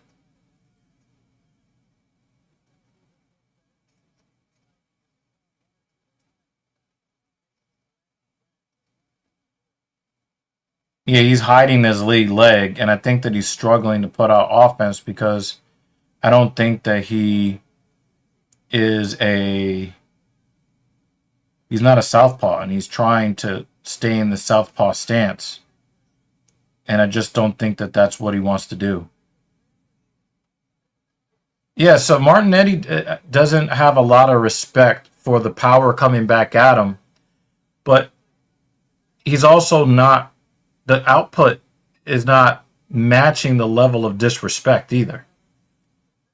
You also have to understand that Grant is a veteran in this game, and so Martinetti may be good on the regional circuits, but he doesn't have the same in cage experience as a Davy Grant, excuse me, Davy Jones, Davy Crockett.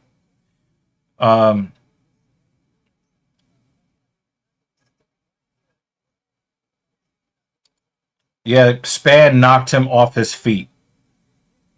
It was Span is probably going to get a 100K bonus because that knockout was so pretty. Well, in boxing, how many guys do we see with undefeated records and then they fight a champion and they get fucking ramble shackled? It happens. You know, if you're 17-1 in the UFC, that means something. You know, Davy Grant might be 17-8, but his 17-8 is, you know, a lot of those fights against some of the coldest men in the world.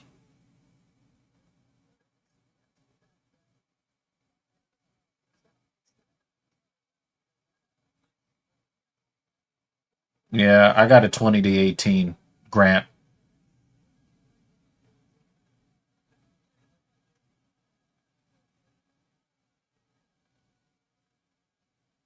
I think they're going for the fight of the night. He is killing that leg. Martinetti went to go back to his regular orthodox stance, and he got that calf killed again. Oh man.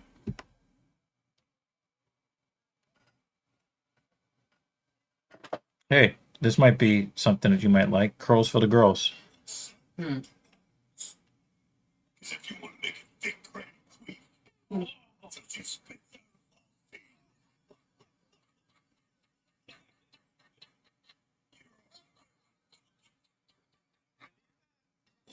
Yeah.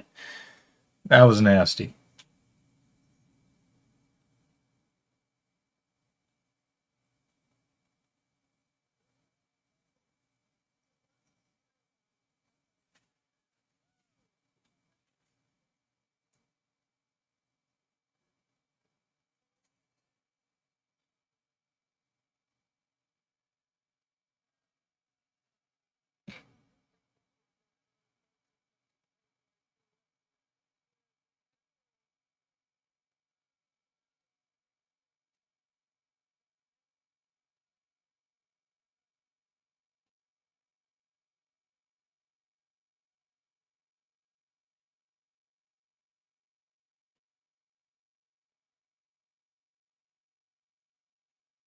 Is this a false flag thing?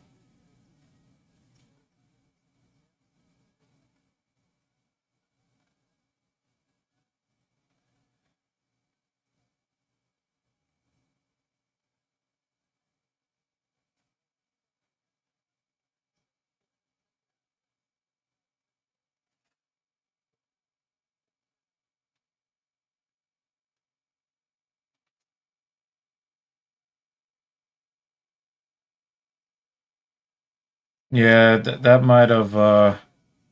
I don't know. I'm gonna lean toward this being a false flag until proven otherwise.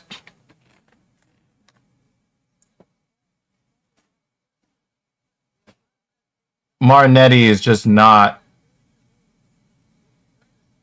He's not effective in the southpaw stance, so he's just gonna have to deal with the um, the compromised leg.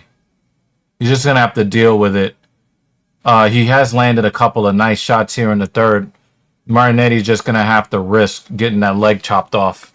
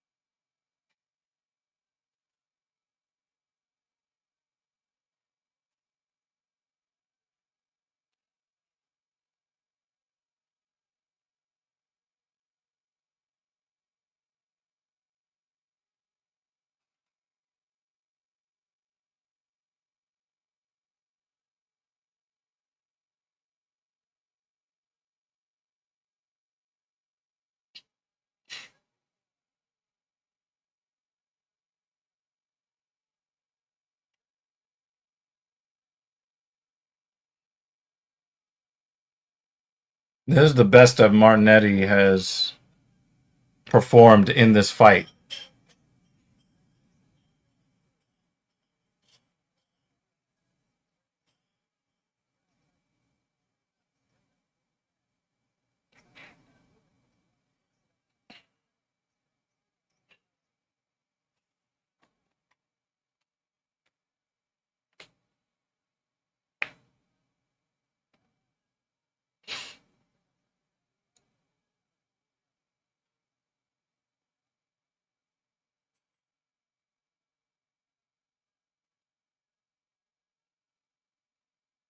I'm not going to say that Martinetti is not UFC level. I'm not ready to say that yet. Um, Let me just look really quickly at his. Oh.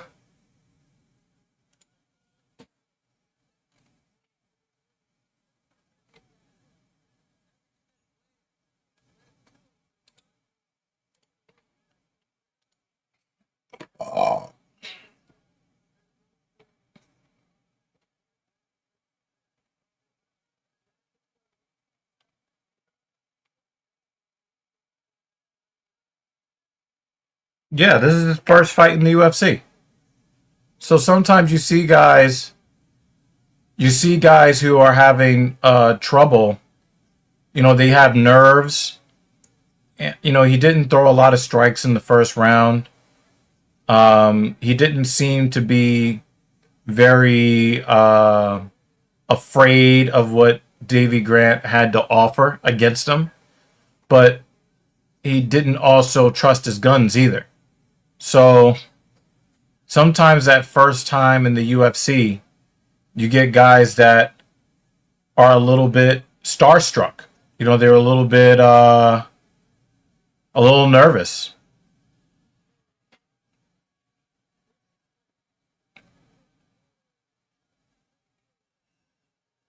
If he would have gotten that submission at the end of the fight, that would have been crazy.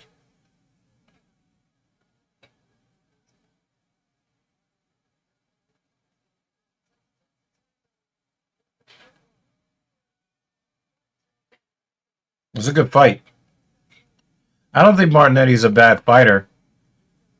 I just think that, you know, the UFC is... Nah, he's not. Nah. No. No. Davy Grant is not Peyton Talbot level. No. And he's a gatekeeper, and Talbot's passed him already. You know, Davy Grant is not ever going to be among the contenders. So he's a gatekeeper. I mean, he is fighting a guy who is making his UFC debut for a reason.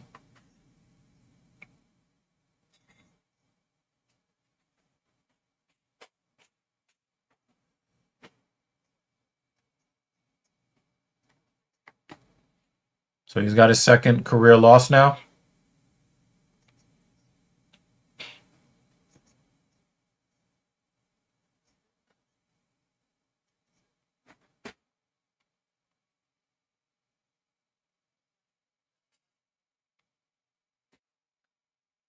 Yeah, I don't think he's a bad fighter. Tonight was just not his night. And I think after... I mean, if he gets another shot, it's going to be cool. If he gets another shot, I think that he'll be able to, kind of get that first, those first jitters.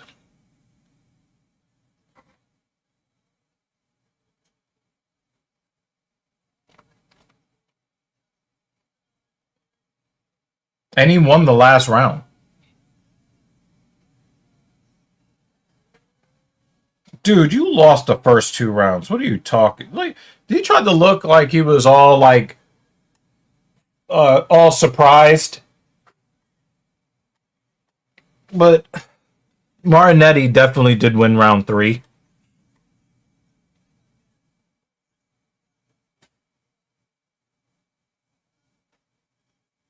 It's not that he does not, it's that he's not UFC level. It's just, I just don't think, that he was really mentally ready until, like, he had had a couple of rounds under his belt.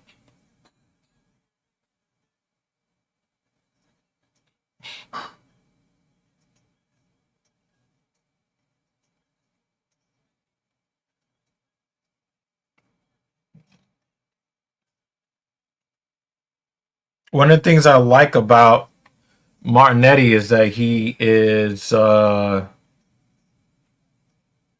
he's very durable. He definitely has a very strong and confident chin. He was just in there with somebody who has a lot of experience. He knows how to fight. He knows how to pace himself. He knew how to bring Martinetti down to his level. So it looks like he was dealing with some kind of injury in the cage. Martinetti is going to be better. He's going to be better. Don't sleep on him just yet. He's going to be better.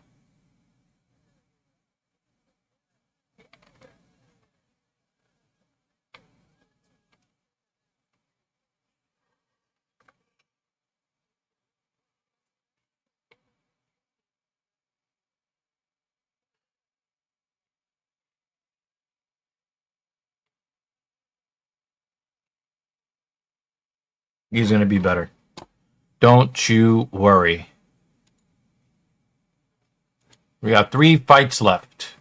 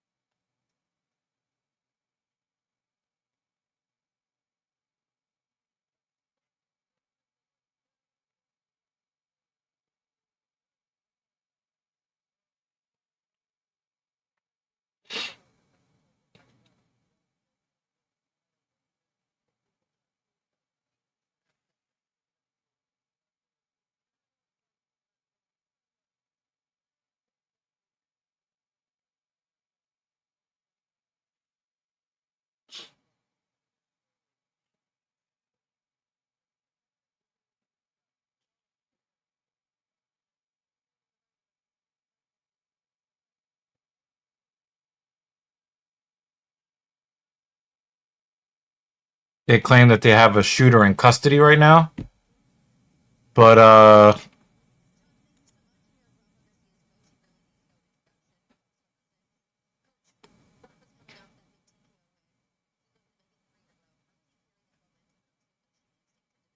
I'm gonna wait before I put judgment on this whole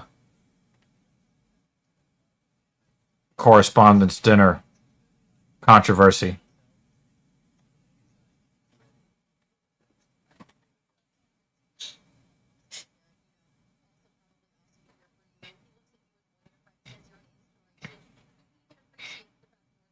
They're showing more of Charlie's body, if you want to see.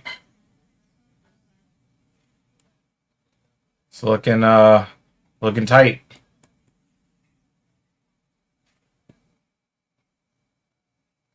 I still think that she is prettier head on than she is from the profile.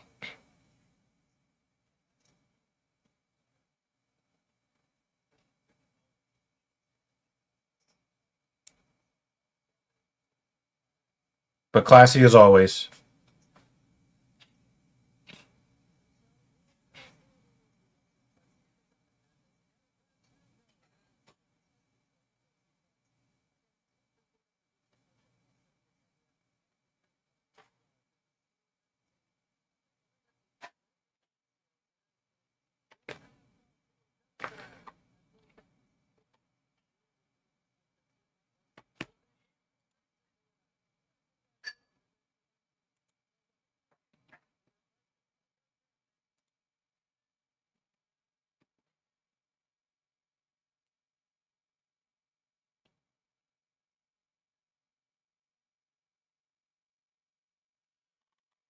Give me a couple seconds, family. I will be right back.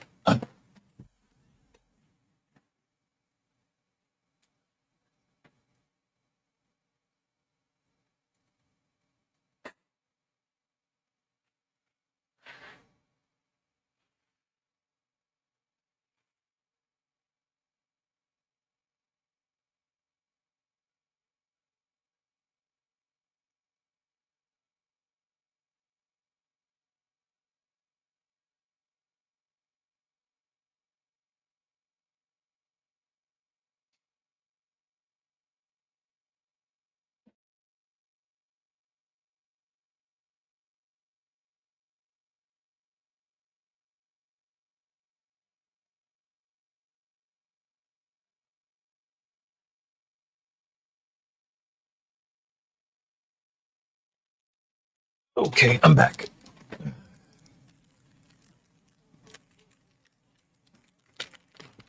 Gotta look for the.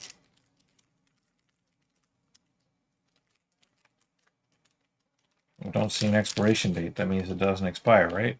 Oh wait, it's faded. Yeah, might be too late to eat this. Damn it. Do we have any granola bars? But it's long expired. November 25. I'm not gonna chance it because you know how finicky my gastric system can be.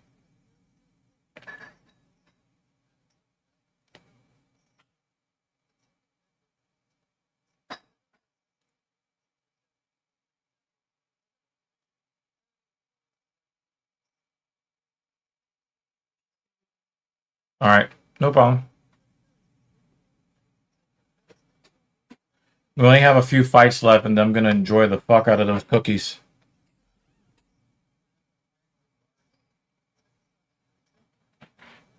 Oh yeah, I could take that with some water, with the water bottle. That's, you know what? We got a commercial. I'm just gonna grab it.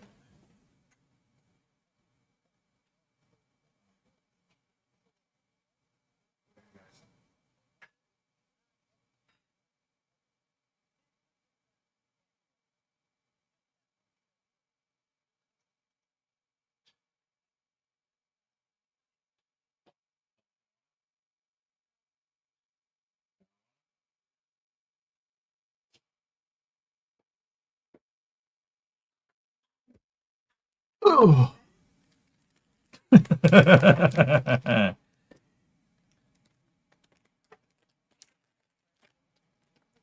Lots and lots of commercials right now. Wait, I haven't had dinner yet. That's why I'm hungry.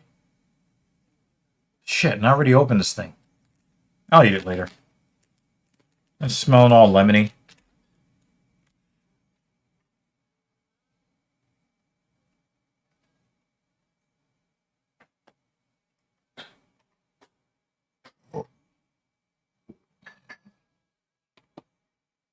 Mm.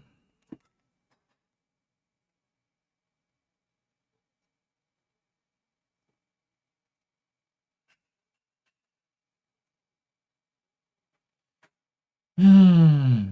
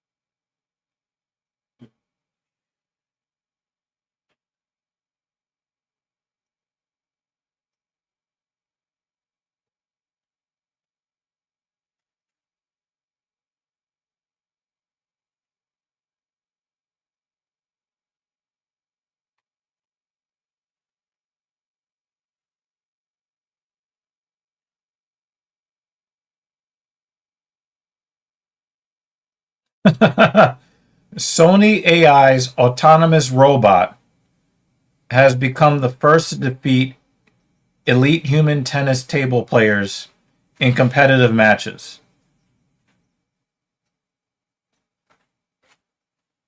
This milestone shows robotics can now handle rapid decision making and precise physical execution in unpredictable environments. I've been saying this and nobody's fucking listening to me. Oh, it can only do repetitive tasks. No. And I'm not saying that it shouldn't be able to. But let's not be naive and say, "Oh yeah, you know,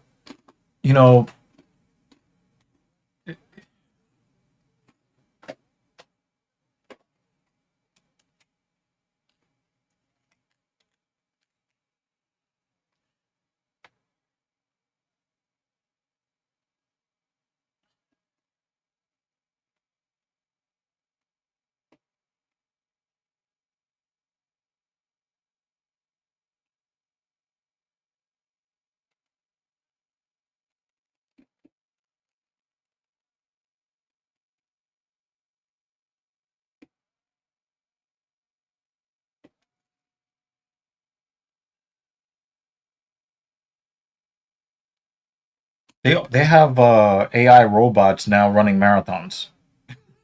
which doesn't make any sense because it's like a marathon is a spirit test as much as it is a physical one. Mm-hmm. There's no spirit in a machine. It just, as long as the battery continues to work, it'll just keep moving. Mm-hmm. So to me, I think to me it's just it's just dumb. But now they have table tennis players being defeated by AI powered robots.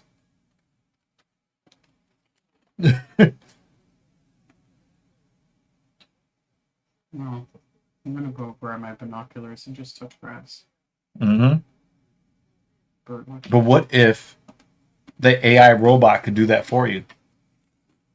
Yeah. Like, don't go outside and bird watch. We have a robot that will do it for you. I mean, we do. It's on YouTube already, but you know.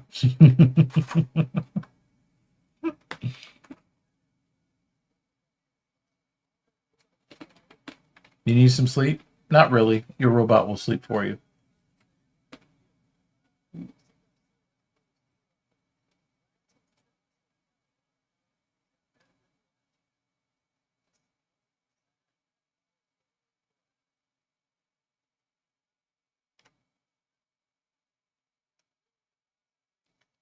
That was a nice inside leg kick from Garcia.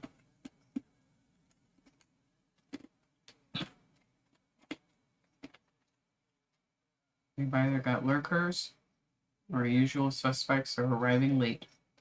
Yep. Well, Sinister popped back in for a second. Pause.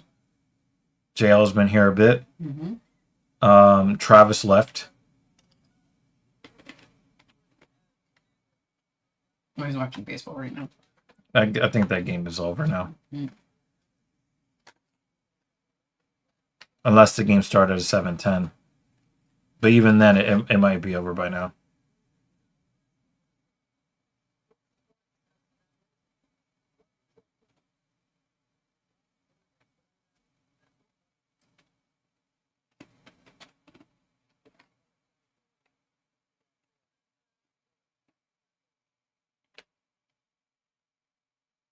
I remember the time that Alexander Hernandez fought Cowboy Cerrone, and he was acting all disrespectful in the cage because he was the new upstart fighter, and Cowboy literally kicked his ass. And now Hernandez is the veteran.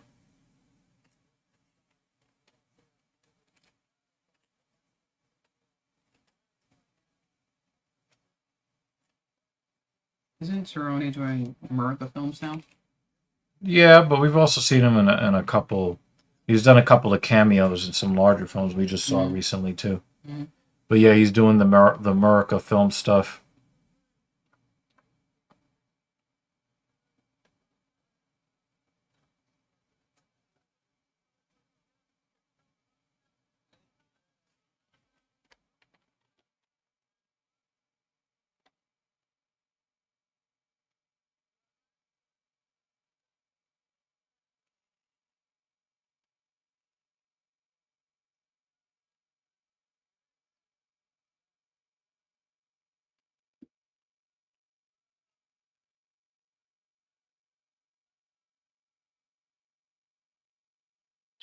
He's too old to join the military, so he can pay lip service legitimately.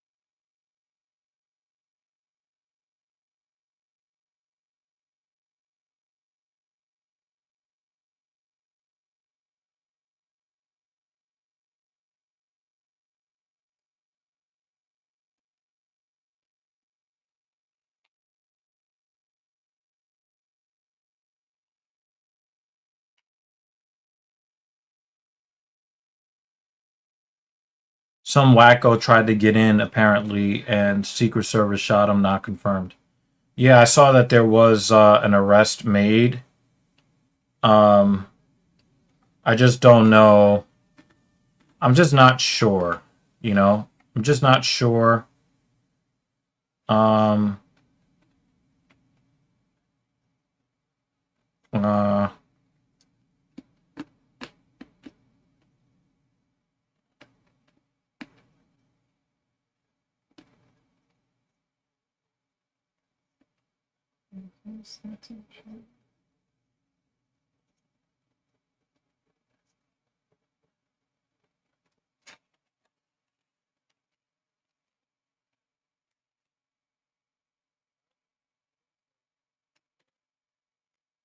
Where was there a shooting?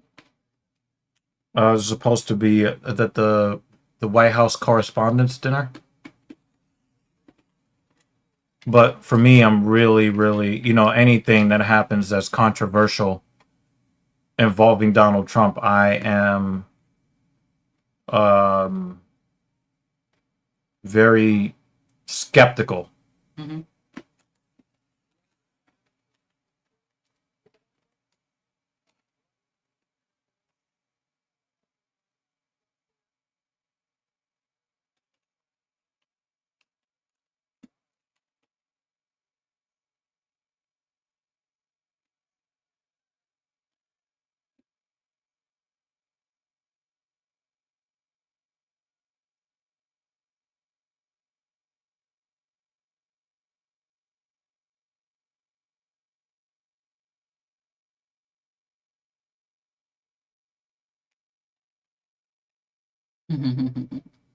I figured you would like that. Mm-hmm. I'm not going to say that Hernandez looks like he's not in a flow, but I will say that it looks like Garcia has disrupted his timing. Rafa has a lot of power, and I think that guys just don't want to be that guy that gets caught.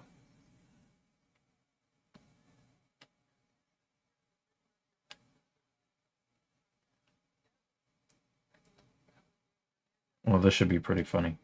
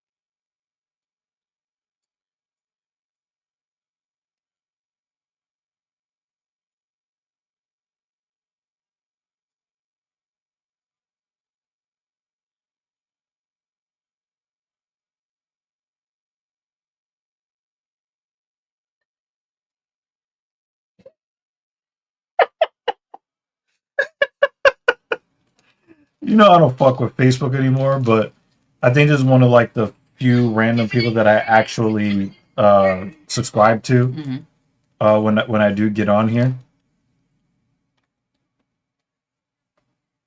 Oh my god! To me, that's just fucking hilarious. Yeah, I think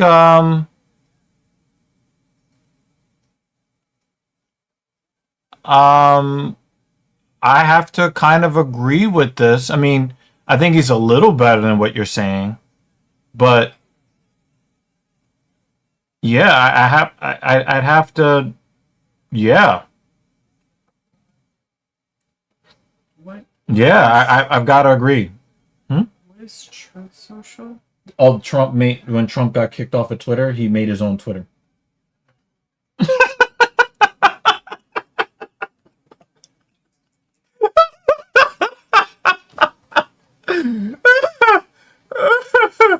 I'm reading it. Like, is it just because my brain is rotten right now? Because it is. And the thing is, we've never had a president, including Richard Nixon, lie as much as Donald Trump, and he calls his social media platform Truth Social. If you have to tell me that you're telling me the truth, then I know you're a liar. That's why people say, like, it's really a bad habit to be like, oh, do you want me to tell you the truth? Or to tell you the truth, to be frank, if you have to tell me that, then you're prone to being dishonest. Mm-hmm. If you have to name your social media platform accuracy, then we know you're inaccurate.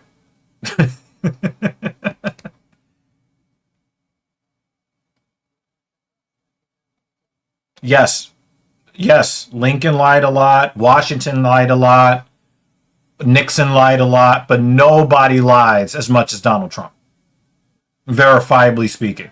Nope, not even close.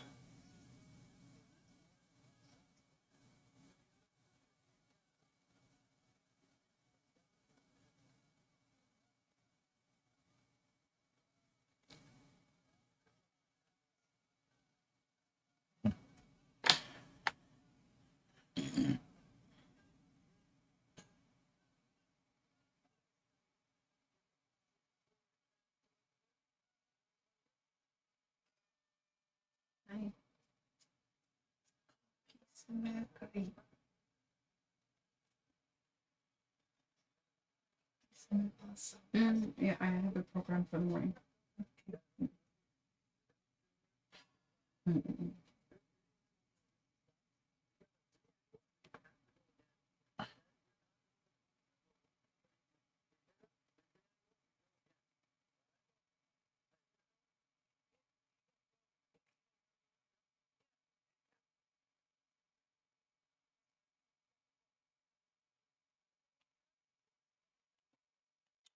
This is a very good question, but I think it is pretty obvious. It would be Bernie Sanders. I don't think Michelle Obama is the type to want that kind of responsibility. Hillary Clinton is a criminal, and Kamala Harris is, well, we already know what she is.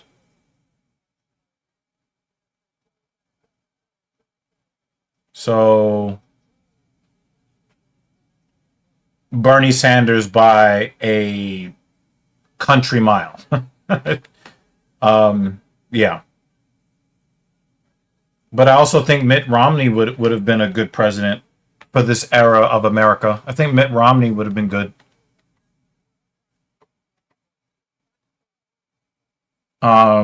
Senator McCain, if he was still alive, I think he would have been a good option.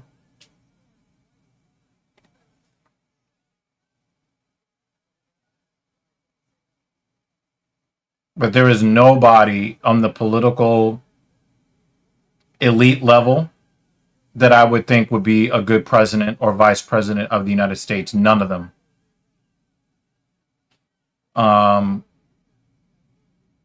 Except maybe Bernie Sanders. But yeah, again, I don't understand the whole clavicular thing. I think his name is really stupid. Yeah, I think his name is really stupid. And I just know that he is supposed to be like, you know, the king of the looks maxers. You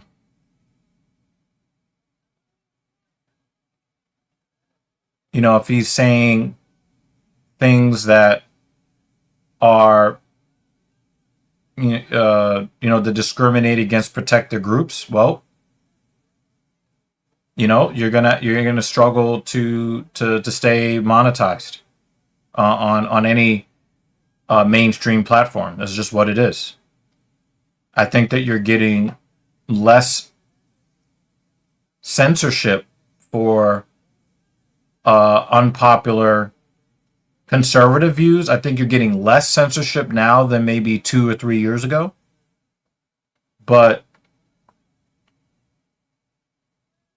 again, like, I don't understand really what people really have a problem with. I did see that he had some sort of criminal situation where he was facing some felony possession charges or something like that.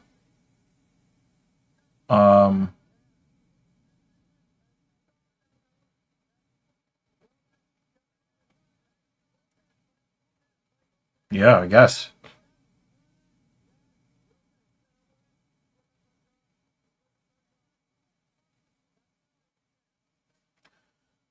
Um, I'm just not sure about Rafa Garcia. I'm just not sure. But if you get a guy who's supremely talented and has the uh the pedigree of the toughness pedigree of a Mexican, you've got a possible future star in your hands. Now, when I look at him, I don't see a guy that is terribly skilled. He doesn't look like a specialist or elite in anything. He just looks like he's very good. He's very good. And, depending on how old he is, let's see what his age is. Because that will tell us if he's got a skill ceiling. If he has he's 31 already. He's already had, this is now his 23rd professional fight. I mean, he's technically young, but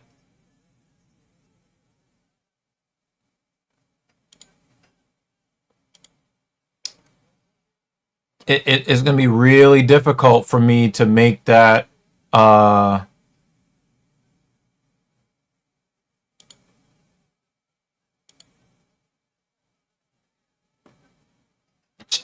stretch, that logical stretch that he can go from where he's at skill wise now to being, legend, that he can learn enough in the next couple of years with the wear and tear that he's already had. I'm just not sure that he has that.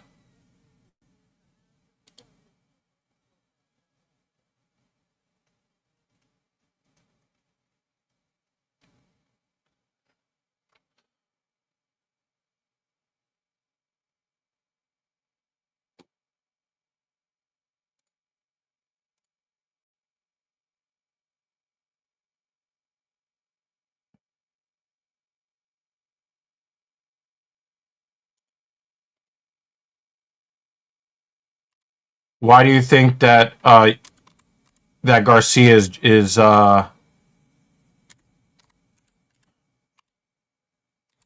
do you think that he's doping?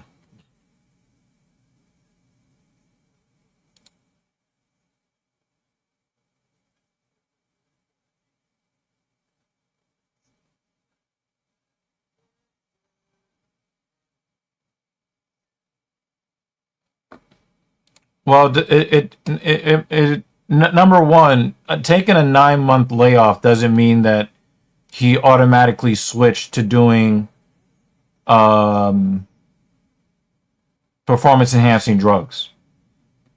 And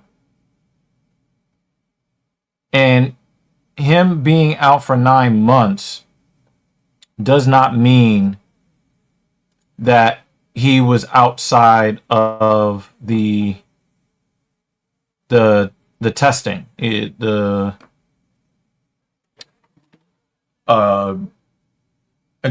mean that he wasn't testing or being tested in those 9 months. There are guys who take over a year off and they still submit to the testing.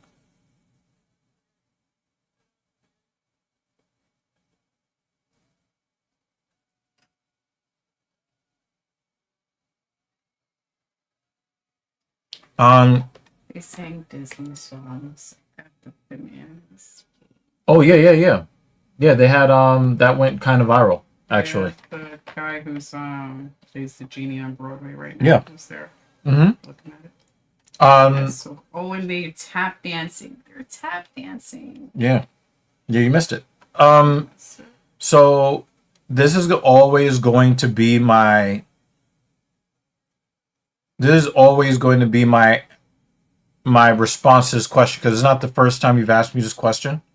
My response is going to be the same every time. I am going to wait until there is proof otherwise to decide whether or not somebody is on performance enhancing drugs. In the previous fight, Davy Grant looked like he had some gynecomastia on his left pec, just like Izzy a few years ago. Is it possible that they could be using performance enhancing drugs that are on the banned list? It's possible. But for me, I don't want to get wrapped up in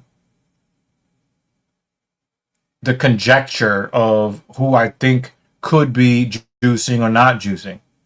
If I see a negative test, then I will not if I see a negative test, then I won't comment on it. If I see a positive test, then I will comment on it. But that is going to be how I respond to all of these types of questions that you ask from now on. Has such and such tested positive for something? How long ago did they test positive? If somebody tested positive for something a long time ago, then I will say that they could be natural now, but they're not lifetime natty. If they recently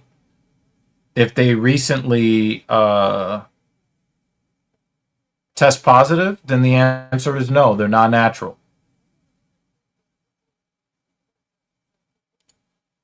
Yeah, I think that's a good matchup. I don't think that Rafa Garcia will get that matchup. I think Mateus Gamrot is too highly ranked, and Rafa Garcia just beat an unranked fighter. So I don't think that he is going to get that fight, but I do think that would be a good fight for him to have. Another one would be a Benoit Saint Denis. I think BSD would also be a good fight. But again, I just don't think that's the fight that they're going to make. He's probably 2 or 3 fights away from getting that kind of matchup. He just won a decision victory. He didn't knock out Hernandez here. So it's not like people are like, oh my God, he looks like a world beater. He had a solid performance against Hernandez. Great. But a solid performance against an unranked fighter is not going to, or a guy that's not ranked in the top 15 is not going to get him Benoit Saint Denis, and is not going to get him Mateus Gamrot. It's just not going to happen.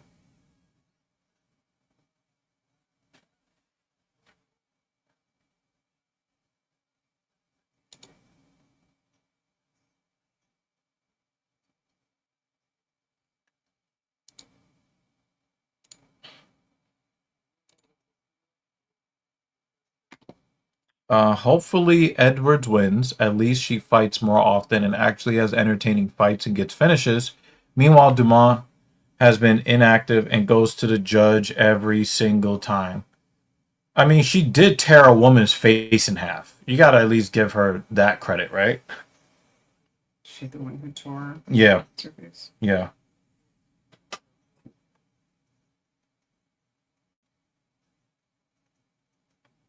If Tatsuro Taira beats Joshua Van, I will actually celebrate, even though I'm a fan of Joshua Van, because I just love the mindset that Tatsuro has.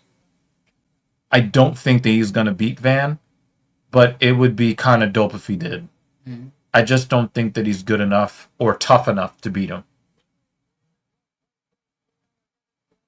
He is not a crotch sniffer.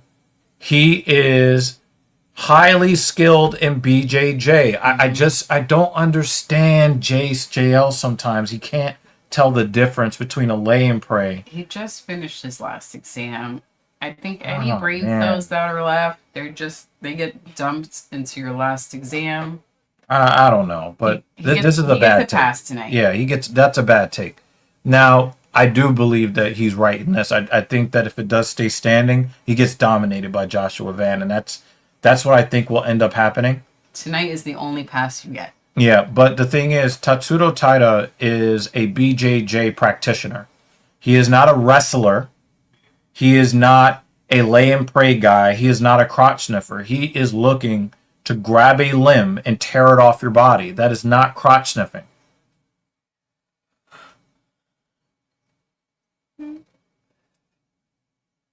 Her face is becoming more masculine.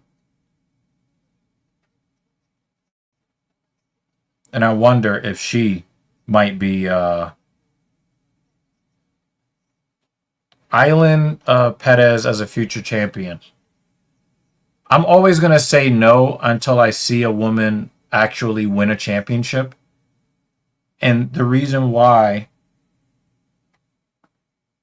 is because I've watched a lot of women look like killers, and then they look like deers in the headlights when somebody who is in the cage with them has gold font on their shorts. Mm-hmm. I've seen it happen way too many times. Oh, is that when she dislocated her shoulder? Oh, there was one like that. The lady got slammed. Right. Now, for me, it's easier for me to root for Jocelyn Edwards if she makes weight. And I think she did make weight for this fight. Yeah, we have no catch weights today. But again, I have to... It's very hard to root for her because she's a multiple-time weight misser, if I'm not mistaken.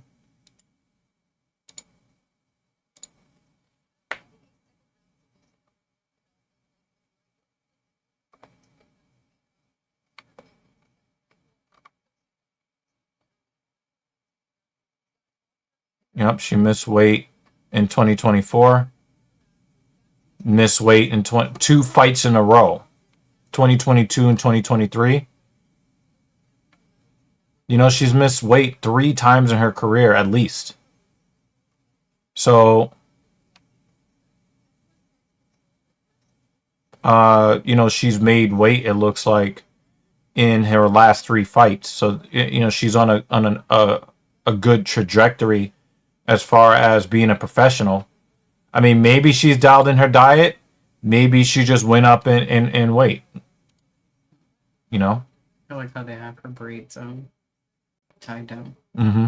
The tape. Yeah. David. Oh, Banner's here. Cool.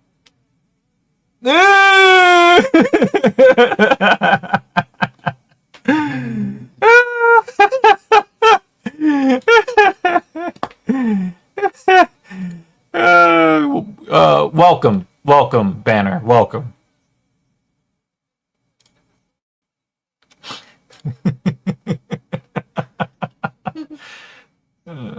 She got decent cakeage too, but he's like, you ruined it. Ruined it.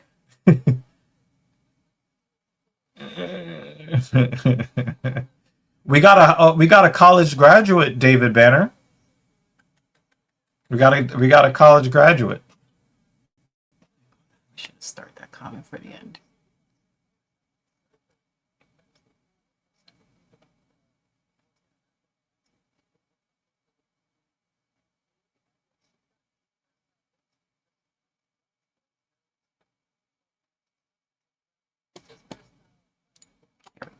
I just started and started.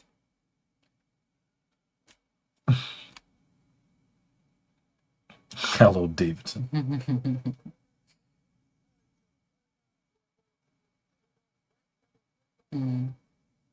Yeah, I know what you mean, Banner. Everybody, got to show some love to Mrs. Evil. She is not feeling her best today. and I expected her to actually be gone from the stream like an hour ago. Because 2 fights left. Yeah, Dumont definitely looks like her face has masculinized, and I don't know if it's because of the weight cut or because she might have been using some kind of substances or something. No, it's not your traditional illness banner, just not feeling tip top for a variety of different reasons. She's a little burnt out. Yeah. Dumont was known for having some really nice cheeks, and it's not as prominent, and her face is definitely more distinguished. It could also just be aging. How old is she now? But it doesn't look like the normal aging. It looks like it looks like some sort of weight loss, or you said 35? Yeah, but she didn't look this masculine last year. Hormones are a weird thing. Yeah, but I'm wondering if she might have been doing some hormones, or maybe her body just naturally, also with the weight cut, might be messing with her hormones. Yeah, that's what I'm saying. It could have been that. Ozempic. You know what? That might be it. Actually, you might have a point there, because her face is definitely more drawn in, and she's not really backing up the dump truck the way she was before, in my opinion.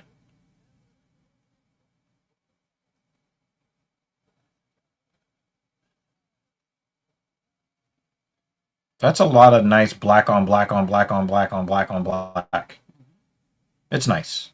It's not spectacular, but it's nice. It also looks like she might have had some hormonal issues, because if you look at the acne in her face, maybe it's just like the wrong time of the month when she's having this fight, which could impact her performance. I mean, you saw me. I had to get special. I had to go to the dermatologist for stuff. I'm not pumped up on stuff for fights. Yeah. It's just yay being a woman. They just put a close up on Damar's face, and David Banner was just like, ugh. Yeah, we were talking about this. She split her face in half. Oh, man. But if we give Irene Aldana credit, I believe that the original, it could have been an elbow, but if I'm not mistaken, it might have been the clash of heads that started the cut. And Dumont just kept pounding. She just kept pounding that gash. She kept pounding that gash.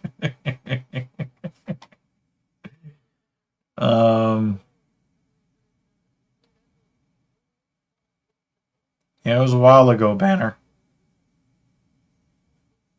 And actually, Mrs. Evil showed me a picture of Aldana's face recently, and you can actually still faintly see where she turned into a DC villain.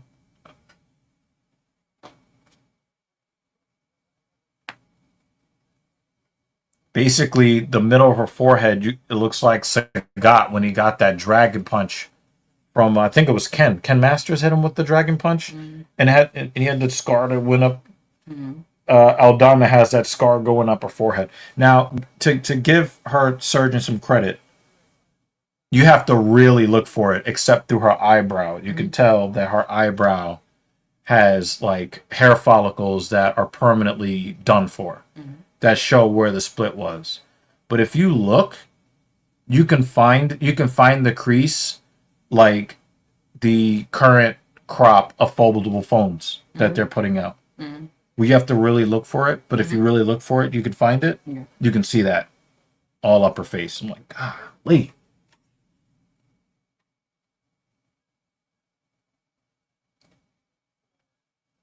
Yeah, she definitely looks less thick, and she looks more shrink wrapped in general. Leaner, yeah. And again, it could be that she got her diet in check, but she looks drawn in. And if you look like where her teres major is, it looks more defined in the teres lat area than she did before.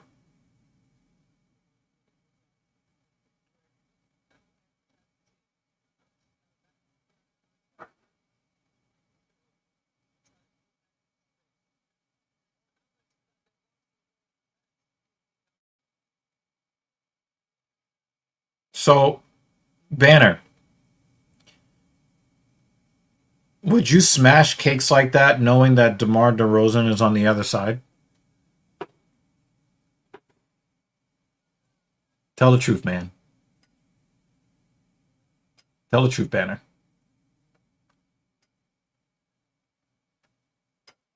Would you smash those DeMar cakes? Why you gotta put it like that? That's fucked up. You just made the question worse. Oh man. I didn't give her that face. It ain't my fault. You got me going back to No Limit Soldiers. Oh, it ain't my fault. Oh, man. Oh, she fucked that up.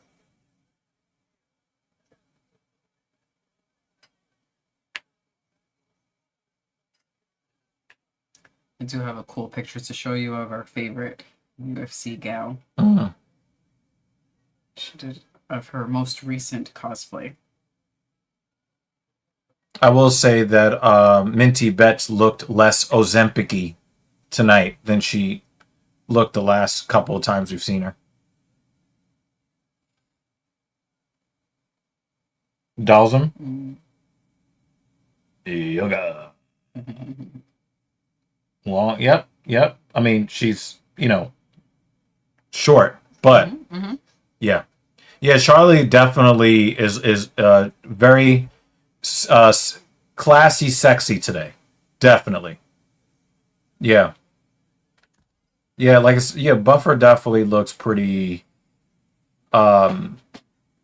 regal, dapper. I don't think that it is its most wow, but it's a clean look. Mm-hmm.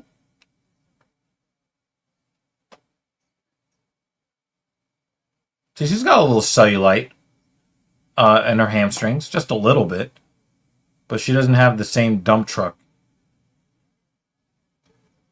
Oh, we got to scramble. Wow, that's very nice. I did not think that Edwards had it. I didn't think that she had it in her to be this good on the ground. That was dope. Question has just been answered, Jay. Yeah, she's going to give up position. I don't know if that's enough. Ooh. Oh, I was going to say I didn't know if that was enough to win Edwards the round, but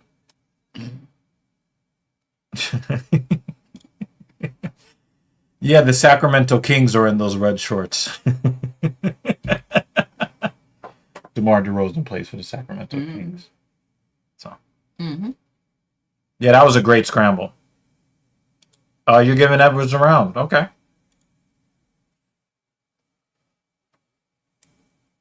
The thing that kills it for me is not just the face, but her titties look sad. Mm-hmm. She's got sad-looking titties, and it kind of like the blessings just went to one area. Yeah. Yeah. I mean, she's also got a really good physique too, but she's got some sad bags.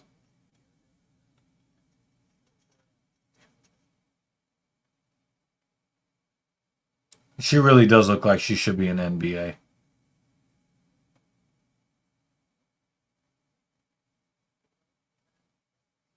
She looks like every dude that is trying to catch their breath when they're standing at the free throw line. When somebody's shooting a free throw line and they're standing on the block She looks like every dude I've ever seen play ball. Why is she not a basketball player, yo?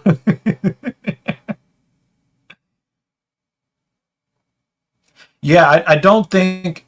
Yeah, I think first of all, I think it's very difficult to say that somebody got too cocky and played it safe. That's difficult to put in the same sentence. But Post final. but Final. I can kind of understand the spirit of what you're saying. I just think that Dumas thought that she had the grappling advantage on the ground, and I think that she was definitely shocked by. We can put all the socks and we can put all the socks. And I was like, damn, we're just stacking socks. Yeah. I'm gonna bring it back and Yeah. No, I'm saying you just put it there, put it in the pile, and yeah. So I think that she thought that she had the overwhelming advantage on the ground, and then she got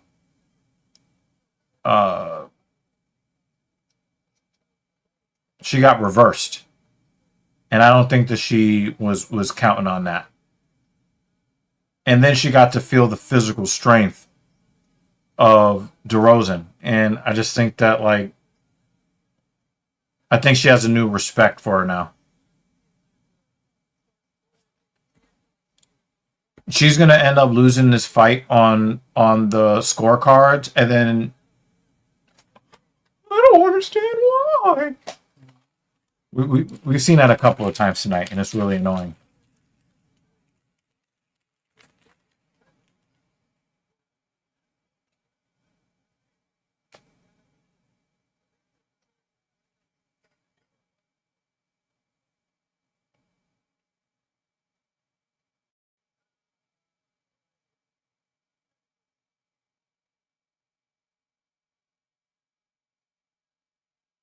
I'm just going to put this up on the screen, and I'm going to continue to watch the fight.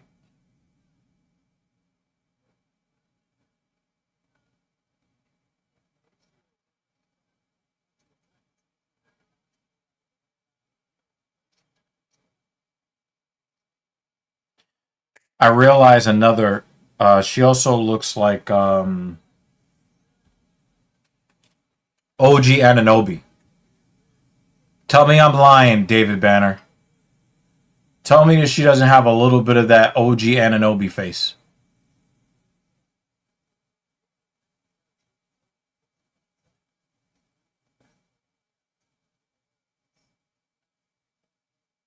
In another existence,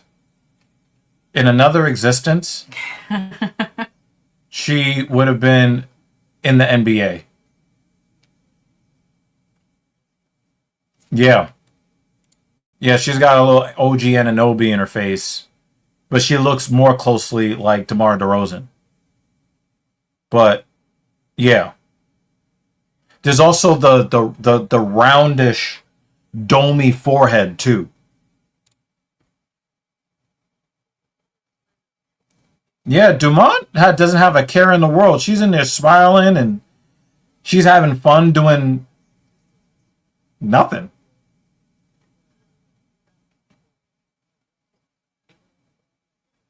Oh yeah. Well, Sam. There's a little bit of Sam I Am, but Sam Cassell is one of the ugliest people who has ever lived. She's not quite on that level.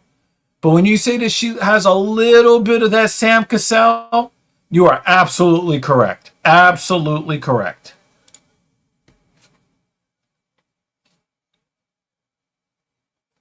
See, Norma might be losing this round, JL, but at least she's having fun while doing it.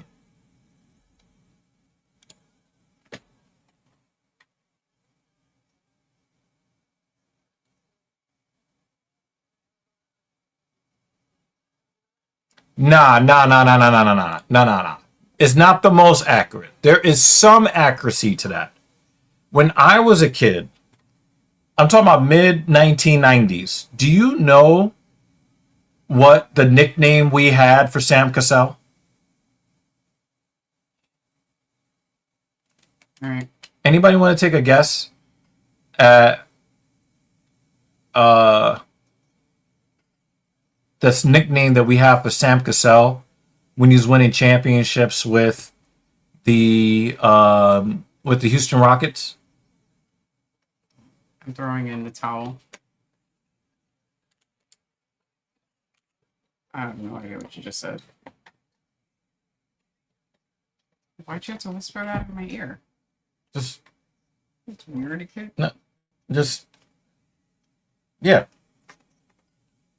She's tapping out. Bye, guys. Congratulations, Jay. We used to call Sam Cassell the Alienation. You know, I was in middle school at the time, and I think he actually won a championship as a rookie with the Houston Rockets. And it was ridiculous how much he looked like an alien. Now, Jocelyn Edwards does not deserve that level of disrespect. But when you talk about the shape of the eyes, you can kind of see it a little bit. But I think DeMar DeRozan is the most accurate. But there's a little bit of OG Anunoby and Sam Cassell in there. I think it's very easy to say that Dumont has regressed. I think that is true, but I'm more interested in the reasoning. Did she not train for this fight? Did she not respect the opponent?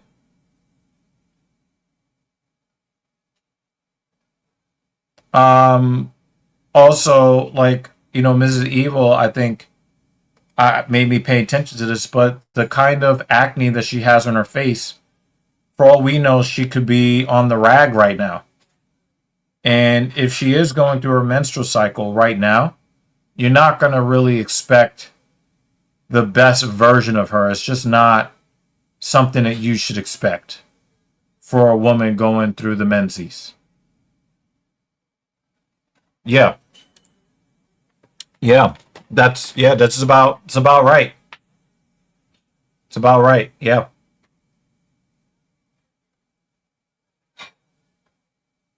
So I think that it could be a lack of respect, or I would not be surprised if Dumont is just having a bad menstrual cycle, and it popped up during fight week, and she did the weight cut on her menstrual cycle, and she feels like shit. It's possible. All of these things are possible. Now, I don't know for sure that she's on her cycle, but I'm just kind of reading the acne that she came into the cage with, and the acne does not look fresh. So, you know, if she's post PMS, she could be going right through. She could be like right in the middle of that cycle. But give credit to Jocelyn Edwards. I think that she has definitely improved her skills. And this is the fourth fight in a row that she's made weight. You got to give her that that credit.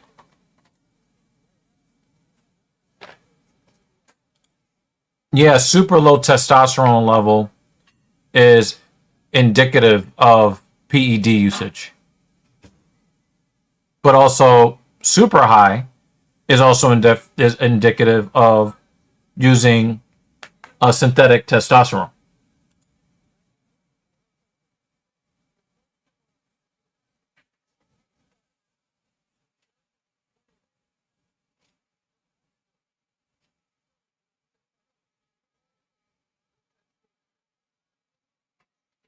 Have you ever heard of RDC World 1? No.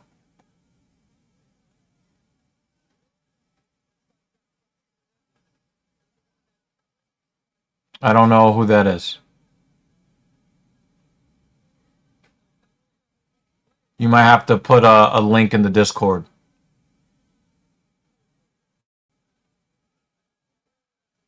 Damn. That's messed up. That's messed up, man.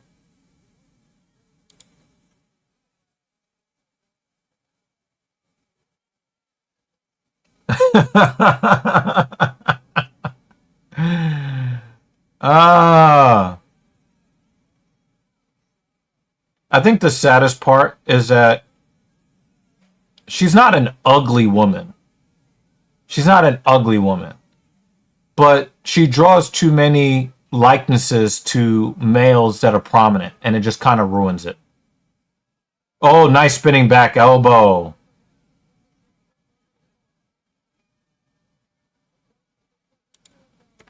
Yeah, I agree. I agree. I agree.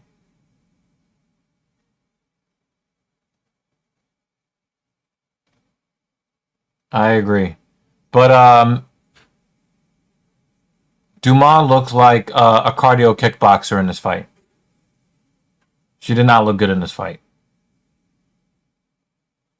And even though the striking statistics were similar, it looked like Jocelyn Edwards won the fight pretty convincingly.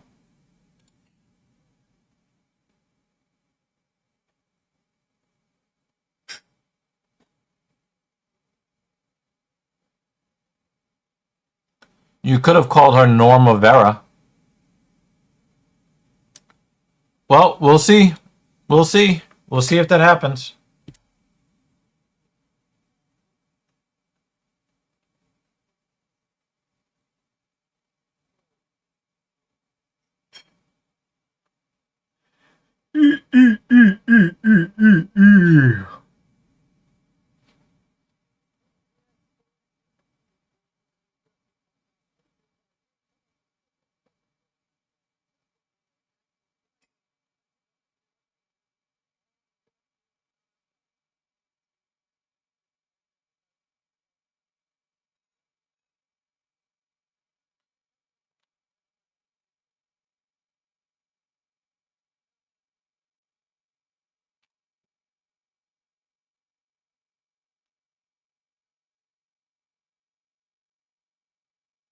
Yeah, they give it to Edwards.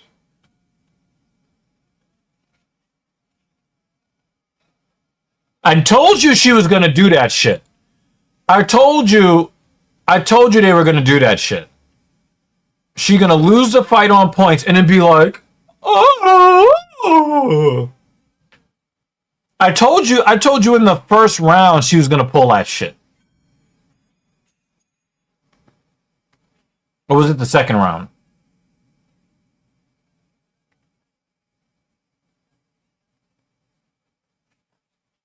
I told you it was. I knew she was gonna be on that bullshit.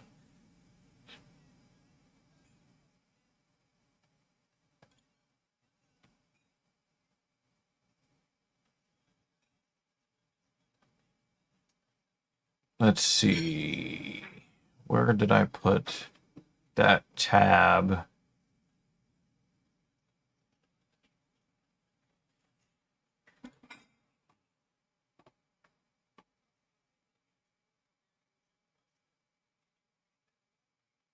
Let's see.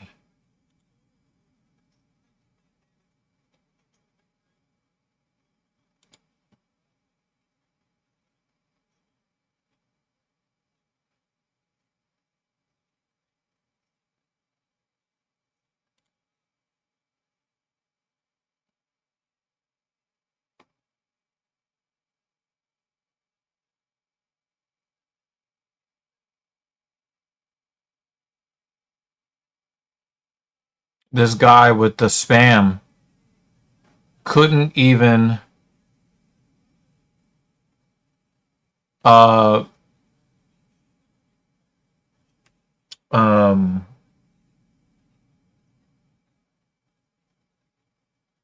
tailor his spam for the type of channel that he was trying to spam.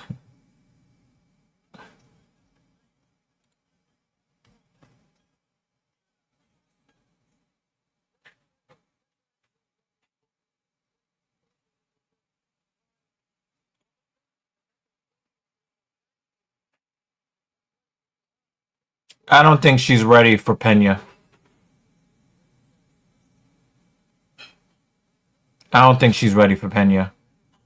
But if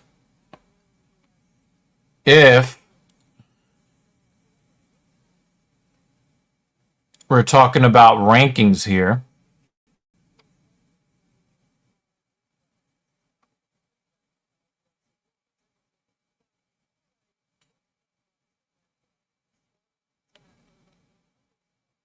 she was ranked number 4.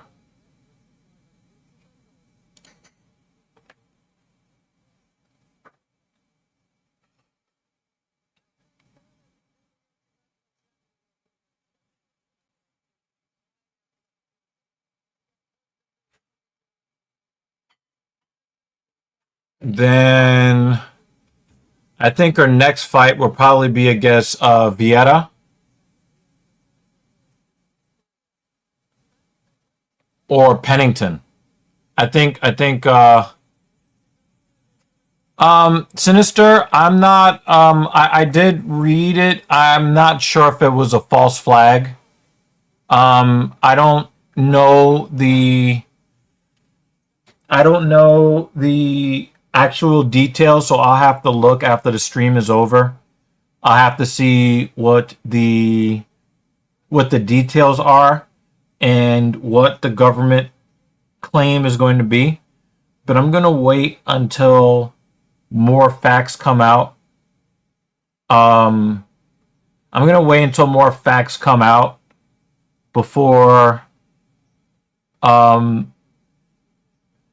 I kind of make a decision either way on what I believe actually happened.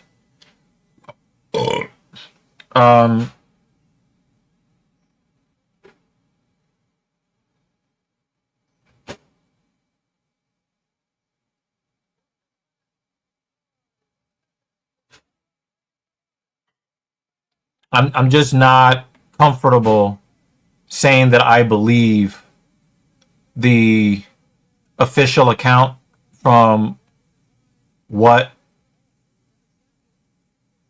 I've heard. I will say that every single time there are people who are unhappy with Donald Trump in MAGA land, somebody is apprehended for an assassination attempt. And it happens every time. Like, a lot of people in middle America are not happy with gas prices, with food prices, with inflation, with going away from America first. A lot of people feel like there's too much support of the Israeli regime, the Netanyahu regime. There's too much wasting of our military resources. There's too much support of criminals that riot at the Capitol. There's too much protection of Epsteiners. And every single time there is some there's some kind of discord and unhappiness within the ranks of MAGA believers. There is a war started, and or there is another assassination attempt. And I think that happens a lot of the time. Because that's the only way that they can really rile up their base. Like, I see, it's kind of like with 50 Cent's rap career. Thank you. With 50 Cent's rap career, and with a lot of other rappers, the only way that they were really able to get people to buy their albums is to, thank you, to claim that they had been shot at or shot again. Especially after Biggie Smalls and Tupac Shakur. And the way to sell records was to get killed or to have somebody attempt to kill you. And I think that we're starting to see that in politics. So I just don't. I wouldn't actually need some eyewitness accounts because apparently this happened in view of the press and other members of the government. So I want to hear what they had to say about what they saw before I commit to it being a real assassination attempt, or if it's another false flag attack to try to drum up sympathy support for Donald Trump. And I'm not sure what it is yet, so I'm going to hold off before I have any kind of opinion either way.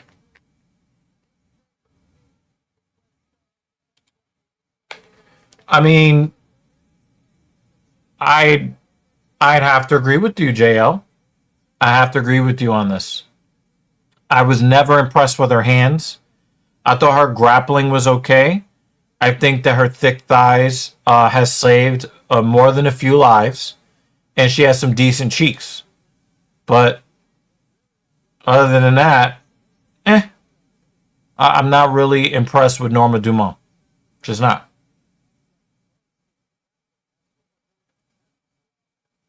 So I see that you put a link to Twitter, which I don't trust anything I see on Twitter. And it looks like the Twitter account's name is the Patriot Oasis. So that is two elements. Just looking at the URL, I automatically don't trust whatever is being said on that account. I just don't.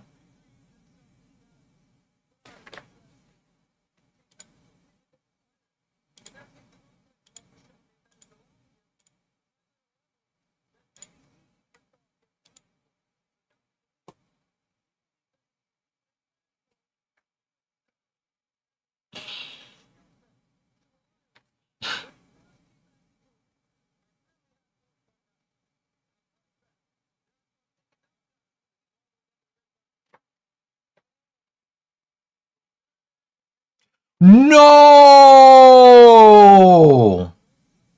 No, no. He's got to be at least the fourth guy in the last two seasons to tear his Achilles in the playoffs. That sucks.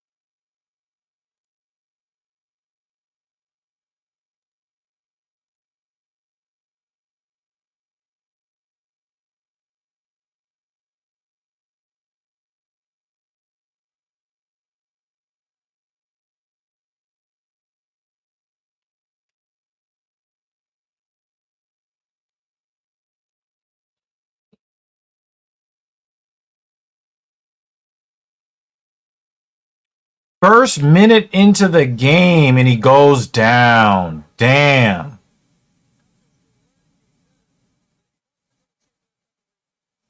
Aljamain Sterling is the reason why he is the most disrespected champion. He won his championship belt off of pretending to be affected by an illegal knee. And if you remember, Anthony Lionheart Smith against John Jones.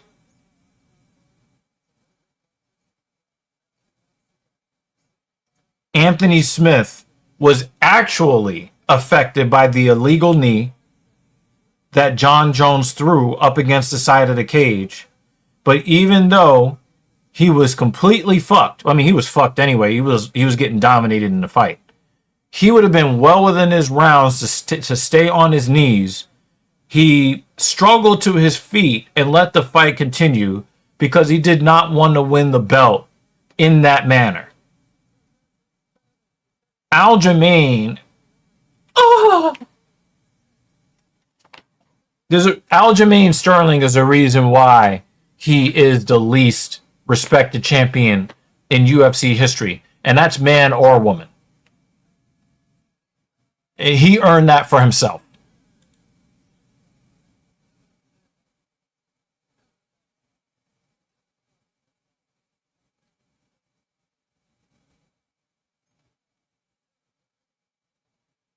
Well, people only hate him because of how he responded. People only hate him because of how he responded when he was getting dominated. I forget who was actually dominated. It might have been the old Brazilian guy. And he was spitting his teeth out, and the referee failed to do his job, and people were really scared for his life. And he basically insulted all of the fans that were genuinely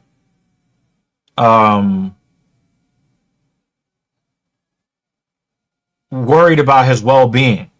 And I think he definitely lost me as a fan that night. Ever since then, I was just like, oh, if he dies, he dies. But I think Anthony Smith lost a lot of fans that way. And then when he had a teenager break into his home and he had an opportunity to teach him a lesson, he couldn't even knock the kid out. A non-professional fighter breaks into your house and you're ground and pounding him, and the kid looks like he just ate those for breakfast. Like, you're supposed to be a professional fighter. I think he lost a little bit of street cred or MMA toughness cred on that. And then, he got dominated for the most part in most of the fights toward the end of his career. Like, Anthony Smith is the reason why Anthony Smith lost a lot of fans.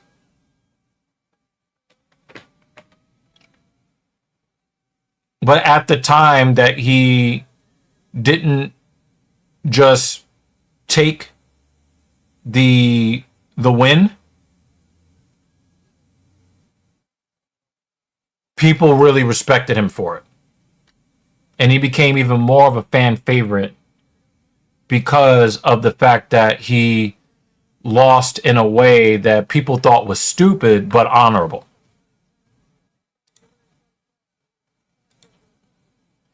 All right, we're at the main event, y'alls. Let's get it.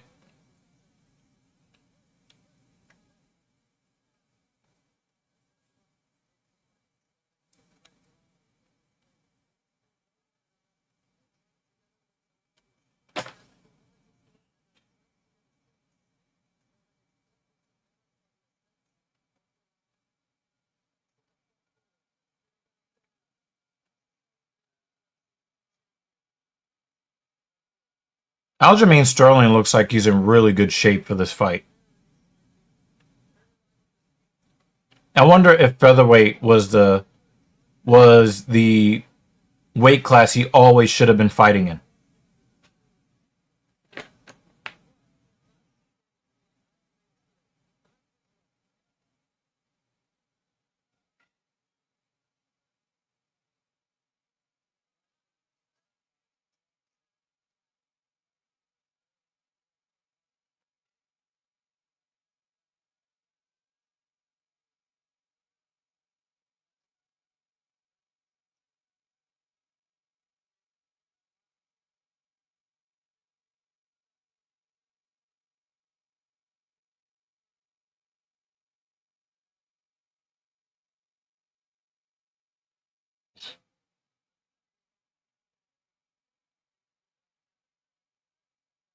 And here's another thing when it comes to Aljamain Sterling in that fight against Petr Yan. If it was one championship fighting, Aljamain Sterling would have just kept on fighting throughout the whole thing because those knees are 100% legal in one championship. He wouldn't have done all of that fucking acting. He would have been trying to find a way to get back to his feet to avoid the next knee.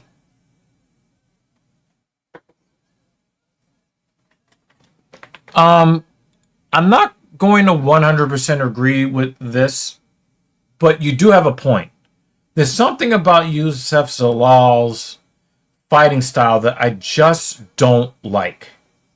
And I can't understand exactly what it is that I don't like. But it lacks, to me, it lacks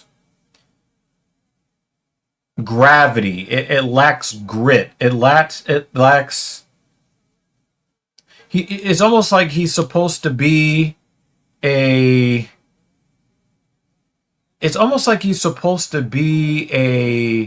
super flashy type of finesse striker, but without the style and without the highlight reel. It just seems like he's like an empty. Yeah, there's something very not impressive about him. Yeah, and the thing is, the prettiness doesn't wow you. He is the mediocre version of Sean O'Malley. He wants to be Sean O'Malley really, really bad.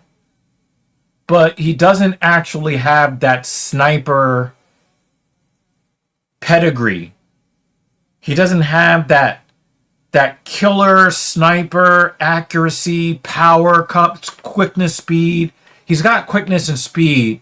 He just doesn't have the prettiness that is supposed to accompany that.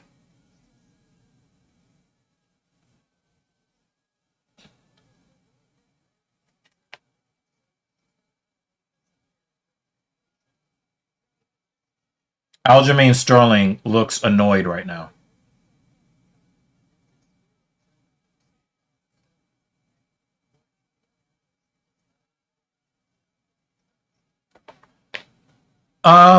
Under other circumstances, David, I would agree with you under other circumstances. But the way that they're not relying on the rankings is so, it's bad. Let's put it this way, it's bad. The way that they're not relying on the rankings is really bad.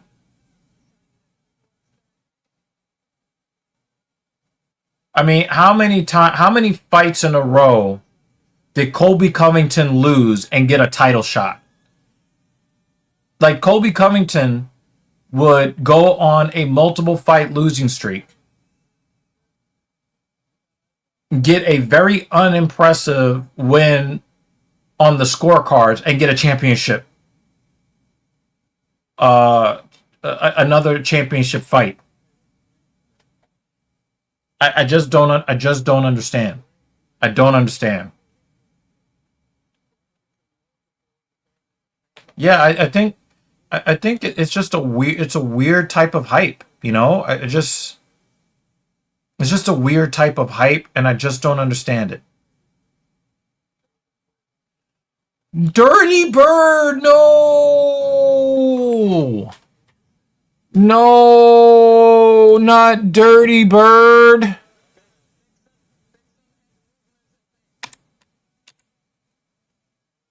Not Dirty Bird.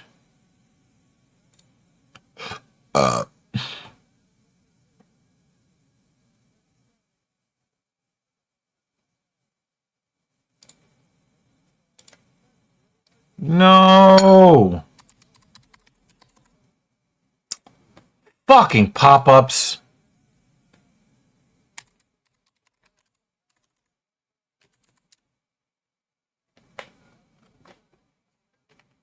Oh no. Means, age 42, was involved in an altercation with a 17-year-old daughter and accused of headbutting her in the nose before punching her in the face after a dispute over household chores. Are you fucking insane?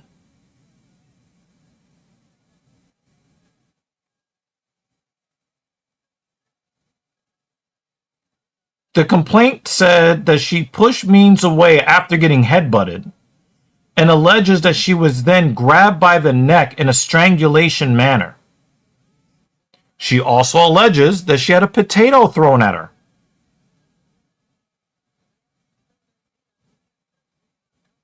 And the two engaged in a scuffle where the teenager said she tried to get away by pushing and punching Means in the face. Means then struck her with a closed fist on the right side of her face. Let it be known that there were visible hand and red marks on neck indicating she was strangled. There was blood on and in her nose where she was headbutted, and several red marks indicated she was hit in the face and on her cheek.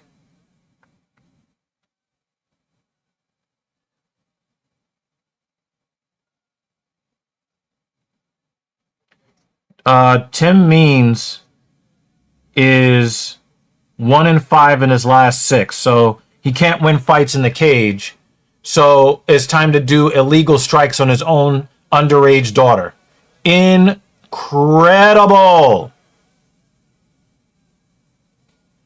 You're reaching. Zalal is just not that good. That's disgusting. And I used to root for Tim Means. I hope he gets cut from the UFC after that. I really hope that Dana puts his foot down and be like, nah, you got to get the fuck up out of here.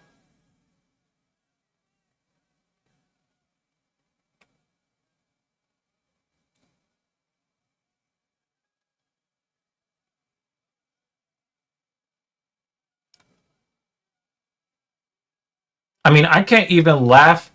I can't even. At least Jamal Hill went after an adult male in his family. This guy went at his 17-year-old daughter. Dude, it's about Flash. He's a flash in the pan. I don't know, man. Nah. Just no. The answer is no.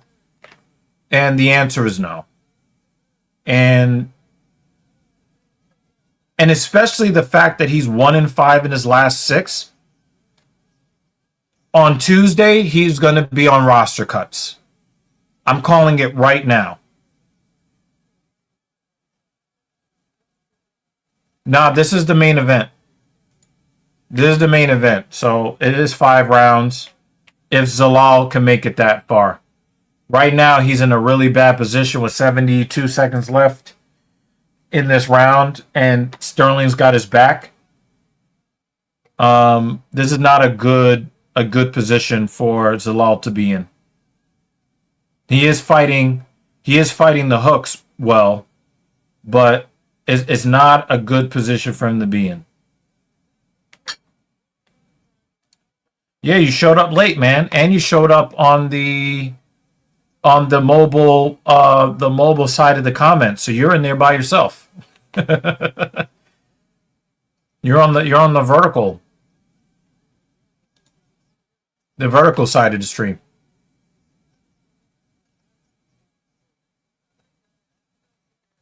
Zalal is happy just to survive here.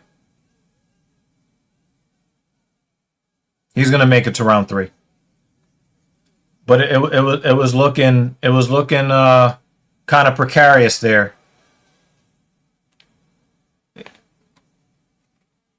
If Zalal was the striker he thought he was, there are plenty of opportunities to feed Aljo's knees and uppercuts and also elbows on the break. But he's not even doing that. I mean, he's not even really throwing his hands. I mean, I know we've talked about Marlon Vera a lot, but,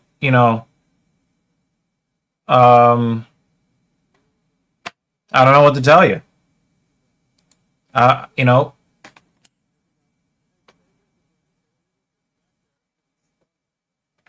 Yeah, I agree. Zalal did not look good in round 2. He's got bad body language on the stool too. If you're looking at him, he's got bad body language on the stool. Um, I it's not looking good for homie.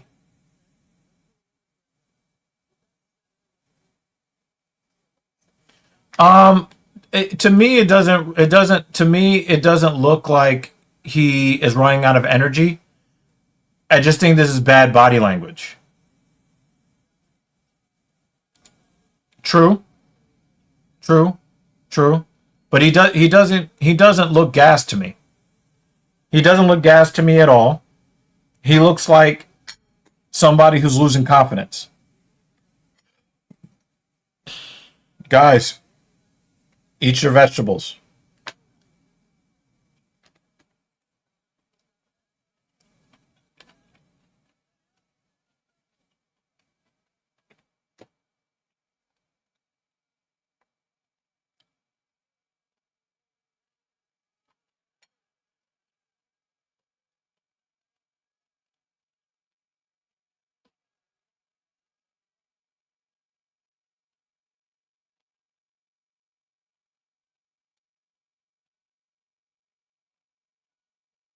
I think Sterling wants to slam him. Yep, he's got him. He's got him. I knew he was going to be able to pick him up. Zalal is making too many mistakes. Dude, you missed it. I said it. I said it earlier in the stream. I said it earlier in the stream.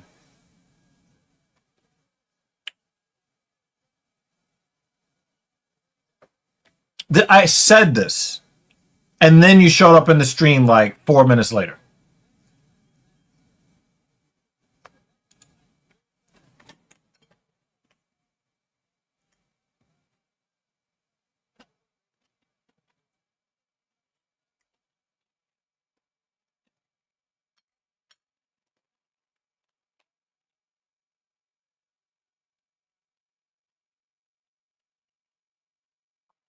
Sterling almost got submitted there, by the way.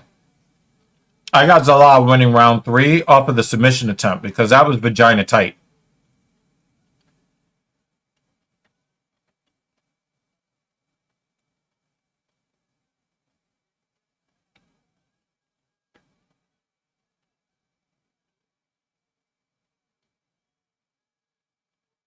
I think Aljamain is still recovering from the choke attempt because Zalal is dominating the grappling here in the third round.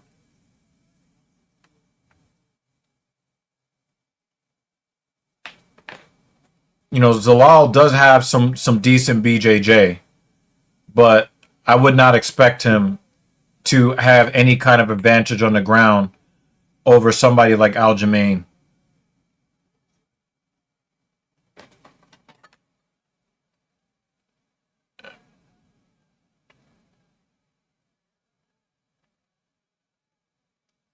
Oh, nice up kick for Sterling.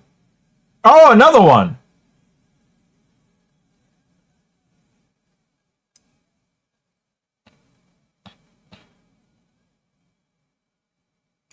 Rear naked choke. Zalal's got a bunch of rear nakeds on his record.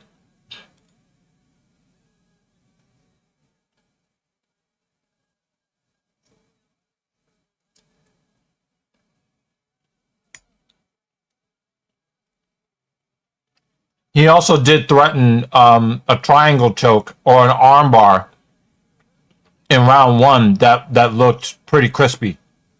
So he does have skills on the ground. Now he's got Sterling in the same position that Sterling had him in at the same time, at the same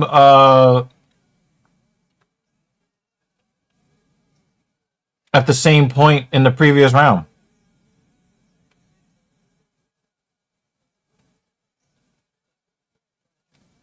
He's going for that rear naked too.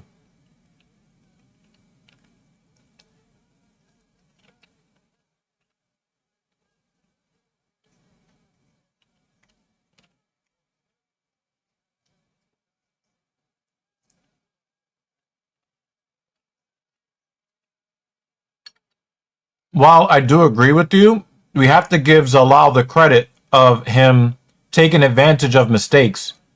He definitely won round 3. I don't think they're going to give him a 10-8 for round 3, but he definitely won round 3.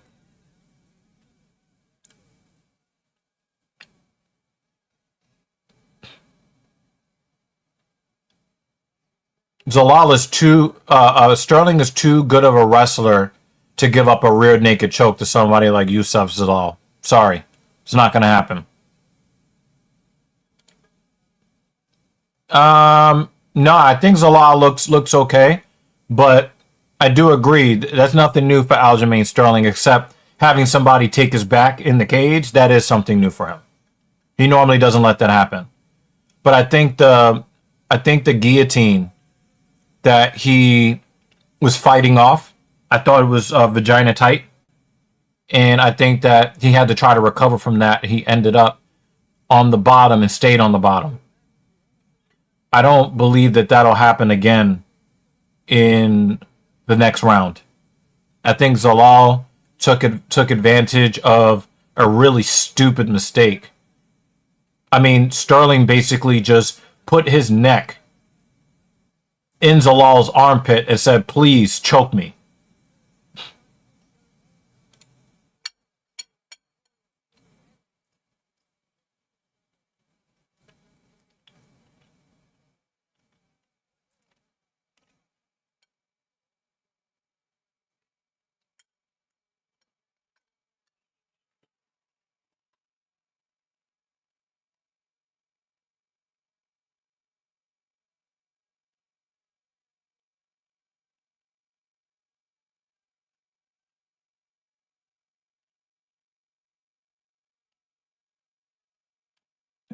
Sterling is killing him to the leg.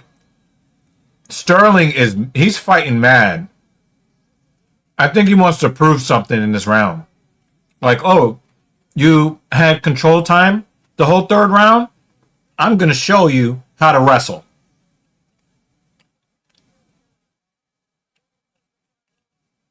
Winning round 3 might have been the worst thing to happen to Youssef Zalal. Because Aljamain Sterling looks like he's offended at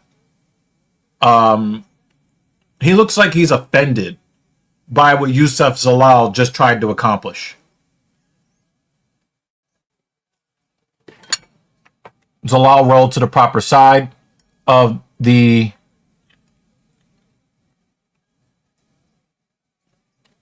he's trying to soften him up for the rear naked.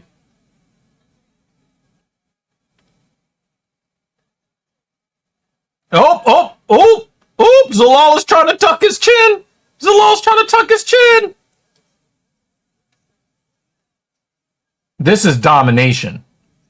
This is Aljamain Sterling trying to send a message.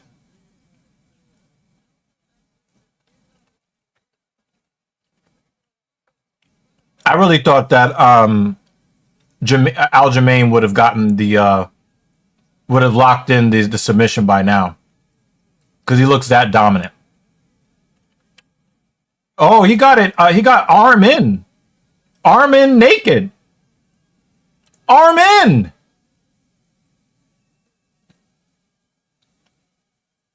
Is he going to sleep on the job?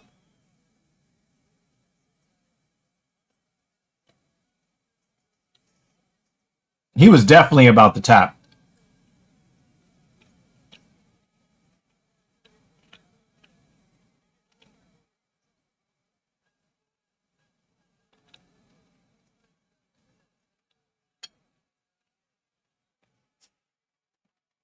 This is a 10-8 round. If this gets to round 5, this is a 10-8 round. This is a ridiculous amount of domination. It's not the type of 10-8 round that you would give because of damage, but of complete domination.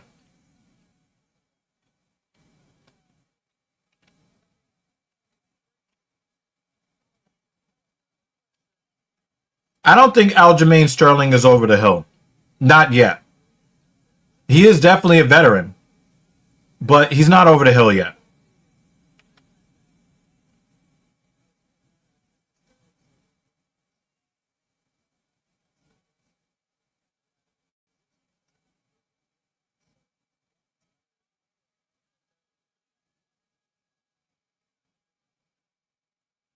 This is domination.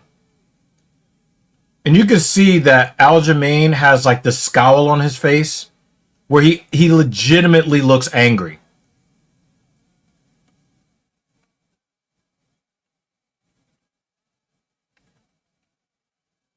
Damn, that is a high mount.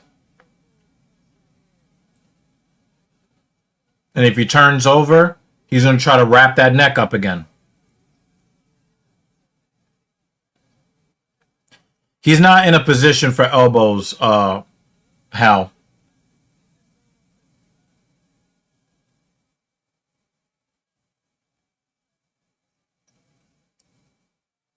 Oh, more GMP.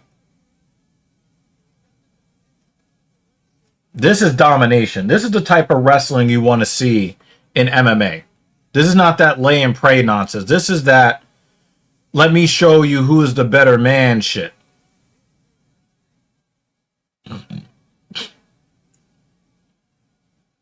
Oh, look at he threw. Oh, look at the elbow he just threw. Overhand right. Needed a body. Look. Oh my God. Definitely 10-8. To me, this is a 10-8 round.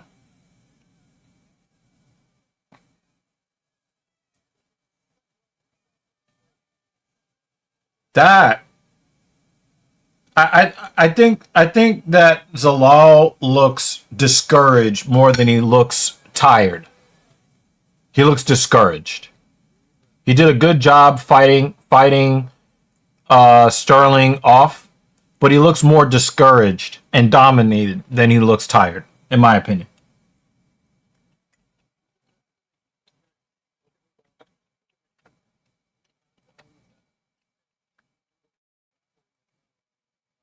So I have it. I got Aljamain up by 3 after 4. No? Yeah, I got him. I got because I gave Zalal round 3, Aljamain 10-9s in rounds 1 and 2, and I'm comfortable, fairly comfortable with a 10-8 in round 4.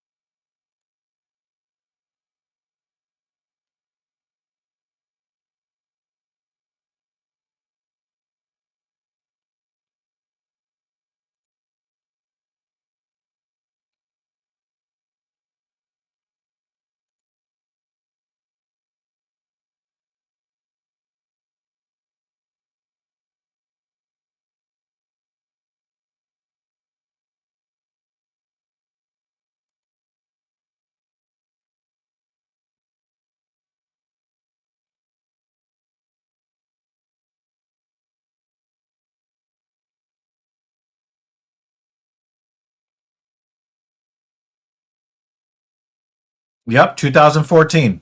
You're absolutely correct. 2014.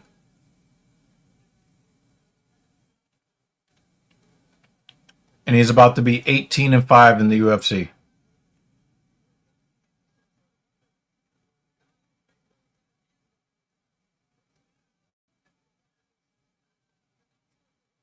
It seems like people are chanting for Youssef.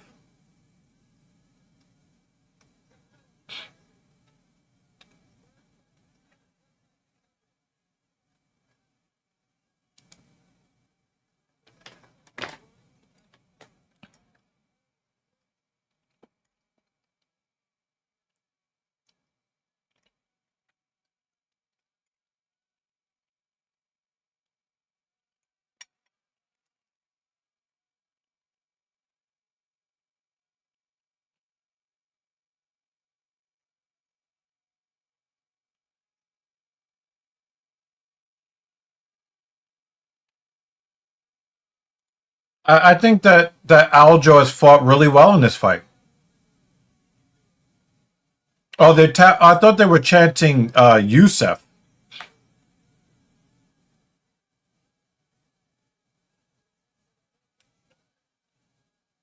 Yeah, he's mixing up the striking and the wrestling. Zalal looks lost out there.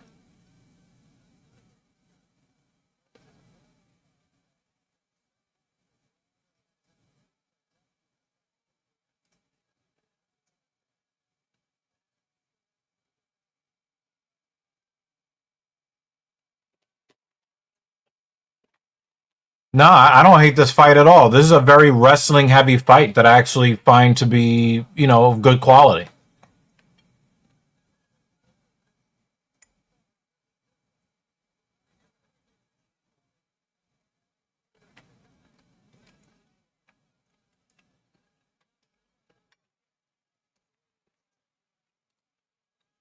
Agreed. I do agree with this.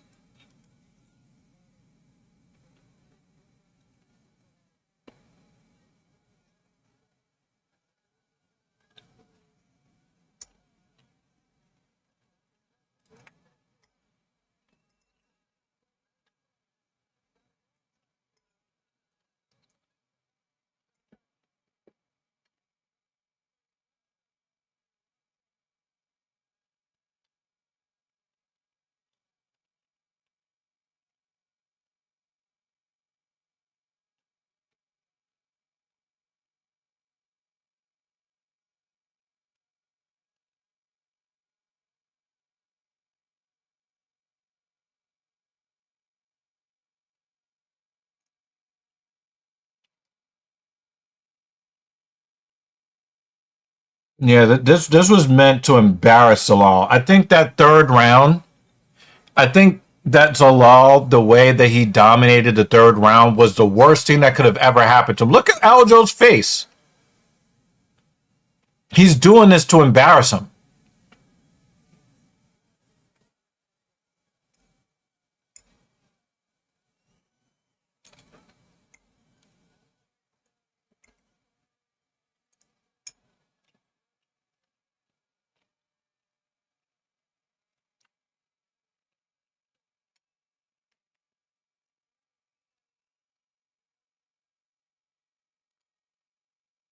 Okay,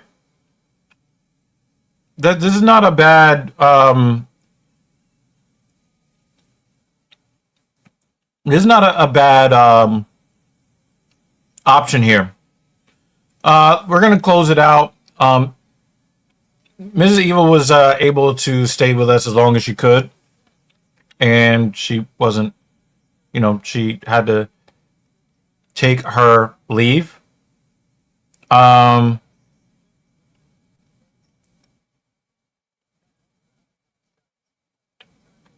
um, yeah, it's definitely going to be 49-45. Maybe.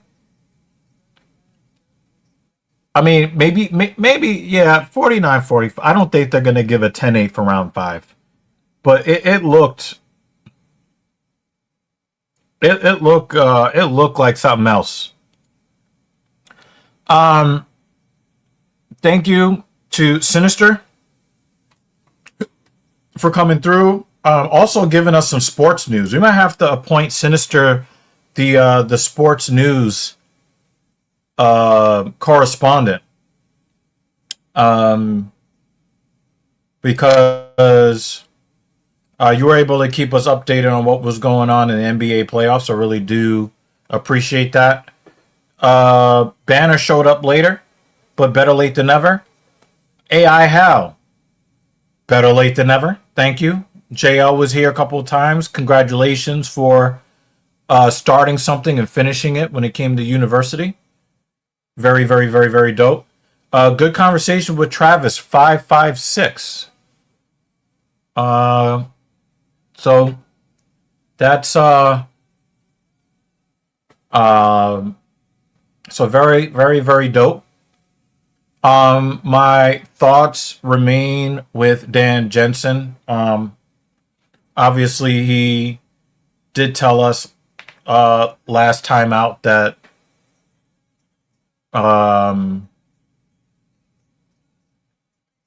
you know, he's got a little bit of a health scare. And I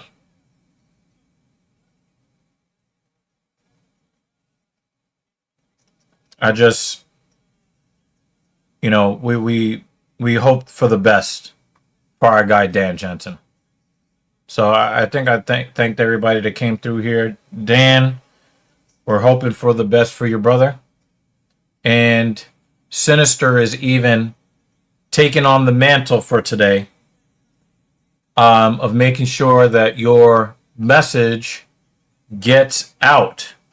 And that message is stay safe out there in the real world. Thank you so much for watching. Again, Mrs. Evil for filling in for me while I was knocked the fuck out on the couch. You know, we'll continue to be here for you guys because you guys are worth being here for. So again, thank you so much for watching.